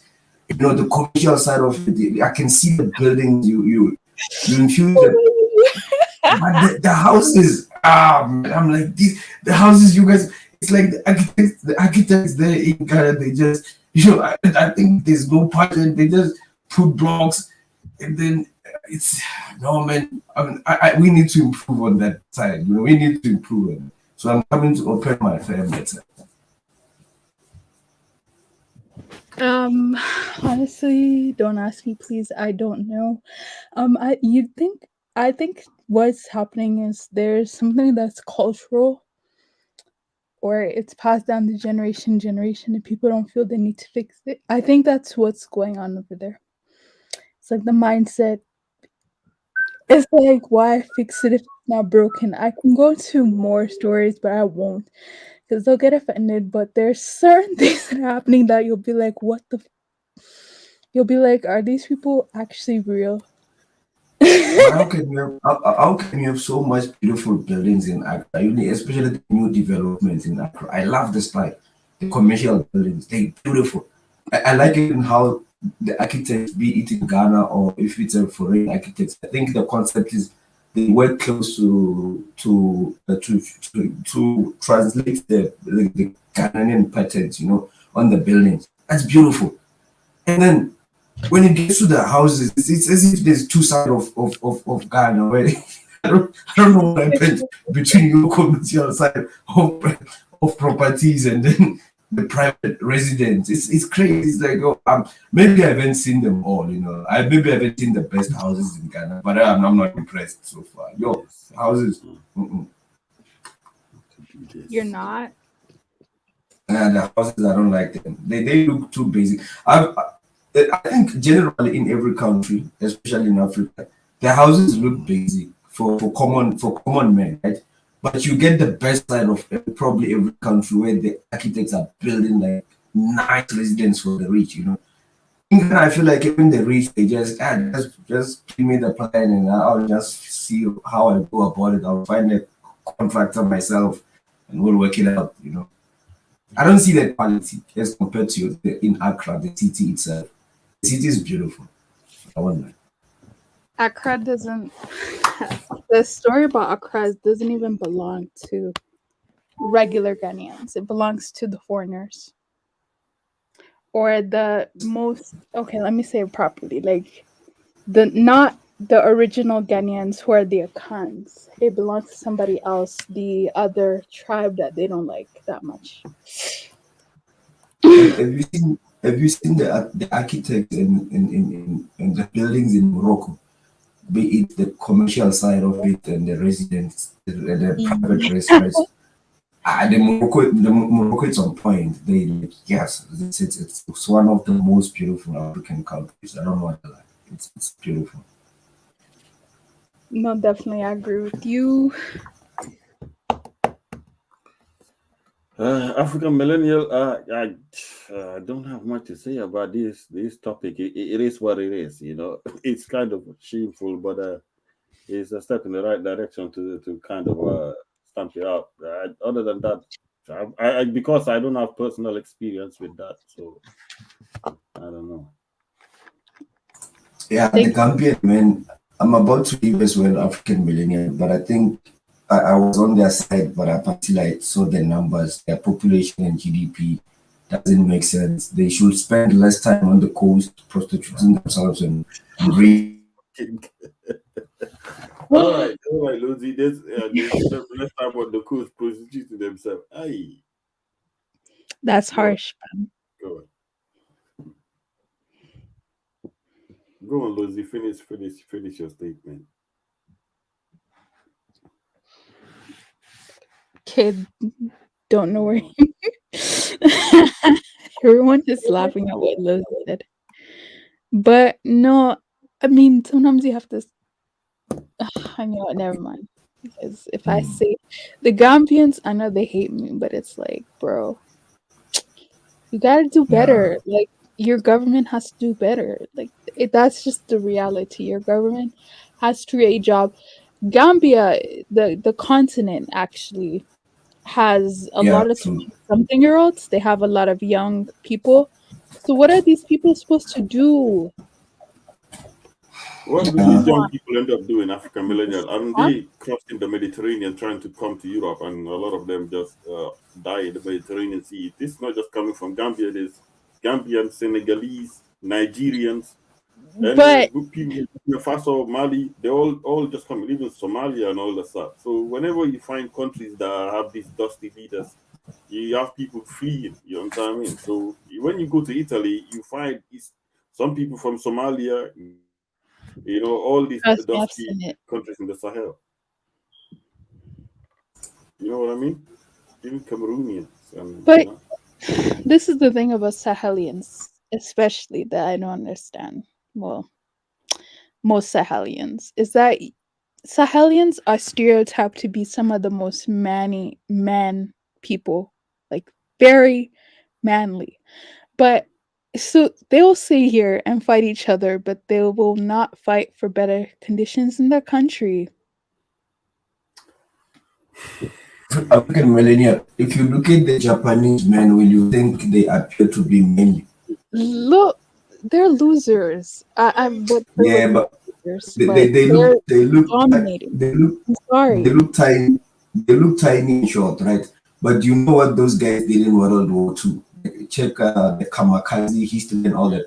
Those guys are brutal. They're like one of the bravest people you can come across. So this thing of being mainly because genetically you look more bold and all, I mean appealing and all that, it doesn't work in a real world. Like you need men with hearts who are willing to sacrifice and die for their people. That's what makes men mainly, men who are willing to fight. I think that the thing with is, all costs.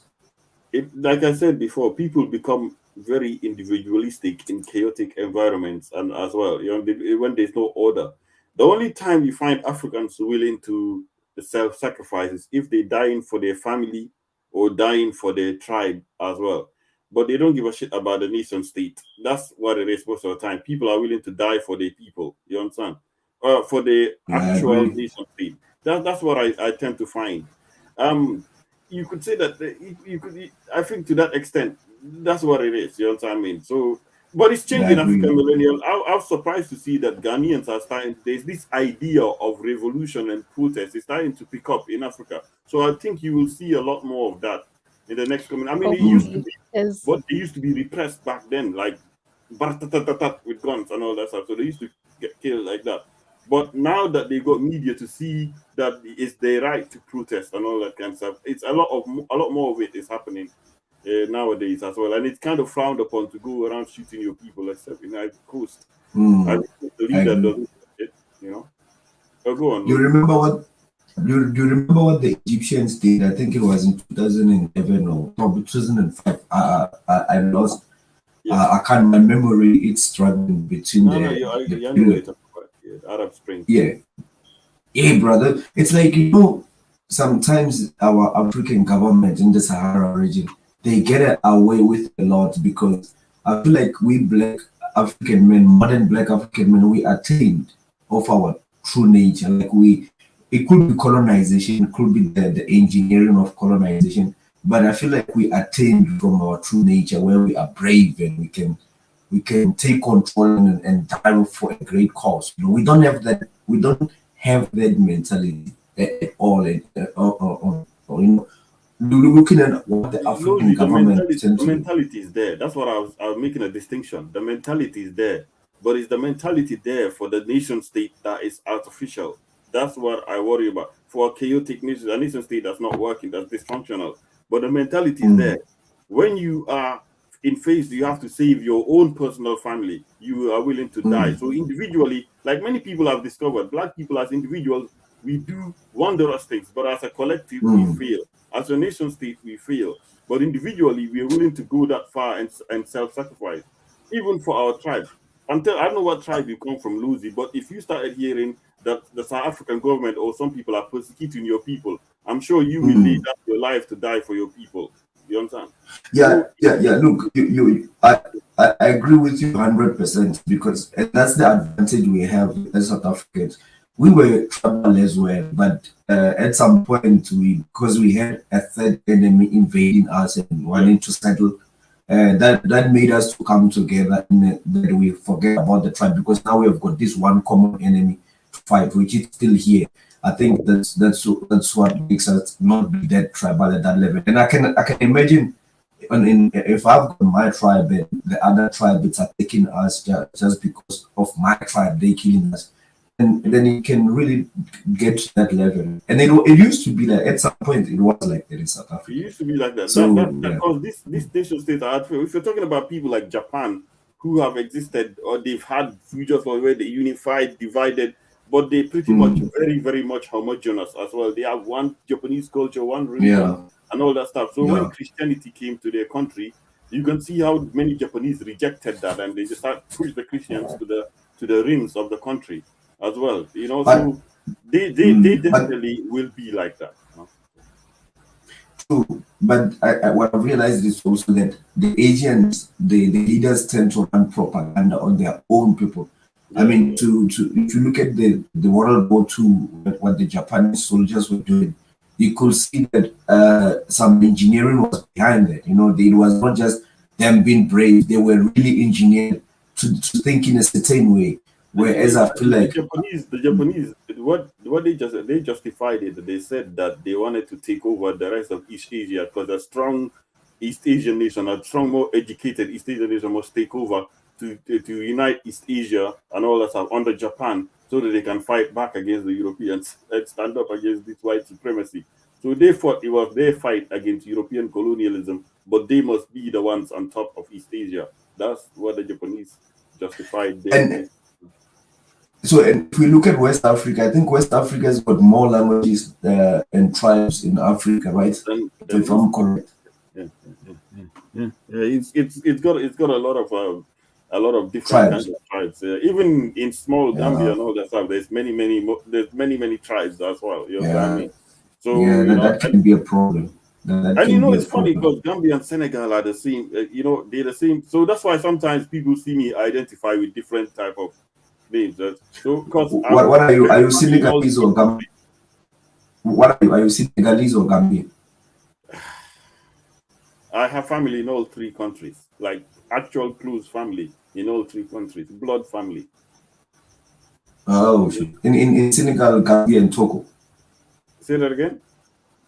Are you in Gambia, Senegal, Togo? You said three countries. Which one is that? I was raised in Gambia, but if I'm going back, I'm probably going back to Senegal and then stop by Gambia and then go to Guinea-Bissau and all that kind of stuff. Oh, Guinea-Bissau. Okay, interesting. Guinea-Bissau.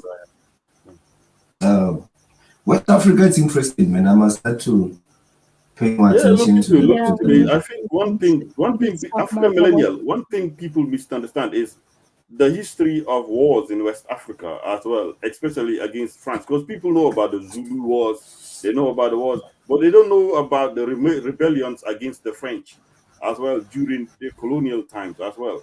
The people like Samara Toure. I don't know about much either. I'm an Anglophone, remember? I speak English. People don't talk about the Asante rebellion, so they don't know about that and all that kind of stuff. So when we tend to know, we tend to know on Kwame Nkrumah, Mali Empire, honestly, Mansa Musa. I will do a better job speaking about West Africans and a better light. No, because people don't know anything. I don't expect you to know everything. You can't know all the history. But somebody you had, African millennial, somebody you had that I was listening to, he seemed to be quite knowledgeable in this. I would like to have an exchange with him. I know that person. Yeah. Yoso, don't worry. Don't worry. But the other country I'm really interested in West Africa is Niger. They call it Niger, or is it Niger? Niger, the one above Nigeria. Why? Lozi, let me tell you about those names. Those names, Nigeria and Niger. Someone was explaining that those names are in a way derogatory. They are still referring to nigger. No. Well, I don't. Check the origins of the name. Check the origins of the name. Okay, those names are after the Niger River, the Niger River. Yeah, that's what I know. Yeah, that's what I know. But who gave those names? Who gave the Niger River? Black people. Is it not the Arabs? Is it not the Arabs? No, it's European. I think it's the British. They named it nigger something where they capture slaves. But I'm interested in that country because if you look at the northern Nigerians and the people from Niger, they were hardly invaded. They were hit hard by the invasion of the Arabs in history. What are you talking about? Where? Niger and the north part of Nigeria, where you find the Muslim side of it. Yeah, majority is Muslim. Yeah. I'm saying even looking at some of their people and their skin tone, even their what is their genetic makeup. I think the Hausa and the people from Niger. They were invaded at some point by the Arabs, right? Am I correct? Yeah. I wonder what happened because Niger is one country that nobody talks about. Like literally, they say Guinea-Bissau. Nobody talks about those countries. And Togo, nobody talks about them. Okay, well, Guinea-Bissau, Darth wants to talk about that. He can. independence. But Guinea-Bissau was colonized by Portuguese, so I think that's one of the reasons why we don't. Well, I don't speak about them because We they smashed were we smashed like the I Portuguese. can't understand them. You know what I mean? Like I personally can't. Niger. Okay. What language do they Niger is not speak in Niger? respected. I'll just be honest. Like Niger is not respected. It just isn't. Because a lot of those people are moving down to other countries. What language do they speak, and genetically wise, or tribes? Are they, most of them, Arab look like, or what is happening there? I mean, What, Niger? No, yeah, Niger, yeah. They are more. There's a mix of Arab, but it's more to do with Sahelan type of Africans. So they're like Fulanis, a lot of different types of Fulani tribes that look probably what's the term? Cordofonian, is that what they say? Cordofonian people as well. So there's like a lot of Fulani types of tribes there and all that stuff. Fulanis, there's different types of Fulani ethnic groups, but if the ethnic group is majority Fulani types of people. And another group of Fulanis, they call them the Wadabes and all that kind of stuff. They are also in Nigeria, northern Nigeria and all that stuff. So yeah. So in terms of economy, I know things are not that Tuaregs well. as well. They got Tuaregs there as well, that go to North Africa, the blue people. Oh, okay. And in terms of like, okay, so what is the source of their revenue towards their GDP? Do they have oil like Nigeria and gas as well? They have a lot of natural resources. So I think the uranium that the French used to build their nuclear weapons and nuclear power plants came from Niger as well. So they have a lot of natural mineral resources. Yeah. Okay. So the French are quite interested in Niger, Burkina Faso, and Mali. Those places. They're very nice people. They're nice and Muslim or whatever, but you know Darth is being nice about So their those financial people are, matters. I think they're really poor, so I don't. Oh right, no. In terms of resources, yeah, they go. And half of their country is the Sahel. It's the desert. It's not like an actual country. Well, not full land. Let's just say that. Yeah. Those women are from Niger. They could be from They've Niger. got beautiful women there. Yeah, they've got beautiful women. I've been underestimating West Africa. I think I'll visit Niger. All you see is. No, I know. I know the women from there. I'm not gonna end the sentence, but all you see is something, and some people in here think that all West African are that way. It's like, no, I can show you a Fulani that you probably would like. Anyways, yeah, I've go been ahead. wanting to travel to Niger for a while now, but I think, but for business, I think, there's much business. I don't know. But So man, you might get. I don't know. You might get killed or something. So you might not want to go there. Right? Yeah, I know because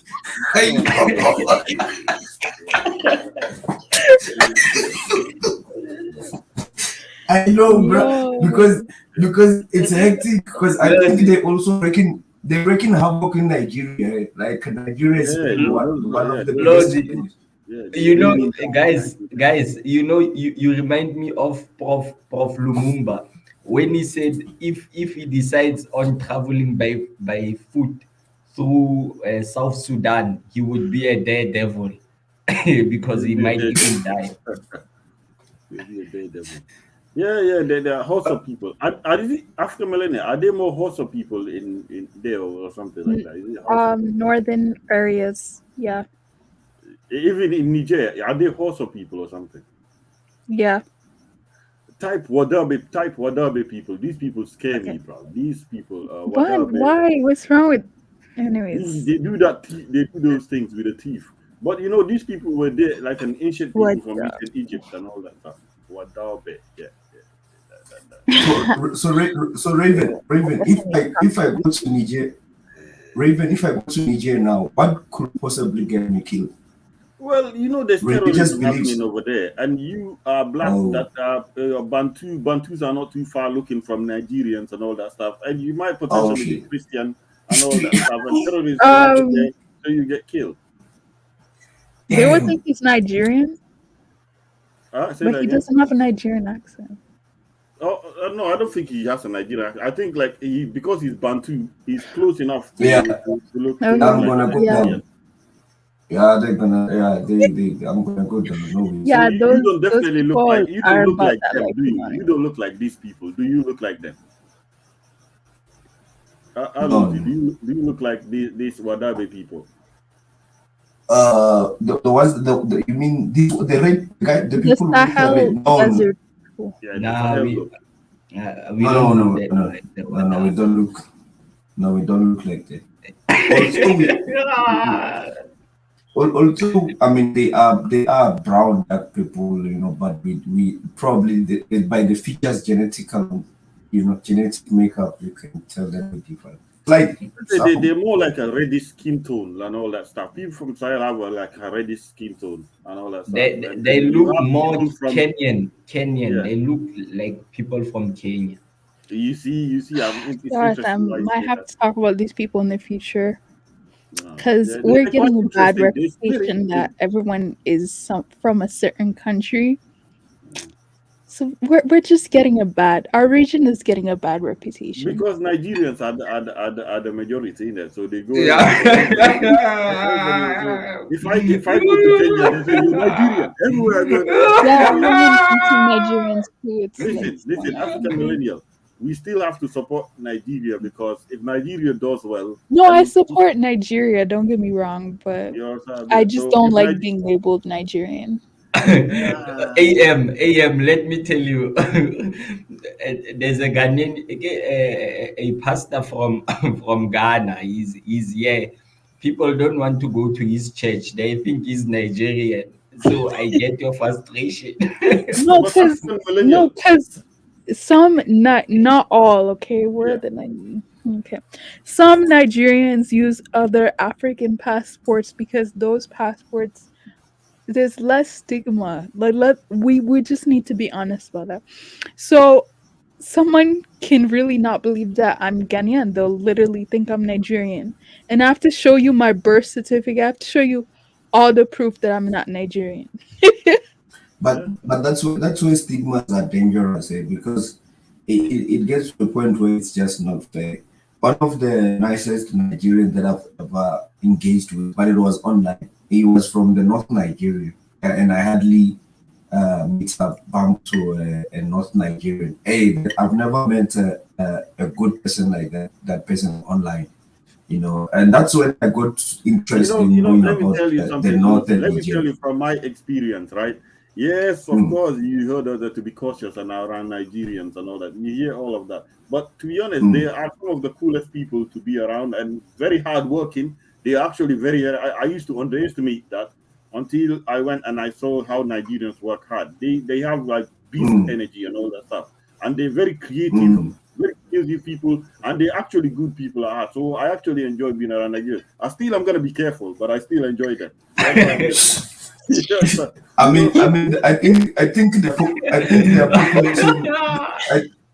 think the population pushes them to compete too much for resources, so they literally cannot relax. You know, coming from it's the reality. It's the reality.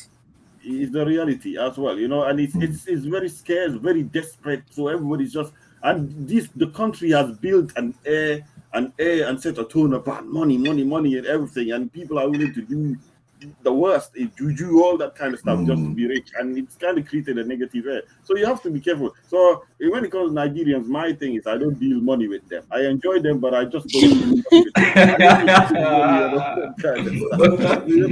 But one thing I can say about Ghanaians, though, African millennial, I love my first friend in the UK was Ghanaian. I enjoy them and all Yeah, that. Ghanaians. What Ghanaians? You don't know if they're coming or going. You don't know if you can trust them. They can be nice to you, but they can be two-faced. But that's the good part about being a Ghanaian, though. But But you guys don't think Nigeria's got better potential now, looking at the issue of the gas and oil with the West? They don't, in terms of supplying the gas to the West and all that. I mean, would you think they're just gonna do the same with Shell? I mean, Shell has took advantage of the oil in Nigeria for years. You know. Yeah, well, yeah, I don't know what. Yeah, Tel has enormous power in Nigeria. Corrupted. It has deep roots in Nigerian politics as well. So if you want to discuss that, Shell is even is incorporated into the UK's economy as well. The UK's economy as well. So Yeah, in a way, yeah. it's going to be tough it's going to be tough on how the Nigerians will overcome that. Well, but I saw the project of the gas pipe. I was very impressed and hoping. I mean, I don't know the development so far, but with this Ukraine and Russia war, I've seen that the people doing the talk around getting the gas the pipe from Nigeria to West. And I'm talking about the Western people. I'm not talking about The pipe from Nigeria to Morocco as well. Yeah. They want to have alternatives. It could be very beneficial. It just depends how much agency Nigerians actually have, what level of agency the country really has. You understand what I mean? As an agency to make such decisions as well. And other than that, I like the things such as alternatives coming, like this Dangote coming up with his own refinery. He's done well. I like that. So you need a lot of diversity so that they don't become dependent on the refinery for Shell only. But you know, I think what government of Nigeria should do in terms of that is that I see the Nigerians that are in the private sector as they got about quite rich 3 billionaires who are making things happen. I think their governments now need to just lift the economy as well and work directly with these billionaires like the Dangote. Because I know Bullet doesn't care about this at all. Neither do I, Bullet. They must be giving a sense, man. No, Lizzie, let me tell you, the Shell thing. Listen, it's not bad, right? But like, bro, why are some people putting more effort into Afrobeat and Nollywood than the Shell thing? Like, why? Me, that's just sad. Rosie, can I enter just there? I remembered something about Benna Boy.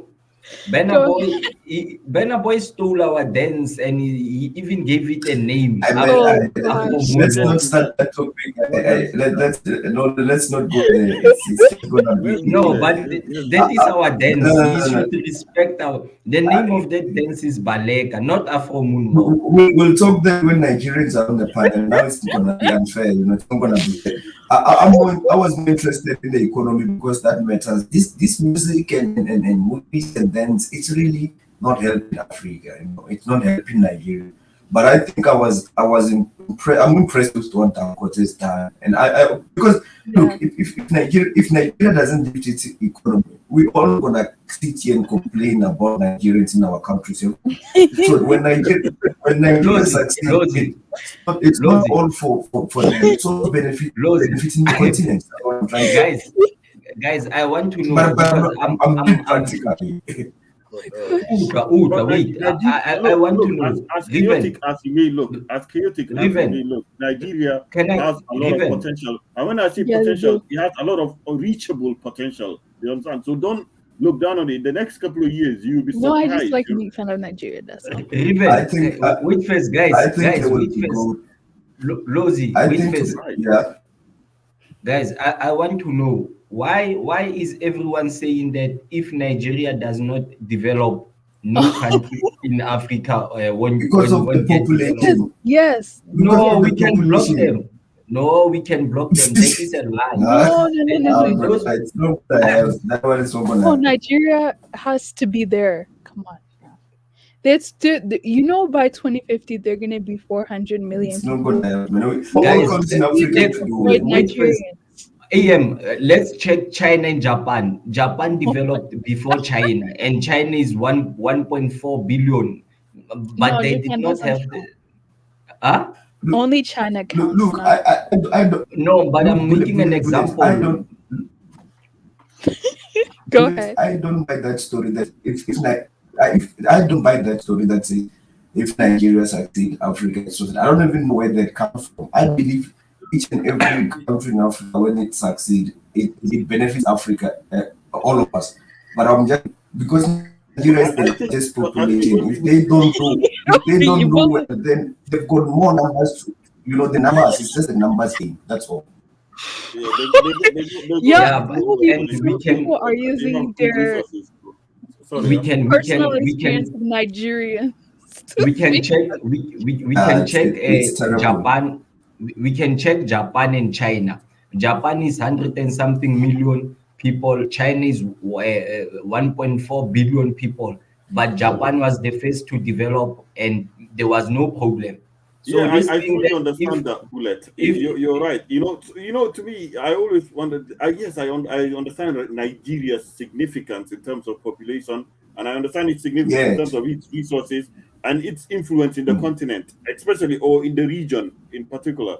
I understand that, and I think whatever happens in Nigeria could have reverberations right across West Africa. Right across West Africa. I don't know. But for West Africa, if Nigeria does something, it's gonna have reverberations in West Africa. Look, this is. But Nigeria is not the biggest country in West Africa. You have Mali. You have the country like Mali that's big enough. So that's another country to watch out for as well. You have Mali. You have Bullet. Bullet, this is like saying if TRC in the central becomes successful, it's going to benefit the central because TRC has got more population. If they don't succeed, they're going to harm the neighboring countries. Same with Ethiopia in the East Africa. They've got the largest population. If they don't succeed, they're going to harm the neighboring countries by migration. Same with South Africa in the South. If South Africa doesn't succeed, Botswana and Namibia and other neighboring countries might suffer, but we don't have a history of migrating anyway. But I'm just saying, it's more of the numbers. When Nigeria balance, the West Africa benefits because migration will be less. Looking at the numbers. Yeah, next time they should say West Africa. They shouldn't say all of Africa. That's they are doing too much. Josie, you can go ahead. Not South African, I know. But go ahead. Anadwo, African millennial. Even into the rest of you guys as well. It's been a while, African millennial.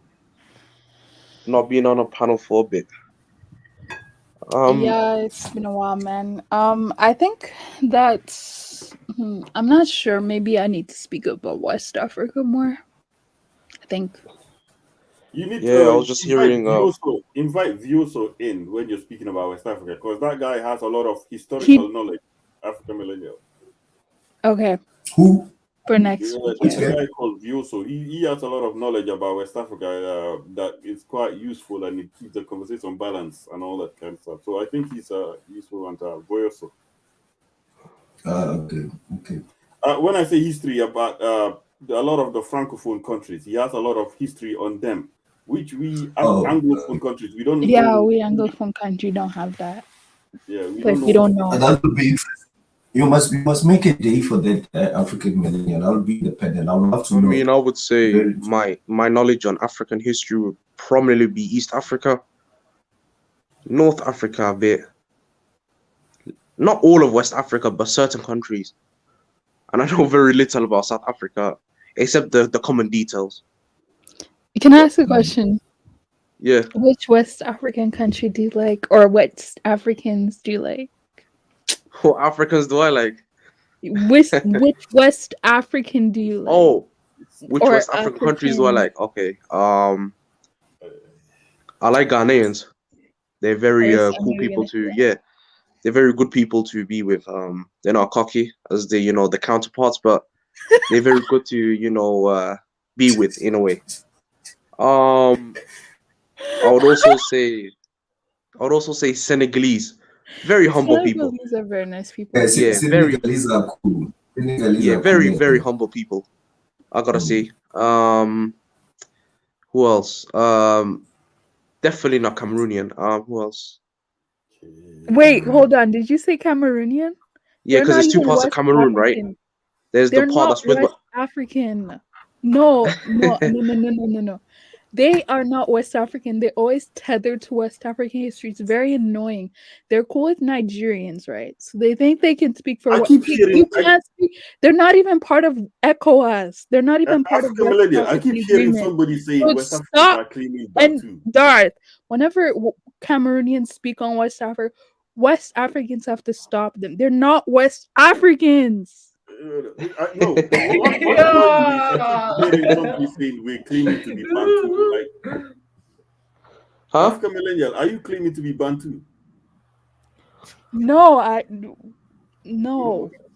know any West No, to be fair, West Africans are Bantus.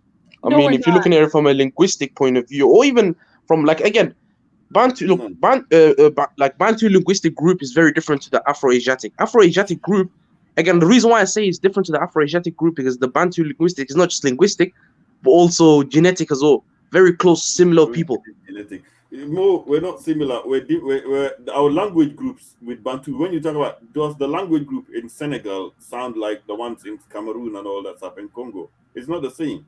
You understand? So West Africans speak a Codophonian language and all that kind of stuff. Please don't insult my people like that. Just because we look like Congolese and there's doesn't mean nothing we're wrong with Congolese. No, I never said that. I said the language group is very. Wait first, guys. AM, what are you trying to say about Congo? You are saying you shouldn't insult your people like You're that. insulting me by. But you just proceeded to insult Congo. No. He didn't even realize it. But to be honest, guys, to be honest, Nigerians and Ghanaians, they are Bantu. I don't know why they are refusing. You can even look at them. Those guys are Bantu. No, we're not. What are you? Nah, they not. They not. I can tell a Ghanaian or a Nigerian from a distance, bro. Especially Nigerian. I can tell from a distance. We're not the same. But there's nothing wrong with Bantus, to be honest. Like we see Bantus all the time. we look very West similar. Africans don't like that. I've noticed that. What? Don't like what? No, I don't think it's about not liking. I think it's the word. I think for me, it's a stupid fucking word. I don't fucking Chill. Guys. At the end of the day, West Africans are just not Bantu. Saying we're not Bantu is not a bad thing. They're just not because they not. I particularly just don't like the word because it's a bit stupefied. You understand me? When I think of I also don't believe in like East African, like Ugandan, all that, they look very different. Central African and then all the way down to Southern Africa. That's what I think of Bantu. I don't really think of West Africa as Bantu. Yeah, and in general, Bantus are very beautiful in general. Oh, sorry, you say Bullets. You have a Kenyan accent. Are you Kenyan? And South African. And they Bullet is South African. Well. Yeah. Oh, interesting. Kenyans, you have a very, very Kenyan tone. Like, like even the way you say like interesting. Our accent sometimes. Yeah, our accent sometimes are close. I've had that with Kenyans as well. It happens. Interesting, yeah. But the Bantu remember music as well. So if you go to Congo, Africa, Congolese music, one of the best musics in Africa. Nah, bro, the hip movement they have. The hip movement. I wouldn't even lie, it is a very good music, yeah. Nah, Congolese music is sick, man. I even listen to Southern African music. You know what I'm saying? I was Zimbabwean. South African music with the beats, you can't touch us with the beats, man. I've been listening to Southern African music for like a long time, but I heard Amapiano when it was starting, but I still didn't catch on to it and all that stuff. But I do like the older stuff, like Heavy K. Yeah, the old house music. Amapiano can take long because it's too distinct. Even I myself, when it started in South Africa, it didn't hit me. It took me about 2 years. But now, man, it's I'm gonna say it right now, man. The Horn of African music is trash. Me being from Horn of Africa, the music is ass. Like the entire continent's music is better than the Horn of Africa music. I'll put my hands up. It's trash. Man, I know You know one artist from East Africa, I forgot his name, is Mehdi. Mehdi, MEDWD. Oh, is it the one that made the World Cup song? No, that one is an Ethiopian. No. Mehdi. His name is Mehdi. Let me search him up right now. Thing. What's his name? Diamond Platinums. Oh, that guy's all right. Yeah, that guy's not bad. Yeah, East African music is not it. Let's be honest here, it's not. So Josie, Mehdi's song it's slowly. I think you know it, man. It's famous. His name is Mehdi, and the song it's slowly. I love that song. It's not bad, man. Lozi. Yeah. We have to be careful. We have to be careful with Amapiano because Nigerians are stealing it. You're going to make them hop on this, and then it's going to be another debate, man. Come on, I'm tired. They are mixing. Check now. Are you sure they're stealing it? Yeah, it's 1:00 at night. It's 1:00 in the morning here in South Africa. I'm tired. They're gonna hop on this live stream and then we're gonna have to debate and defend Amapiano. I'm tired. Yeah. Let's leave that topic. Let's leave it. No, I will talk about the topic then, but another time. But yeah. Mo, how's your degree going, Mo? How's the studies?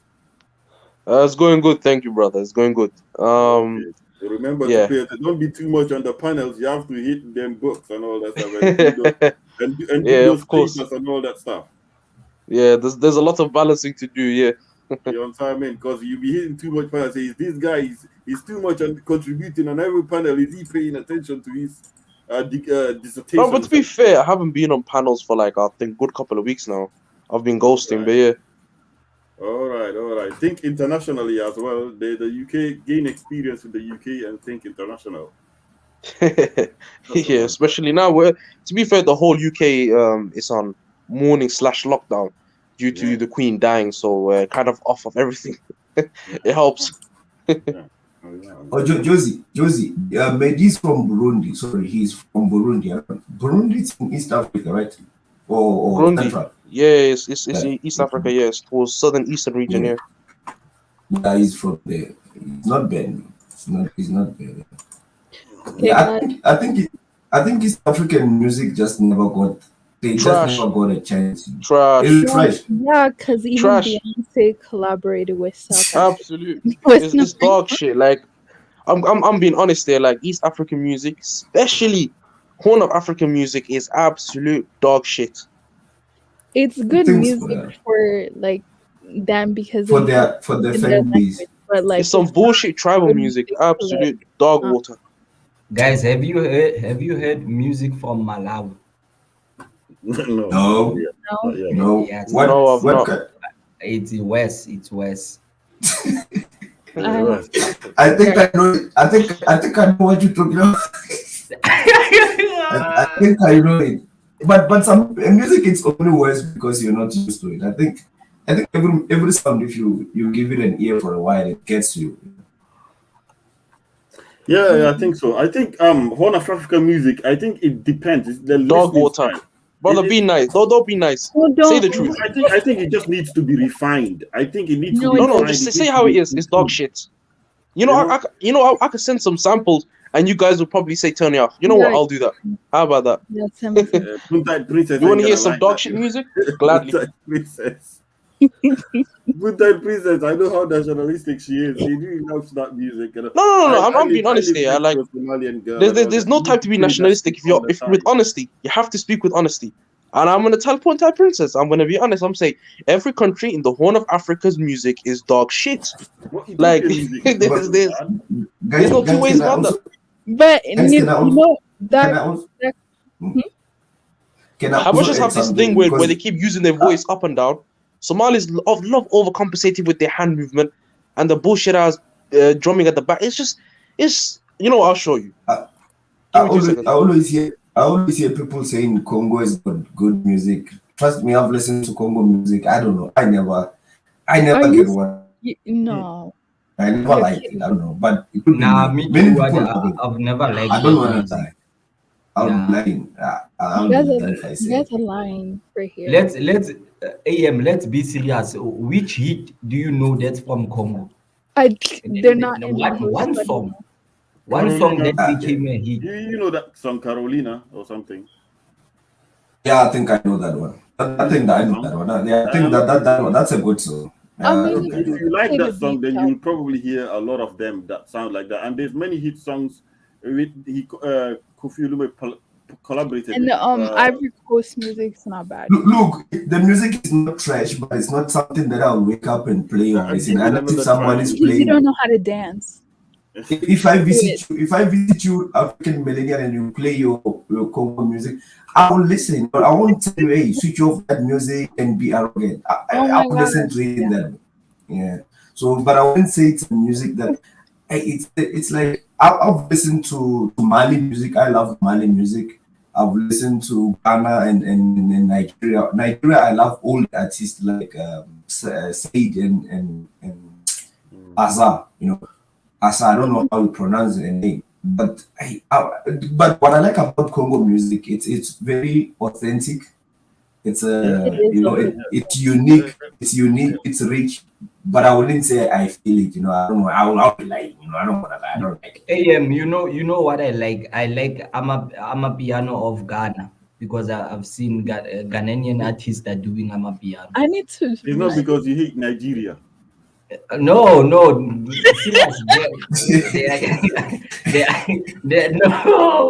are getting hits. They are getting hits because of Amapiano. I even saw that guy. I forgot his name. He's from Ghana. He was at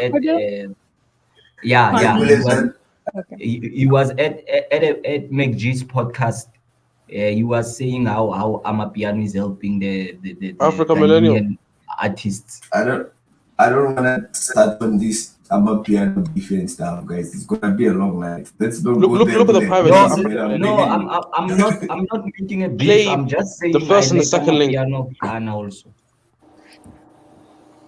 You guys are Cameroon music is the best.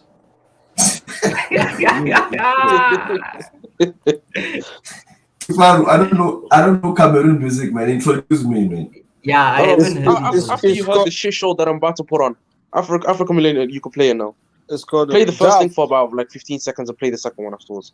That can you send me your numbers, man? If you don't mind your contract, I'm building some powerful group. Hey, man, I've been too controversial on this stage. I actually, which is thank you for the invite, but I operate solo. You know what I mean? Okay.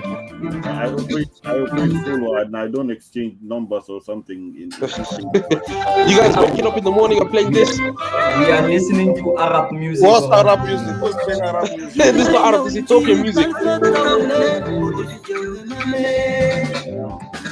Ethiopian music right here. Boring. But Josie, this is not bad. No, guys, don't. You think you're waking, guys? Are you waking up in the morning and listening to this?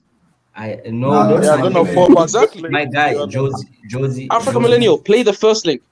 Josie, Well, please, I think I'm coming late. What did Gambia decision? I didn't follow. What did Gambia do? Sorry for taking you guys back. I think they're talking about yesterday's topic from Afrodamas Kifaru. You know Josie, okay. I was there. I can play that. Okay. I can listen to that music. Josie, I can listen to that music. My ears already bleeding. Nah, this is nice music. These women are beautiful. I can listen to that music. To incorporate a lot more beats. But it's like farm music. You know, when you live in the countryside. You listen to this track. Yeah. But you know, when you go to Somalia and Ethiopian shops in South Africa, they play this music. When you go to Somalia or Ethiopian shop in South Africa, they don't play this. And Josie, you shouldn't attack Ethiopia like that. My girlfriend is Ethiopian, so you should just This is very romantic. Oh, is she Oromo? What is she? Oromo. Oromo? Yeah. Oh, okay. Yeah, that's interesting. I mean, that music is cool, man. It's not that. It's not trash. Come on. That music is boring. How can that be? Thank you, Kifaru.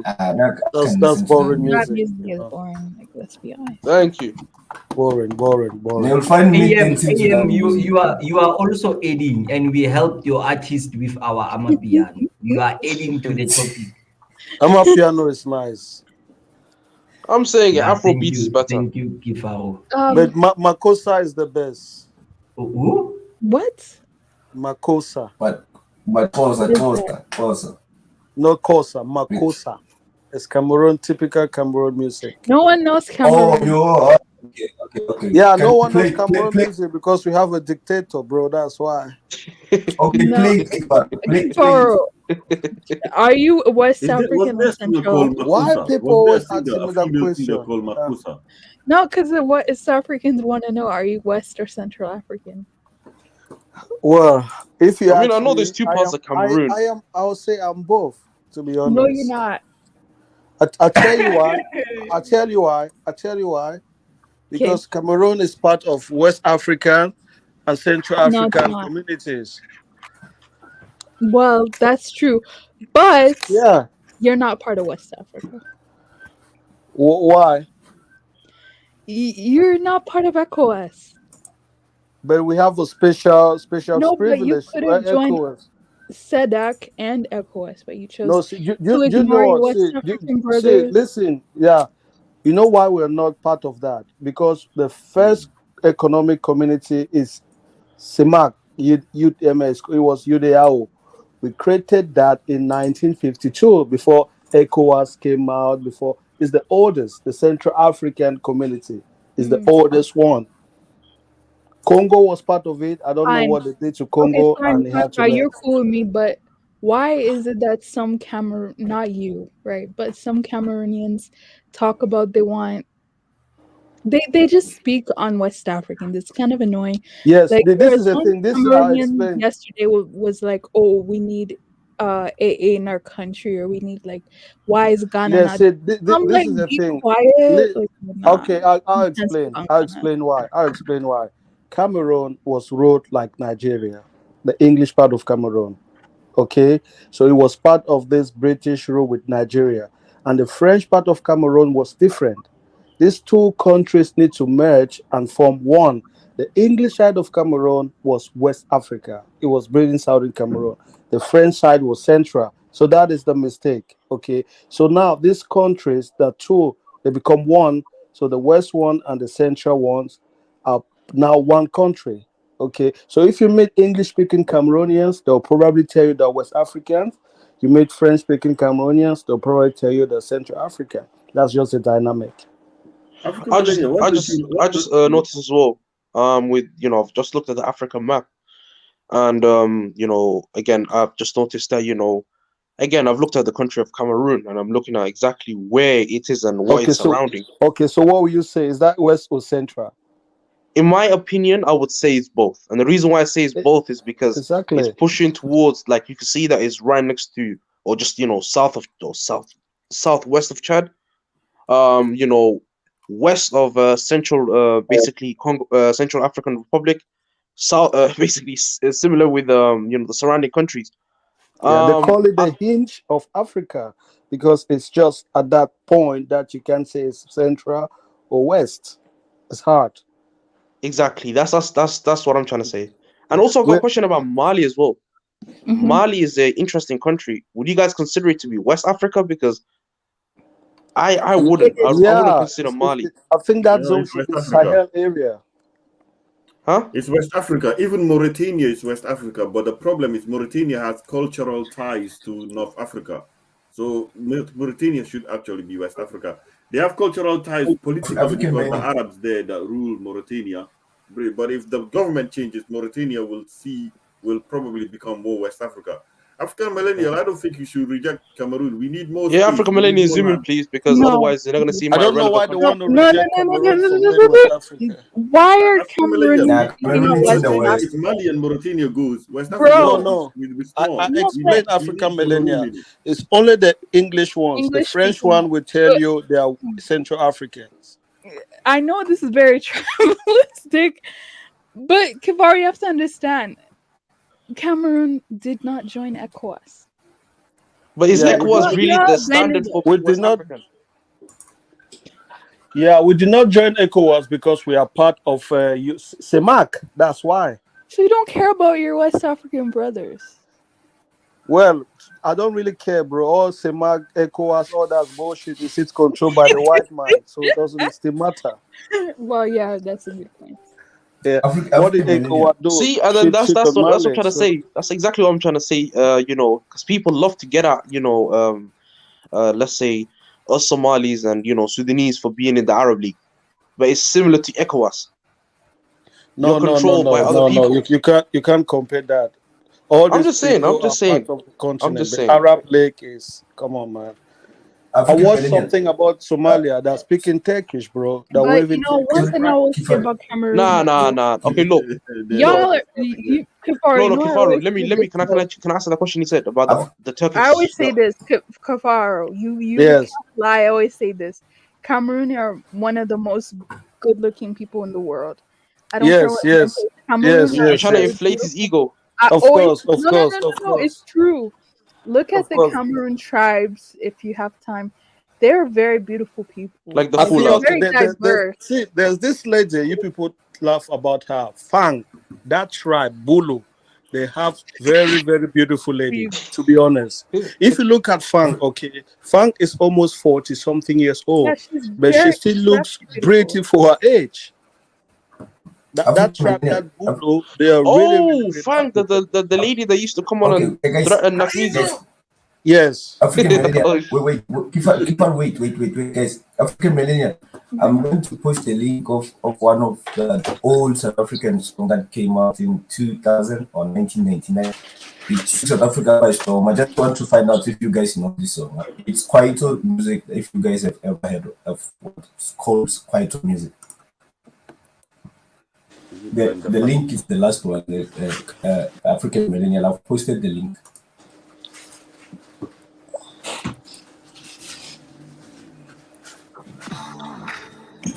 Before, I think Cameroon are beautiful because they have a lot of genetic diversity, it seems. Yeah, and then what I noticed, I noticed that Cameroonian men, they take care of their skin so much. That's what I've noticed.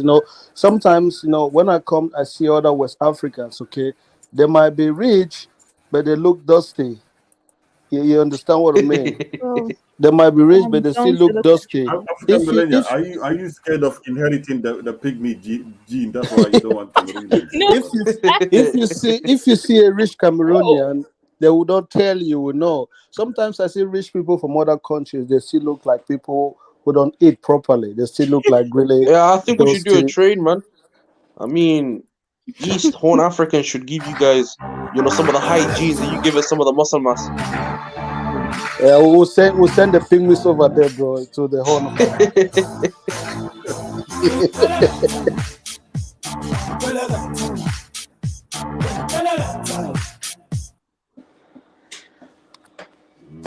What's that, bro? What's that supposed to mean?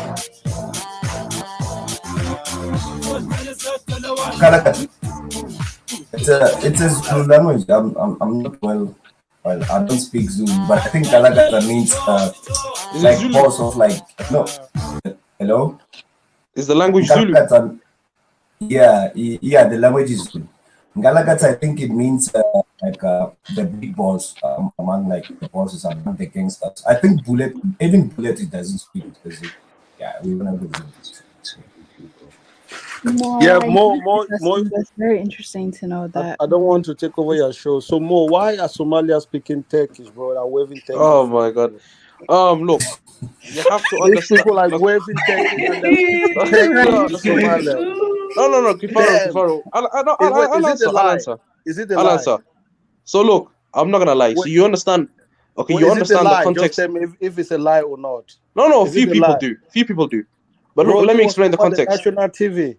No. But no. I'll explain the full context of it. First of all, is the modern day people. The ties between Somalia and Turkey currently. That developed. People actually starting to learn Turkey. or Turkish to, you know, help better, just in case they wanted to, because, you know, a couple of Somalis actually go to Turkey to study in it. That's mainly the reason why they're speaking nowadays. But if you're looking at it from a context of historical point of view, you understand how powerful the Ottomans were back in the day. They controlled the entire Balkans, like massive places in Europe, all the way down to the countries in the Red Sea. Bro, Okay, I don't understand the cultural or the historical I'll point finish. of view, Look, listen to this. but The Somalis Ottomans. see Look, Turkey's very nice, and they always say this, like Turkey has always helped Somalia, unlike other countries. But look, yeah, Turkey. You know, Turkey was also, you know, Djibouti basically was part of the Ottoman Empire. And that's when the Ottoman Empire fell. They sold a lot of countries to European countries. Like they sold Algeria to the French. They sold us to, like, the French to Those the Djibouti. French. Yeah, Sudan to British. Like there's a lot of these countries that went to other European countries due to the Ottomans' decline. And what happened is these countries they had, like, because the entire Middle East was under the Ottomans as well.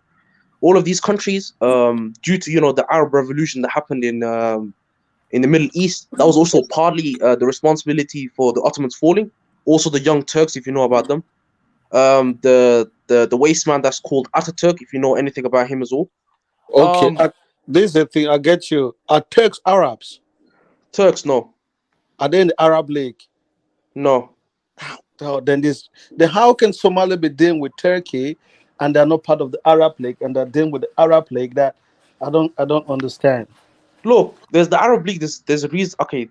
Also, there's firstly the Somalis are in the Arab League for trade, and second of all, don't forget the fact that the Somalis have also been, traveling. Arabized. No. Okay, that's not a nice word, is it?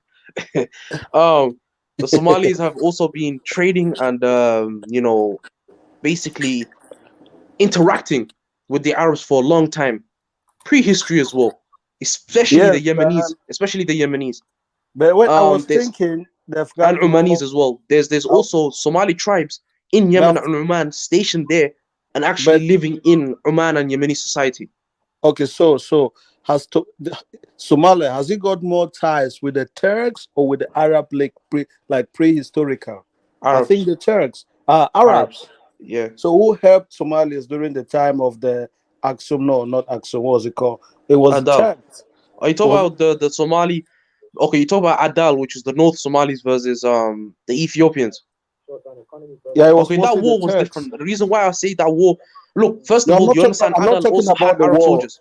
I'm not talking about the war. I'm just talking about who was helping them. Was it the Turks or what was war? it the Arabs? No. Maybe I'm wrong, but I think the Turks have been more instrumental in Somalia more than the Arabs. No, the Turks did help Somalia back in the day, and of course, but you have to understand the Turks that helped the Somalis also contained many Arab soldiers under the Ottomans. You understand the entire Middle East? Wait. The entire Middle East, countries started from Egypt all the way down to Djibouti, and even parts of northern Somalia were controlled by the Ottomans. I get it. Yeah, so technically it was attacking Ottoman territories, and if the Portuguese did control the Red Sea, that would have took a major blow to the Ottomans. They couldn't let that happen. This is very interesting. Yeah, so I've been reading. I'm reading so much about Somalia now because before. Okay, look into Djibouti, bro. If you go to the cities, wait. If you go to the outskirts cities of Djibouti, like Obak, you're gonna see Ottoman buildings there. Yeah, the French is gonna destroy them, bro. Trust me. Like, yeah, the French were like they're pagans, man. We know about the French. But like if we're talking historical past, for about 300 years, a lot of countries like Sudan, or even Eritrea was under the Ottomans. That's African millionaire. I get you. I was reading the news. I just want you to confirm it's fake news that the University of Ghana has to shut down for a week to mourn the Queen. Is that true? Oh shit! I didn't even know about that. But West Africa was dealing with Europeans, but we were dealing with all types of shit in the whole of Africa. How you shutting the university for 1 week to mourn the Queen? I don't. Maybe it's just some fake image. No. I don't think it's fake. Because the one I know in Kenya has 4 days. That's official. Sometimes I think South Africa's lucky, man. They never dealt with the bullshit that East Africa dealt with. All right. I don't think it's fake. I'll explain to you multiple reasons why. First and foremost, Damn. you should see the Asante King right now. He's in England right now, posting pictures like he's Is so that the happy. one when Michael Jackson boots? Huh? Is that the one when Michael Jackson and cowboy boots?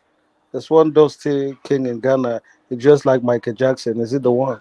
No, Okay. this is the Asante. Okay, the cultural king, like the I don't know what do you call it, like the cultural king, like the king of all kings in Ghana, right? And he's so happy that he's invited to the funeral. I don't know what's so I don't know what's so exciting about white English. Yeah. Let's just say that. African And Millennial, play the link I yeah, sent you they're on just on so the private chat. colonized. And you already know Ghanaians love think they're British. You already know this. So Yeah, I wouldn't Ghanaians be are so shocked. they're just too nice to be Yeah, too they're too nice nice. people. Yeah. There's also the fact that there's Chinese in Ghana as well. Chinese are everywhere. You know, they just made one bloody Chinese man chief in Cameroon.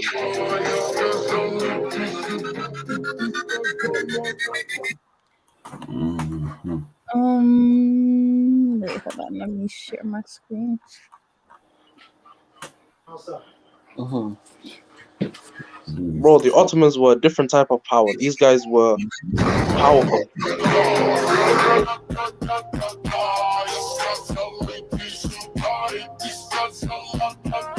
Make a bigger screen. I was gonna say that.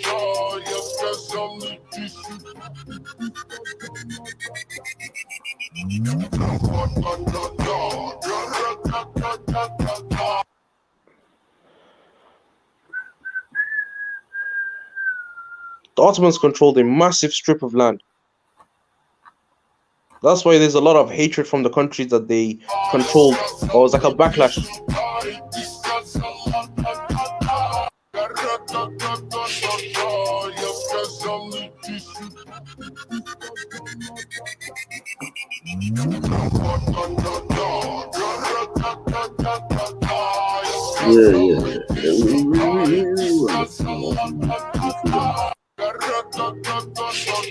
I wouldn't say they controlled that heavily into Ethiopia or Somalia. They controlled the outskirts.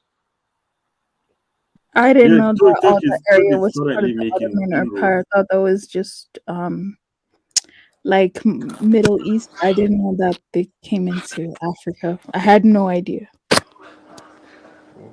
Yeah, Turkey is making inroads at the moment in terms of influence in African countries. They are almost everywhere. They are vying for that type of influence. It's not just in Somalia. They are out there everywhere trying to make business as well. So I don't blame them. Everybody's doing it as well. The Chinese are doing it. Europeans are doing it. So No, but the Turkish, one thing I gotta say about them is they're not as brutal as other people. We have a new Chinese king in Cameroon. What? No, that's fake. What? Yeah, we have a new Chinese king. And the irony is that the Dusty, you know, when I talk about Fulanis, people will come for me. These Dusty Fulanis make Chinese man king. How is that No, possible? it's not fake. It's not what people think it is. Hi. No, look, this is his. This Hello. is it. I know it's not what people think is it. I know they say it's not a chief or whatever, but look, these people know we Africans. Okay, we respect that chieftaincy more than politicians. They understand. They understand that these people they see their chiefs more better than politicians. So when a child, when a child sees a Chinese man as a chief in his community, he is gonna respect that Chinese man. He's not gonna ask him question because in his mind, that is a chief. And that is the kind of mindset these people are doing it gradually. We're saying does not matter. Yeah, it does not matter. They don't have any group of people to control, but just that he's been given that title. It makes the community respect him. They don't even ask him question. That is what they're doing. People may ask the politician question, may riot for politicians, but Africans don't riot for chieftaincy, and these people know. So that's why they're getting But into that part of Africa. That's just what I'm but saying. also I understand what you're saying, Kifar, but here's the thing. That same chieftain title that was being given to him can at the same time. So it's not like as if they are giving him is not I know, side I for know, I know. But you see, the ceremony is not a simple ceremony. They dress this guy like a lamido, put him on horsebacks. That dancing is not something that they've given him an authority over your community. They might not No, know. he doesn't. He doesn't have no authority. That Chinese person Good, has good, not good. like That's what you Hausa see. people are not that. I Hausa know. people are not stupid. Okay, but if they were not That stupid, they simply would can not be taken away. listen. If they were not stupid, they would not make him a king. That's what I think. There's not a king to nobody. See, but He's did not you a king understand to what I'm? nobody. Do you understand the significance of that? I'm talking about the significance of the local Well, community. maybe I get your point. So yeah. Yes, So is he knows he has not got power, but the significance. Some people will see maybe they'll even give him some chief goods. You don't know. People will see him as a chief. Because if the biggest lamido, I don't know how they call it in Nigeria, because we call them lamidos or sultans. If the sultan was present and he has to coronate that guy has got some kind of authority in that community, whether I like it or not. Talk about the Chinese thing next week, but I'm not sure if I have to do some research on who did it in Ghana because I don't think it was the Northerner, which is It was the Northerners in Nigeria. Were the Northerners? I was in Kano, and it's probably Fulanis. In Are you Cameroon, sure? it's in Gaundere. Yes, it's still Fulanis. If you see the way they dress, Fulanis are the ones that dress like that. They are chiefs. They have that rubbing their face. Those are Fulanis that do like that. It's not Awuza. That's how I'm trying to Fulanis configure is. why the Fulanis, have so much hate towards or have hate against them. Like it's not just you, Kifar. I've noticed a lot of other people have a Because that distaste. things. No, they don't hate Fulanis. I don't think so. Maybe sometimes I exaggerate. Well, you speak of Fulani is pretty bad.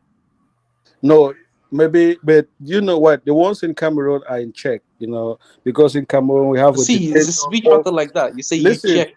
So what? yeah, You keep a whole see, I want ethnic to group say in line or yes, something. they're on check because we have a dictator, Paul Biya Bivondo Bartolomea. No one is above his power. Okay, so to answer your question, the reason why a lot of some Fulanis are hated in West African countries is very simple. They're more nomadic, right? So they're not going to live in an area and live there. Like they're gonna move. They don't develop If the their area. cattle needs to move around, they will move around. Yeah, And shit a all lot of over the people place. and another aspect of it is they're usually called primitive. That's I don't think is fair because No, it's true. they don't do It's true. The the most educated Fulani woman has got maybe, I don't know, standard 2 education certificate, bro. Is that not primitive? But those are what? Yes, they don't. To them, educating a woman is just wasting your money. Well, Oh my God, that is a fact. They don't listen. Well, they maybe they have a point here. Fulani are wild. They are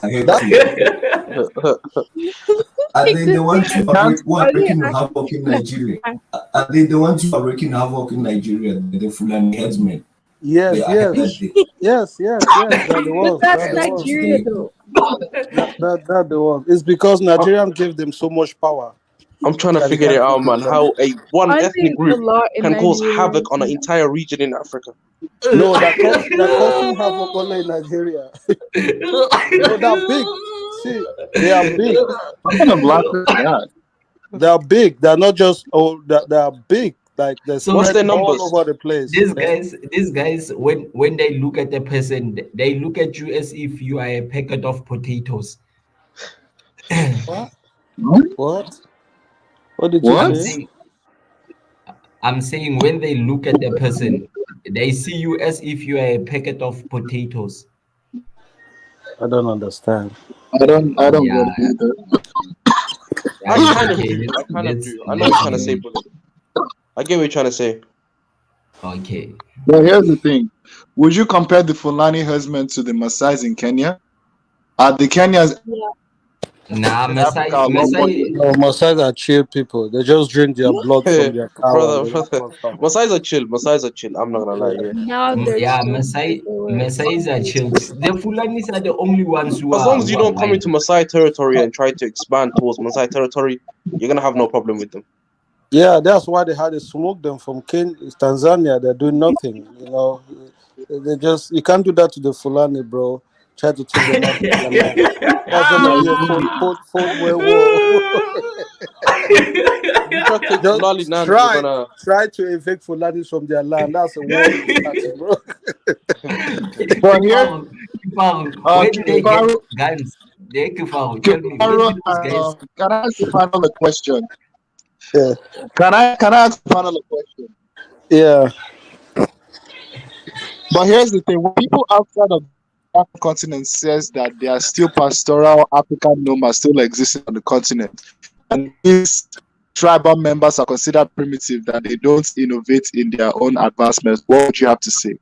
That the 100%. Because like nomads, because they don't every need, if you look at every kingdom in Africa, damn, bro. If you look at every kingdom on the African continent, most tribes settled in pieces of land for thousands of years. While you still have some African tribes that have been wandering from place to place and haven't found their own settlement and causing havoc and uneasiness in other places. So, what do you guys have to say about them? If I think we want to Can I also interact and say None of these hating ass people want to give them a exactly? And land. second of all, I was Tell gonna them, point out and like, say that again. be there. Fulanis are not the But only they're nomads in always Africa. complaining that they're coming to their land.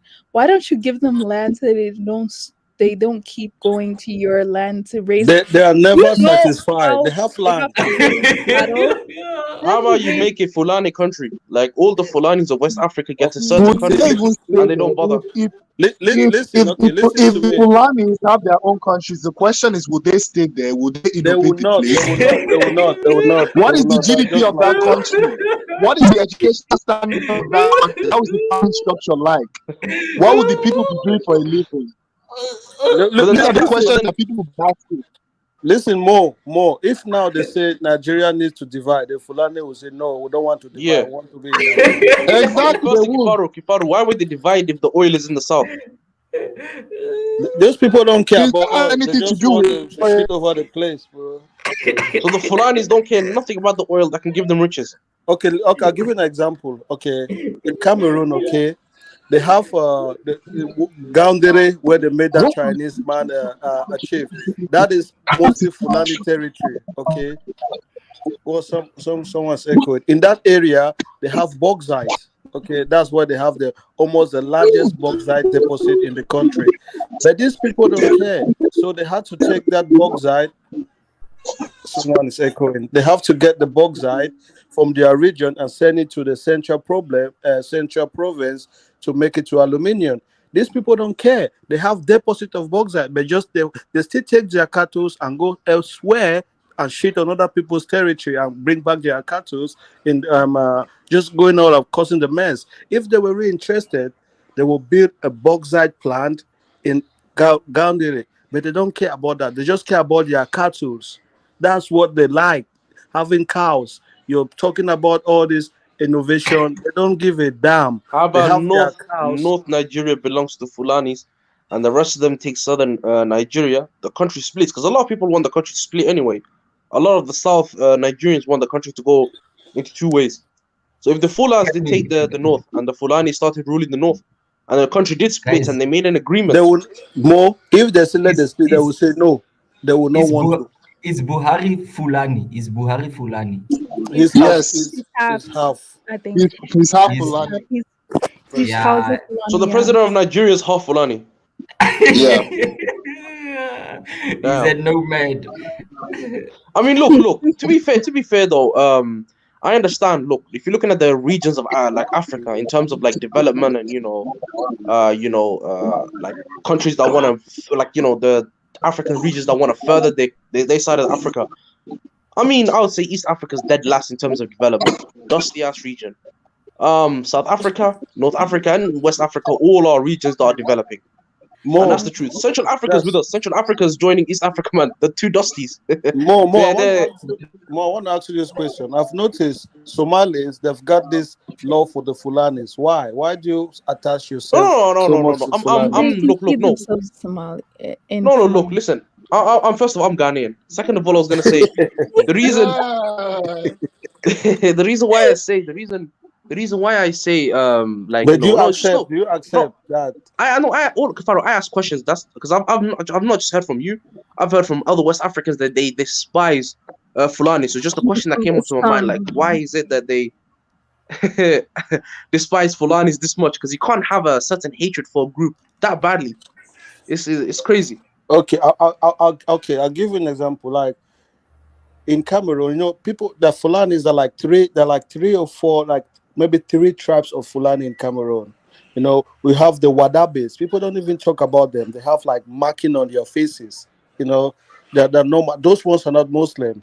They are the stinky ones. You understand? So what they do? So they go around like braiding people's hair. You understand? But these are like normals. That's just what they do. They go around braiding, like they stink. Like you can't make them come into your house. If they want to braid your hair, you need to go to an open field and sit over there. People like that. And then they don't care to be part of any country. Like if Cameroon is burning, I swear to God, these people will take all your belongings and go to the next country. Damn. You understand? And when it's fixed, they want to come back. That's the problem. That it's a matter Black of Heart asked the question. Because he said the great Fulani migration to East Africa would cause the greatest war the African continent has ever seen. Damn. Yeah, well, I guess the Fulani should go somewhere else. No, they need to go to Somalia. They're gonna fight because they need to just send them to Somalia. Then they will just watch the war. Fulanis and Somalis will make great friends. No, that's what people think. That's what people think. That would cause a war. Like no, think about it this way, right? When people talk about the Fulanis, okay, they just talk about the women. Have you seen Fulani men, bro? Those are dusties. Have you seen them? Two. Let's say the Fulani decided to take a Somali's, I don't know, farm or something. Then that Somali guy's gonna involve his entire tribe, and that can cause something. Let's just say, like, that's gonna be an entire war right there, bro. The Horn of Africa country right now is not getting along. What do you mean? Look. I'll explain the Horn of Africa in a very simple way. There's Eritrea right now, led by a current dictator, and there's Eritrea and Ethiopia, still high tensions. Then there's Eritrea and Djibouti, high tensions. Then there's Ethiopia and Somalia, high tensions. And then there's also Somalia North, Somalia South, high tension. Ethiopia North, Ethiopia South, high tension. Oromos versus Amharas, high tension. So many problems right now, and you're gonna add Fulanis on top of that. Damn. That's where they belong. They're your cousin. They need to send them over there. Cousins. It's like a big family reunion. So you sort out yourself. Bro, you want to see the greatest war that's ever happened? Don't send them there. You need to sort out. You need to sort out yourself. I think they'll do better in North Africa. Literally, okay. Literally. Don't even send them to Sudan as well. Sudan is in a high tension situation right now with the tribes in like the north fighting amongst each other. Yeah. Literally, Cameroon government has got a program. Can you Stephen, your mic. What was this other guy? Yeah, Stephen Mike. Yeah. Cameroon government has got actually a program to educate Fulani women. Okay. But their men, their husband come and take them from the classroom, bro. What are you gonna do? Oh my God. Yeah, they come and take them away from the classroom. It's like a free. They teach them trade. They say no, there's no need. Stephen, your mic. African Million can pause him. So that's hectic, man. Who? So if they have guns, how do they defend themselves? Who? The Fulanis. If I'm running my country and I'm having an institution that is powering women, and they just it depends. Nomads have different attires. Nomads usually have like they swords. just come and force women to do that. I mean, that's like in my country, I'll fuck them up. I'll just put the soldiers and kill them. I want to negotiate. Lozi, the only chance South Africa will probably have against Fulanis is to send the Zulus against them.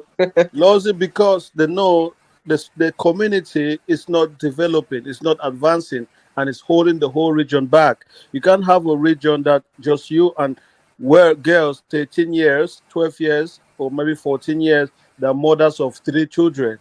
That's what they do. Are you serious? And Are you yeah, kidding me? yeah, of course. What? Those, 13?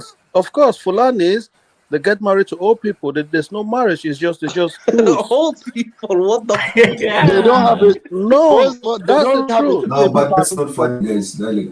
Like that is they don't they have have a stable family structure like that. Yeah. Who doesn't have family structure? I said the Fulanis do not have like a sensible family structure. Like it doesn't really make sense. Their family structure does not make sense. So they can marry a 13-year-old young Yes, girl. yes, Like, yes, yes, 100%. Yeah, you see a 60-year-old man get married to a 15-year-old woman. Yeah, because That's even disgusting, man. And, That's inhumane. and he might not get married to 1, he might get married to 5. Yeah, because as soon as she gets her time of the month, then she can get pregnant and give birth. Yeah. That's You why can people think mold her. Fulanis are not getting married because where's the families? Where's the families of this young No, girls? they can't go there. They can't go. They're only saying that thing to other people. You can't say that bullshit to the Fulanis, bro. You can't. Bro.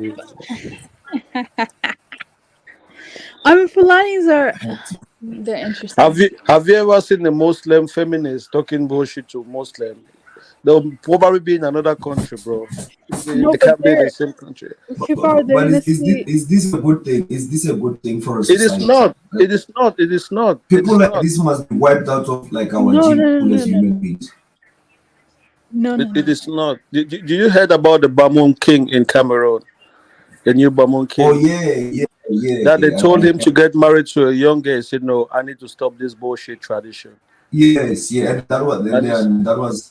I mean, it's bare minimum, but that was good that he's putting it to It's stop. good, yeah. Like, He shouldn't stopped even it. be there in the first place. Yeah. And he had to. He said he's going to personally educate the child to university, and people are applauding him all over internet. He said this bullshit. Hey, man, in South Africa, if you do that and then it gets known, hey, you might go far, bro. Like, yo, it's like, I believe it does happen, but it's very, very hidden and it's very, very rare. You know, like, I don't know any instant where, like, a 13-year-old, she married. Like, yo, yeah. Nah, that's even they will stone you to death. You Yeah, won't they even will. try to think about it. They will kill you very fast. I know the community will kill you before the police get to you, brother. Yeah. And you don't want the community to get to you before the police. Trust me, you want to be in jail before the community gets to you. You know, it's like, yo, man. Yeah, that's it. Lozi, question for you. The Zulus, I've looked in some of their history. I know maybe some key details about basically very limited details I have of the Zulus. I know the war against the British. So can you tell me like some history about the Zulus? Because I know they're a warrior tribe as well. Yeah, look, in terms of historically, I don't know what really transpired where the Zulus got too much. I think it's because of Shaka Zulu. The history got to be embraced a lot. But the Xhosas actually played a huge role that the Zulus when it comes to the wars that were fought in South Africa, especially defending the coast against the enemy. But I don't know what happened because somewhere the Zulus get introduced with Shaka Zulu and the history it's more of the Zulus than the Xhosas. People hardly hear about what the Xhosas achieved, and the Sotus and the Pelis as well. But yeah, the Zulus did their part, and they fought. I think it's because of the role of Shaka Zulu, which came later on in the middle of the 80s. Whereas the other kings were already fighting for the past 150 to 200 before the birth of Shaka Zulu in his empire. So it's broad. It just need a day where maybe we discuss it. African Millennia, if you don't mind, I've shared you the story of that Bamoun King. For people who don't know, you can just play it. It's a very short video. So it's a young man. It's not like Dusty Fulanis that They take old people getting married to underage, like Nah, that kind of was a shock to me, man. yeah. Like, If you can just play the link and you say it, like so there's no age restriction. There's nothing. There's nothing in between. Just let an Well, old man marry a young well, girl.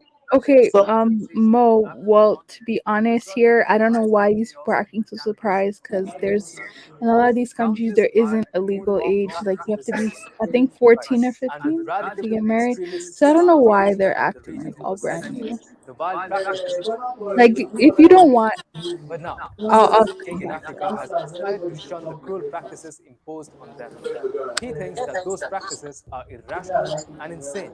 No, he's not talking about the Black Panthers. If someone We're wants talking to about the rescue King these of women, Kamau what can campaign. you do to I rescue am these young Gautam. You're girls watching from these TEFA people? English, the national socio-political analysis arm of the TEFA Media Group. I'm Siddharth, your host. Like if I The tradition of receiving the offering of a virgin girl in his service, making global headlines. The archaic tradition of the Islamist group requires the Sultan to fulfill La Kam, wherein yeah, he is Bamuna expected Islam. to take a teenage Why virgin are bride Indians and paint involved him in everything? so Indians fine. are The everywhere in purpose of Africa. this rite is rather cruel. The young girl becomes the Hey, king's bride and if offered food someone and wants to kissing in rescue these young girls free from the schools, Fulanis, saving what education. can one Not do? only this, Bro, you take a Fulani woman, the whole village coming to attack you. Don't try it, bro. No. I'm saying you want to abolish the whole system or the whole culture.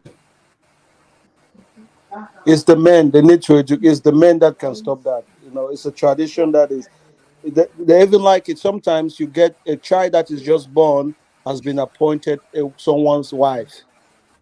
You What the understand? fuck? Yeah, Hectic. yeah, yeah, yeah. That's just nasty. Yeah. That's So this oh, I've given birth to your wife. Like, if So, are you lying here? Are you telling me the truth no, about no, no, this no, no, actual no, no. Fulani tradition? Yes. Fucking hell. Nah, they are animals, bro. They're not human beings. That's crazy.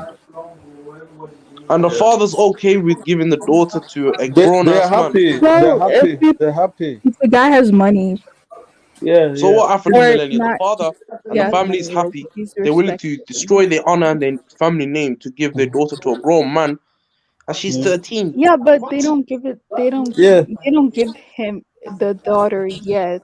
Like they wait till she's a little bit older to give it to him.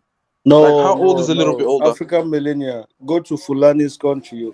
It's not uncommon. You see girls that are 14 years or 15 years that are mothers. It Yeah, was but an that's epidemic that are married. So what are you talking about? They were gonna get married. Young girls are gonna get married at 14, 15. They should get married to someone close to their age. A guy No, who's no, close to their no. age. Never. yeah, guys exactly. guys guys you see now, this type of people, we should red list them. They shouldn't travel to What? any other country. Imagine these people That's getting into a well-functioning society.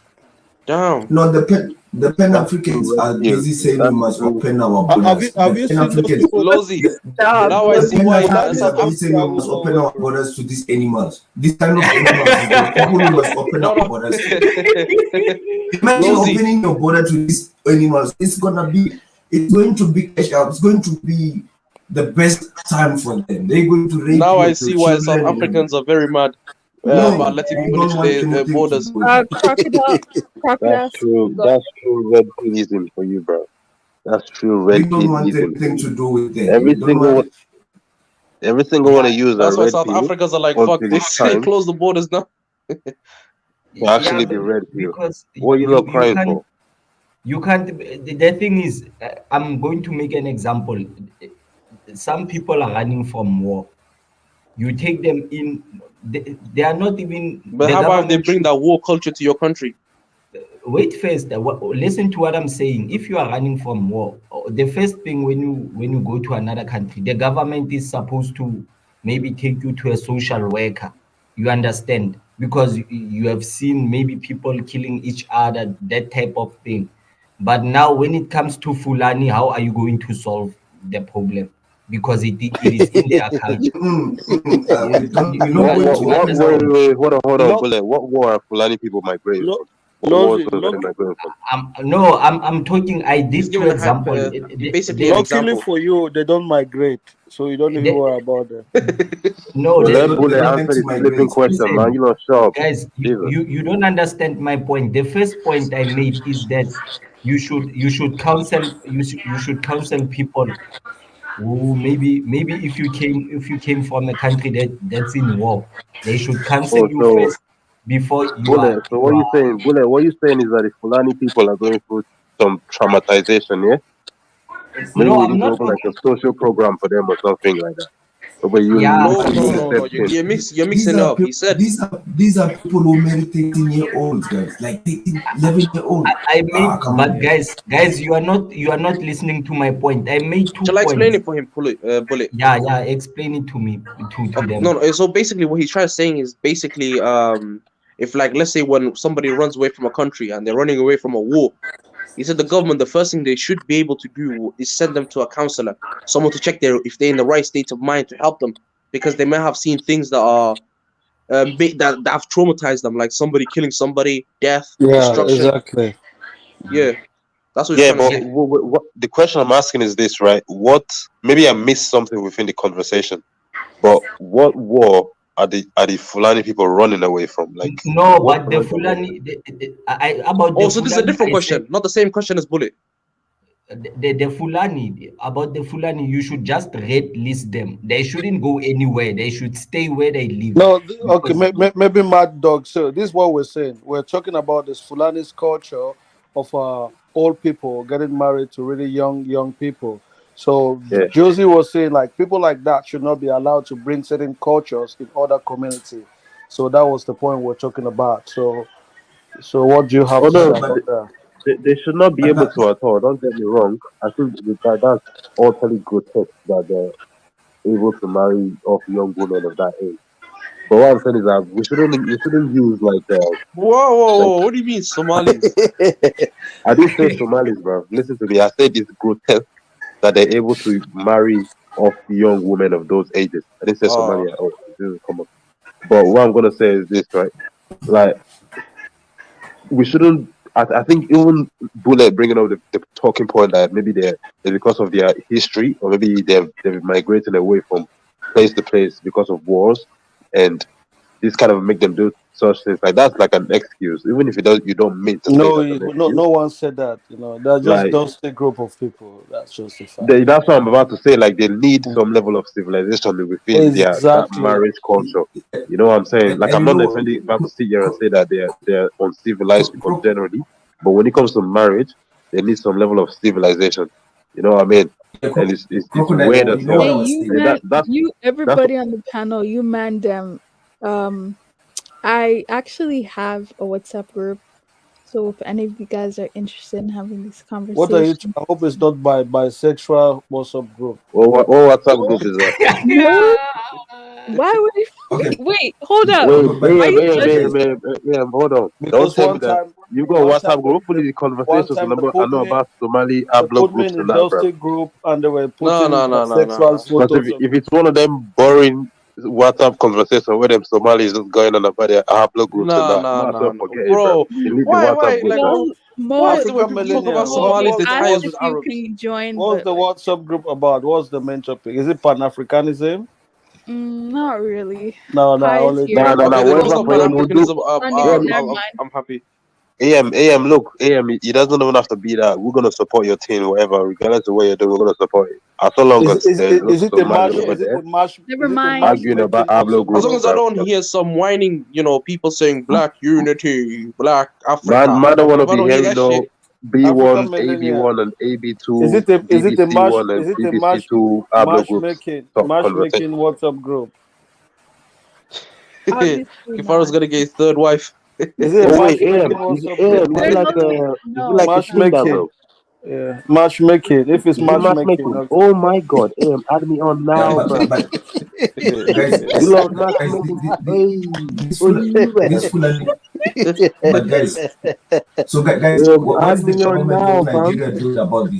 Huh? What is the government of Nigeria doing about this Fulani culture that marries? Are you Rosie? Keep quiet, man. What does Nigeria have to do about this? Fulani don't only exist in Nigeria, bro. Yeah, but But they have the most seem power in to Nigeria. have Yeah, more. they Oh have no, the Fulanis are not powerful at Sokoto all. Caliphate. Sokoto Caliphate, bro. They're not powerful at all. That's Sokoto Caliphate is powerful. a Bro, dusty your place, country man. is run by a Fulani president. Bro. Bro, it's just one. You're, It's just you're one saying they're brother. not powerful, but African. The a most lot of powerful southern man. Nigerians say that the North controls Nigeria. I don't know if Bro, that's Yeah, true. because yeah, yeah. you see this. The most No, no, powerful no, man no, is no. Oh, Nigerian. you lot, let me address this in it. A lot of Nigerians are pussies, bro. They're dickheads. That's what it is. That's why they say stupid shit. Like they're just lying. A lot of the power is in South. Like Nigerians are just foolish people. I don't know what it is. They're You just can't be dishing your stupid. people like that, bro. No, but if man, I'm gonna go on about talking rubbish like this all the time, I'm gonna have to diss them in public because you see, a lot of the power is in the South. The country has been destroyed by people from the South. The disunity within the South is the main problem in the country. Is the reason why we can't get together and pattern the North. The level of tribalism and all that rubbish in the South is the problem of the country. The Northerns, they're not really a problem. Like literally, they are so cohesive as a unit of people that sometimes you see the way they move and their group behavior within themselves, and you kind of think to yourself like, "Wow, this! I really wish this was I my people." I know You know what I mean? exactly why. I'll explain to you. You know, I was talking to one guy from the south, okay? This where this thing like chieftaincy, the chiefs, they're important. South don't have like paramount chiefs. And to me, that is the big issue. These people in the north, they have a one chief or one leader, what I don't know, a Malam or a Lamido. He can speak with one voice and everyone can listen to him. Maybe the same with the Yorubas and the Benin. But like the Igbos, these people don't have a chief that can really rally them up. I think that's the main reason No, that to me is good. Well, this is just what I think. It might be wrong. I think that's the no, reason why it will be difficult for them to really get into politics because they don't have any chief that is rallying Ifaro, all that of them. person lied. They lied to you. There are lots of them in politics. There are lots of them as ministers of like different But sectors, you don't, economic yeah. sectors of But the you don't country. have a chief that is from a lineage. You just have a chief due to money. That's something The different. only the only chief, I think the only chief that the Igbos have actually are in Delta State. Now, mind you, Delta State, the Igbos in Delta State, they're not indigenous, they're not aboriginal to the land of Delta. You know what I mean? But I think they So definitely have chiefs in they're not Delta. foundational Igbo data. No, no, they are Look, tethers. They're I was gonna tethering say the Deltas, north bro. is look the country is dominated by northern tribes, the Hausa, the No, And not at so all. no. No, that's where you yeah, get it wrong. South They are has not. the wealth though. The South has everything is in the South. Look, AM, AM, the Niger Delta is home and host to literally all the crude oil. You know what I mean? AM. And these two dusty other. Hold on. Let me say my thing the now because Hausas and the I need to. Fulanis sure have the highest, like in terms of like look the Hausas have like 90% of the presidents since the 1960s, and the Fulanis have like an insane Yeah, amount of Yeah, but power yeah, in that's the most north. because yes, no. most So guys more, let true. me tell you something, right? Let me tell you this, right? I think that's more. That's more. But more, let me tell you Yeah, the reason why they do that. The North has that level of presidency and all like that rate of presidency is because they have a certain like a common throughout the North they have a common identity within themselves, which is Islam. Islam is the identity. It's not necessarily But you about have tribalism. Christians in the south, bro. Yeah, but so what Christians Islam will never. unites the No, north, is no, that what you're no, telling me? no. Islam is their identity. Is their prior, the primary Ah, identity okay, I in get the what North. you mean. Hmm. That is why, Okay, like, yeah, even most of, like, let's make it clear, the majority of the North is Hausa. It's not Fulani, so Fulani don't really have Yes, powers. no, I get However, that. It's true. Fulanis can rise to powers by support of their Hausa. Why? Because of their Islamic uh, identity and pretty much their subjection to Islamic identity. The South doesn't do the same. Look, this is not an issue for me at all.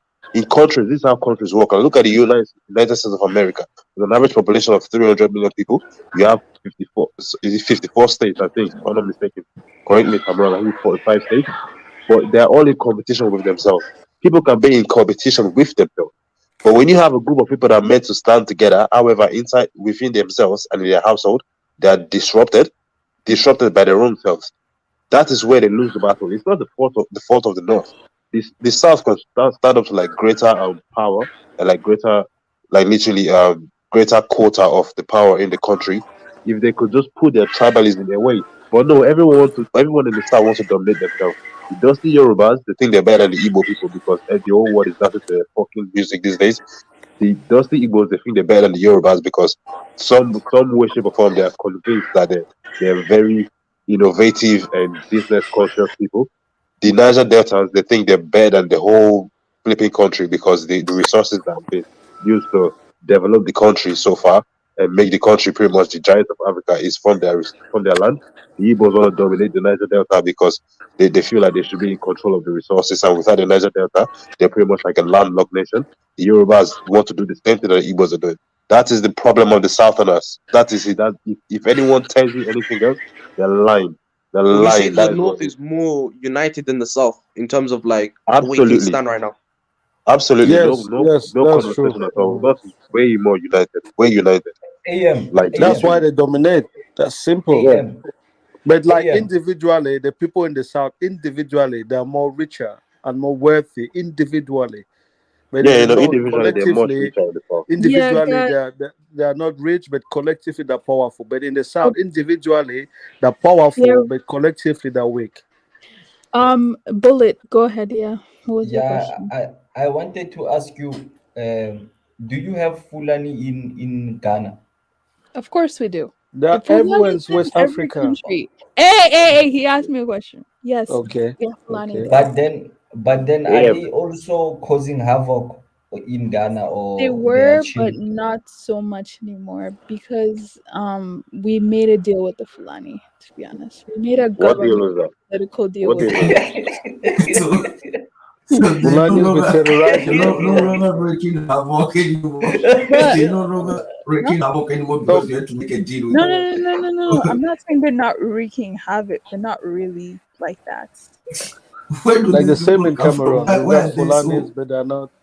I mean, they're not a huge population in Ghana. To be honest, I think it's just the one in Nigeria that are causing Yeah, havoc. For some reason, Nigerian I is like don't know. 13 million Fulani, I think. I don't know. I don't Right? know. And like No, other them country, Nigerian Fulanis, yeah, other country we need is to like round them up. less than 100,000. So it's like We Round need them to up and round send them them up to and send them Somalia, back bro. to Niger, bro. We They're send from them to Niger. Those are Somalia. not Yeah, even they're from Nigerians. yeah, Nigeria. they're from Niger. Yeah, Yeah, they those are almost not Nigerians, bro. Niger and yeah, mostly Niger and Guinea. And Yeah, that's you see the problem with this, interesting right? because the South collectively has, the better education, the better standard of living, more money, more buildings, Yes, more yeah. everything. But the fact that the South cannot seem to see past Unite. tribalism and they keep intermingling and Exactly. fighting one another. No, I'm a Yeah. Yoruba man. We better than you Yes. Igbos. That's And then it's just exactly the you have a problem. lot of this in the South, while the North is unified through Islam. So there's Yeah. a Wait, hold up. Are you trying? Are you? Okay. what? Yeah, But you're that's not right. the fact. Bullet. Look, this Are you trying to Hey, say that No, Islam is AM, let me tell you, right? am I telling the truth, you guys? Islam unifies people. That's just the truth. We can't deny that. No, but whether you like it or not, you can. People What? try to make up Islam as a problem on the continent, but whether you like it or not, Islam actually does unite people. Yeah, The people Exactly. that That is identify a fact. That is a fact. Yeah. Yeah, via it Islam, takes away the nationalism. It really Islamicness, does.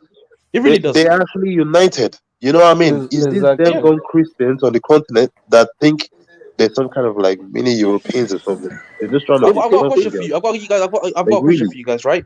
Why do you think that? Okay, let's just take away the tribalism in some parts of Africa, right?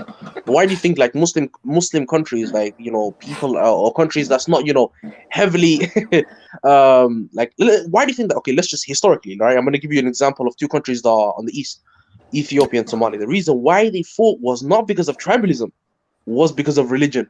That's the whole reason why for centuries Ethiopia and Somalia has been fighting, because one wants to dominate the other. Ethiopia wants to expand its Orthodox Christianity, while Somalia wants to expand Sunni Muslim. And like there's a reason, but then again, Sunni Muslim. yeah, there's the reason why Sudan and Somalia love each other, because we're both Muslims and we're not gonna ever fight each other.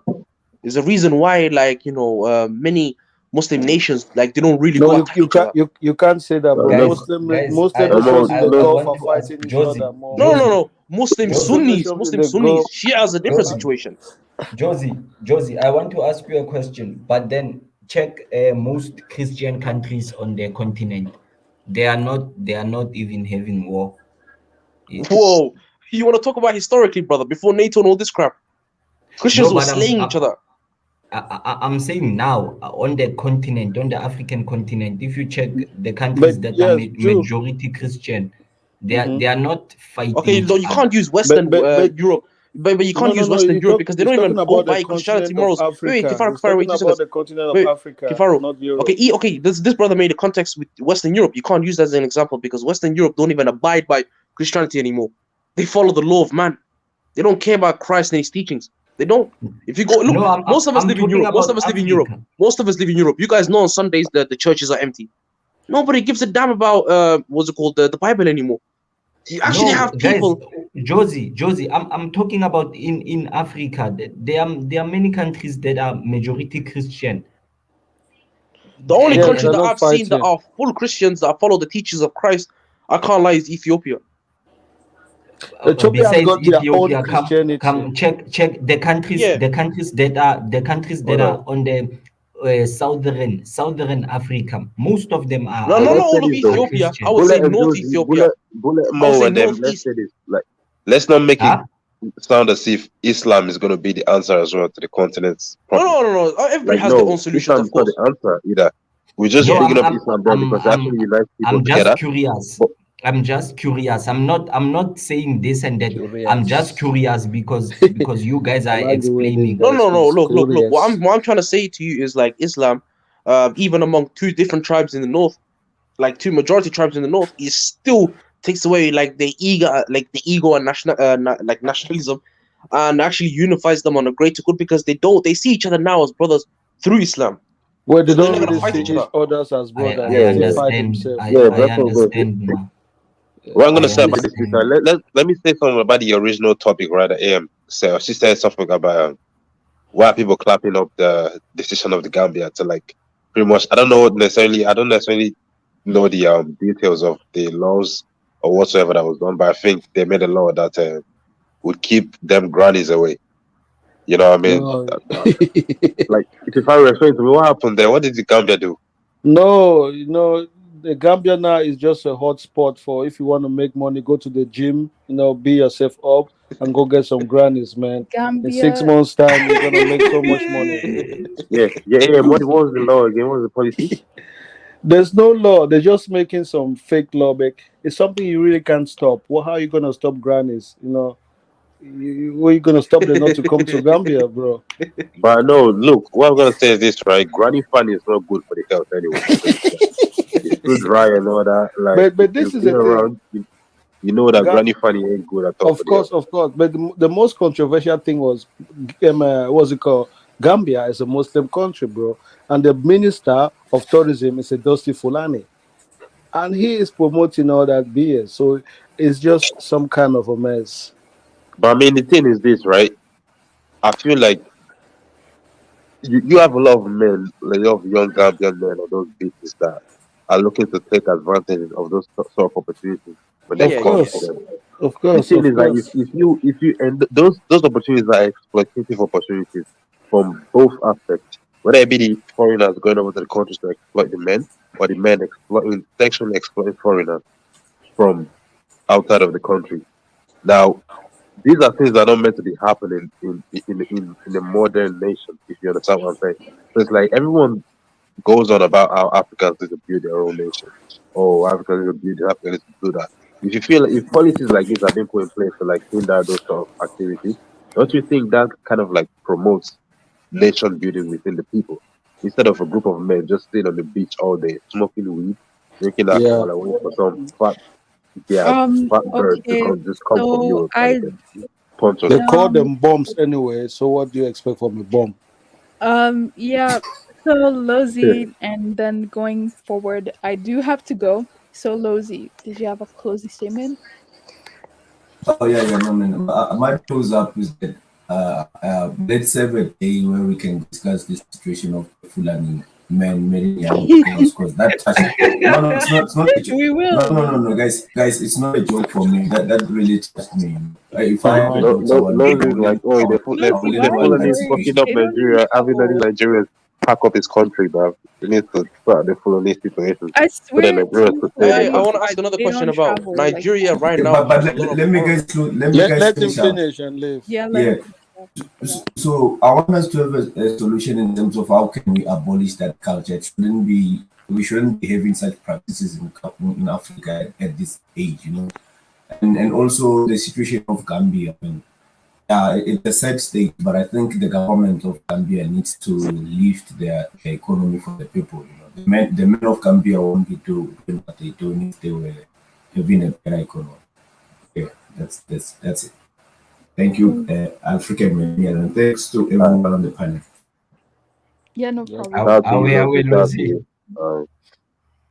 Go on. Yeah, so let me just go now. Well, the thing is, about that sex tourism thing, I think we spoke about it the other day.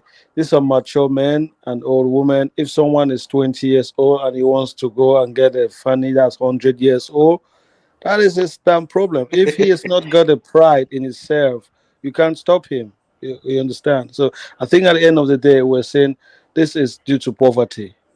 And if the government cannot offer some other opportunity for these guys, They have things are to use gonna whatever means necessary. I understand. things are gonna go. Yeah. So and again, African millennia, if you've got a WhatsApp group for green card, so I've got some of my brothers in Africa that want to come to the West. You have all these green card ladies in Canada that want green card. You can put me in that group. I'm gonna bring them many Yeah. people. That's the kind of group I want to be like green card Oh, business. I also wanted to add as well. I recently looked at a documentary about Nigerians that have like oil companies from European countries that are taking over certain parts of Nigeria and like actually taking the oil without any payment. So yeah, just wanted to any answers from anybody that's from you Crocodile Skin. Well, you I haven't. country? Sorry, you mean countries are exploiting Nigerian oil? Yeah, like countries using like their foreign diplomats to steal, or not foreign diplomats, but they're basically people to go inside Nigeria and try to steal the oil without paying anything in return. That's why you Oh have no, those not Nigerian really. pirates in it in the beginning because they don't want the oil to No, become for no. no. The only countries that are doing that are exploiting the oil resources and pretty much not paying any attention to corporate social responsibilities or any other. Although they're doing decent business with the government, but they're not doing decent business with the communities. It's just really Shell and Chevron. That's all. Those are like the German, Dutch giants. So those are the countries you have that are doing that. Other than that, there are not really any other countries. The Nigerian pirates, they're creating a black market in the country where the Niger Delta pirates. That's why they are not really Nigerian. The Niger Delta indigents. They can still they do like illegal exploitation of crude oil and they sell it in the black market for like cheap prices. So that's pretty much all. It's not really a European thing. But I was gonna say for closing statement is this, right? Yeah. What's that WhatsApp group chat about again? That WhatsApp group chat is just a group chat. So brothers like me are not allowed, yeah? No, you're allowed. Well, you're allowed, but it depends on if I guess I have to ask other people if they. I want you to be in that group if you can drop your number because you're Nigerian and West African, and we need more West Africans in that group. Oh yeah? So you trying to tell me the Somalis already raided the group chat? Oh my god, fam. There's a couple of them. Well, not Somali. Jesus Christ of Somalis Nazareth. only 2, but the rest of them are East African. That group chat is gonna be There's annoying as one fuck. other West. No, there's 3 other West African. Yeah, Only 3. they don't Giants like on the to join continent. groups. You know what, AM, just for that reason, I'm gonna join that group. And you know what I'm gonna do? I'm gonna What? be annoying as fuck. I'm just gonna be busting jokes all day in that group Yeah, chat, bro. please do I'm gonna that. be throwing memes around and all that because it's lit now. I just look. So what are they doing? Like any lot of girl in that group chat or what? Like got be a girl, you know? No, not really. Ah, I fuck mean, off, if you're man. looking for like love or whatever, it's not gonna happen. Like if What that's kind of not. moist group chat is that? Look, it's mad because look, right now I need a matchmaking thing, innit? Oh It's God. Tinder and Bumble streets. Bumble and Tinder is fucking dry out here, bro. The best thing I got on Tinder and Bumble is some girl who's already 4 months pregnant. She just moving mad in the streets, bro. But fucking, if it's real, I'm trying to smash before the baby bump grows out. and like get fucking massive, you know. I'm trying to smash afterwards, so I'm still keeping in touch with yeah. But it's just how it is. Look, I'm gonna join that group, that's for sure. I just want to see who really what it's like, and if it's hopefully it's decent conversations and all, no foolishness. I don't want because I don't want those boring Ablo group conversations. Like literally, that's what these Pan African YouTube streets have been full of for the past few months. I literally, man, they're trying to talk about history or shit that happened 700 years ago. I don't even care about it. I'm not really into all that anymore. You know what I'm saying? Like I miss the days of, the pandemic era where flipping the unapologetic Negro Pain was popping up and all, like with all them videos Yeah. and that. I miss that era of Pan African YouTube. Bro. These days it's just some boring weird shit. Like I swear to God, it just kills me. I'm not gonna lie. Anyway, that's you, chat. Thanks for having me on, bro. And I email you my number and you know what I mean? Yeah. Because I don't know, I just don't want to throw my number in the private chat like that. Someone might be in the background still. And I Who? remember Bullet? a certain You're certain again. afraid that he's gonna steal your number? Like, I don't think Bullet has devious intentions. Wasn't it There's only one wasn't it person. Bullet is the same South African boy that was in an argument with one time. Man. I think it was on this channel or Kaiser's channel, I and he was like know. yeah, he was like send me your number, give me your number so I can talk to you once. Bullet. I'm like, oh my No, God, always that's just like some people. But like, it's funny because when he says it, it's like he says some of the things I think, but I can't say it. So like what? What are you saying? What was that? don't worry about it. Oh, so I know we know you're the self-hating West African, bro. Whoa! You wanna get with this South African? You wanna get with these South Africans and bang on West Africans, bro? No, no, Don't no, worry, no, we no, know you.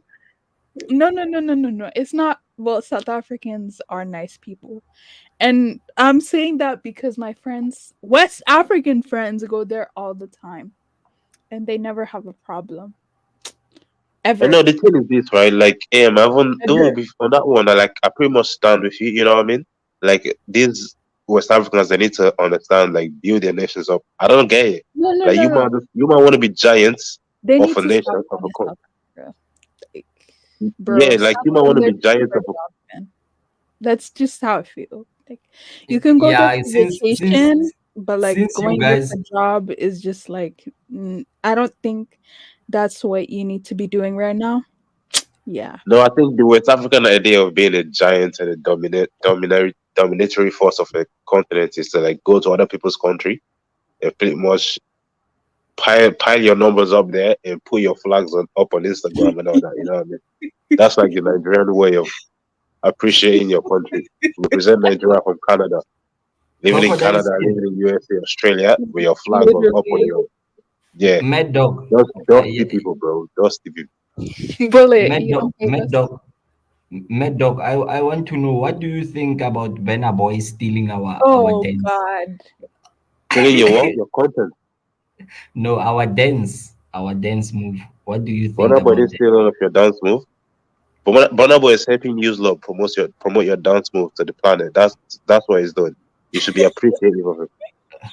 Nah, you know what? If Burna Boy You doesn't do know it, who what else is he gonna did? do it? You know what he If did? Burna Boy does not do it, who else is gonna do it?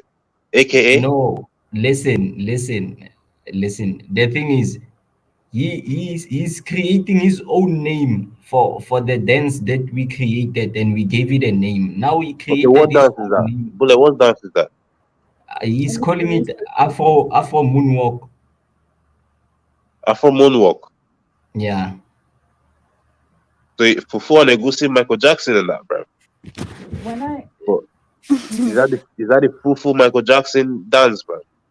Yeah. So sort of the Michael Jackson dance.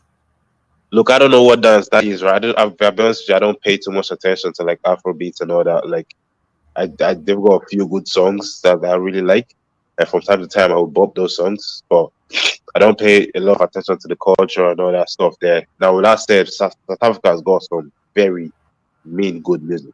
You know what I mean? Like before Afrobeat, it was at least growing up in my time, it was South African house music. And then you had I don't it's not necessarily all house. I don't know the different variations of South African music when it was house. And then you have Yeah, Mafiki Zulu. I house. remember when Mafiki Zulu came out. You remember Mafiki Zulu? Yeah, And then, Mafikizolo is quite though. yeah, Yeah, it was. You see that sound of Mafiki Zulu's song? It was yeah, what most South Africans were doing at that point in time. And like even up until now, you got like between then, AKA came out now to see the rappers and them. I, I kind of don't remember all the rappers' names, but even now yeah, you got Shava, you got the vocalist, Milando, the vocalist. I think that's his name. Like they go yeah, very like when it comes to like music, South Africa is my number one from the continent. Like they're up there on the chart. But then again, Nigerians just so happen to have like the clout. You get what I'm saying? yeah, From a yeah, pure from a pure music perspective, it's South Africa for me. But when it comes to like the culture, like promoting the culture, the clout yeah, and all that, the rest, the business wise, Nigerians are on top. And whatever Nigerians do, whether they be integrating your culture into their culture, is because it helps promote your culture. Like you learn need to see it that way because it's gonna be South African and it's gonna be South African. And nothing can take that away from South Africa. You know what I mean? Like in saying silo scenarios, you might feel like, oh, Burna Boy is stealing something from here and there. But other than that, really, it helps promote the South African dance. Like so, that said, that's what I will think of Burna Boy. Anyways, yo, Charlie, I have to go. So mad okay, crocodile skin, yeah, last name. Shout out to you, okay. and I'm gonna drop my what do you call it again? My phone number via email to you, right? Yeah. Where And should we add me drop it? onto that chat. Yeah, And if any one of you That's a North bit. Africans, East Africans, and then banging on West I Africans, guess private. just know that I'm about to curse you lot out. I'm gonna be cursing you lot out all day, man. But you see me, I'm very busy, but I got time for the runners. I got bare energy for the runners. If you don't want to do that, we can do it that way. Just to announce myself, the crocodile yeah. skin, aka Bad Dog, the Ovierivi of this YouTube street, the Bemu Polo of YouTube, bro. I'm coming into that group chat. You know what I mean? You lot hold tight in it. Chat to you later. I just dropped my numbers on the private chat. Okay, I'll definitely take that. All right. Yeah, Good, good. then There's another, well, he's not really South African. He's just living in there. But there's another one of you guys living, well, over there. Anyway, did you have a closing statement? it's okay. I can just go. Okay. See ya. Okay, bye. Bye. All right, guys. So next week, I guess, is gonna be about the Fulani thing because that was really interesting. Oh, last before I go, right? Anyways, if anyone wants to continue this conversation, I think Dr. K is having this conversation on this channel. But before I go, someone asked me in the beginning of the stream, right? They were like, "Are you gonna watch Woman King?" I didn't even know that was out today. So I'm gonna go watch it, of course. But why am I not mad at that movie? Because, bro, how can you be mad at your history? Like, do you want me to be mad at my ancestors? Like, that's not happening. I don't know what you want me to tell you. Like, you guys watch Roman history all the time. The Romans sold people, and y'all still support them. So I mean, when it comes to black people, then all of a sudden it's like, oh no, we can't watch it. They sold it up. Who cares? Like, bro, let me tell you something. I fought with that tribe. My ancestors fought with that tribe. So that tribe means a lot to me. And I mean, I don't think the movie was just I didn't watch the movie. So I don't know if the movie's about slavery, but I know the movie was about the Amazons, right? So I'm gonna watch it and gonna see if it's actually feminist as some people claim that it was. Is it? I don't think so. But one thing I do agree with people is that I wish it was a black or Nigerian director making that movie. It's Hollywood, so Hollywood doesn't seem to have good intention. Like even Black Panther 2 Black Panther 2. Is that going to be a good movie? I don't know. I mean, a lot of people did not like Black Panther. I didn't mind it, but whatever. I guess you cannot have anything if you don't make it right. So I guess I understand that aspect of it. But yes, in case anybody wants to continue this conversation, it's on Kaiser's stream. Go ahead and click that stream and continue the conversation. I don't think they'll still be talking about this topic, but um yeah, so I'm gonna watch the movie probably tomorrow, and I'll give you a review. If it's historically inaccurate, I'll come back. But I mean, Dahomey fought Oyo, right?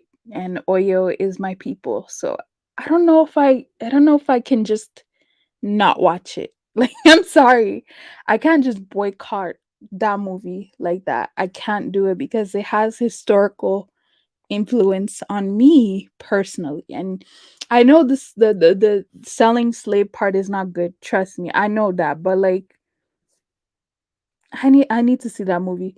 So anyways, guys, I'm up head out, and I'll see you guys next time. Thanks everybody for coming in and calling in and interacting. Bye.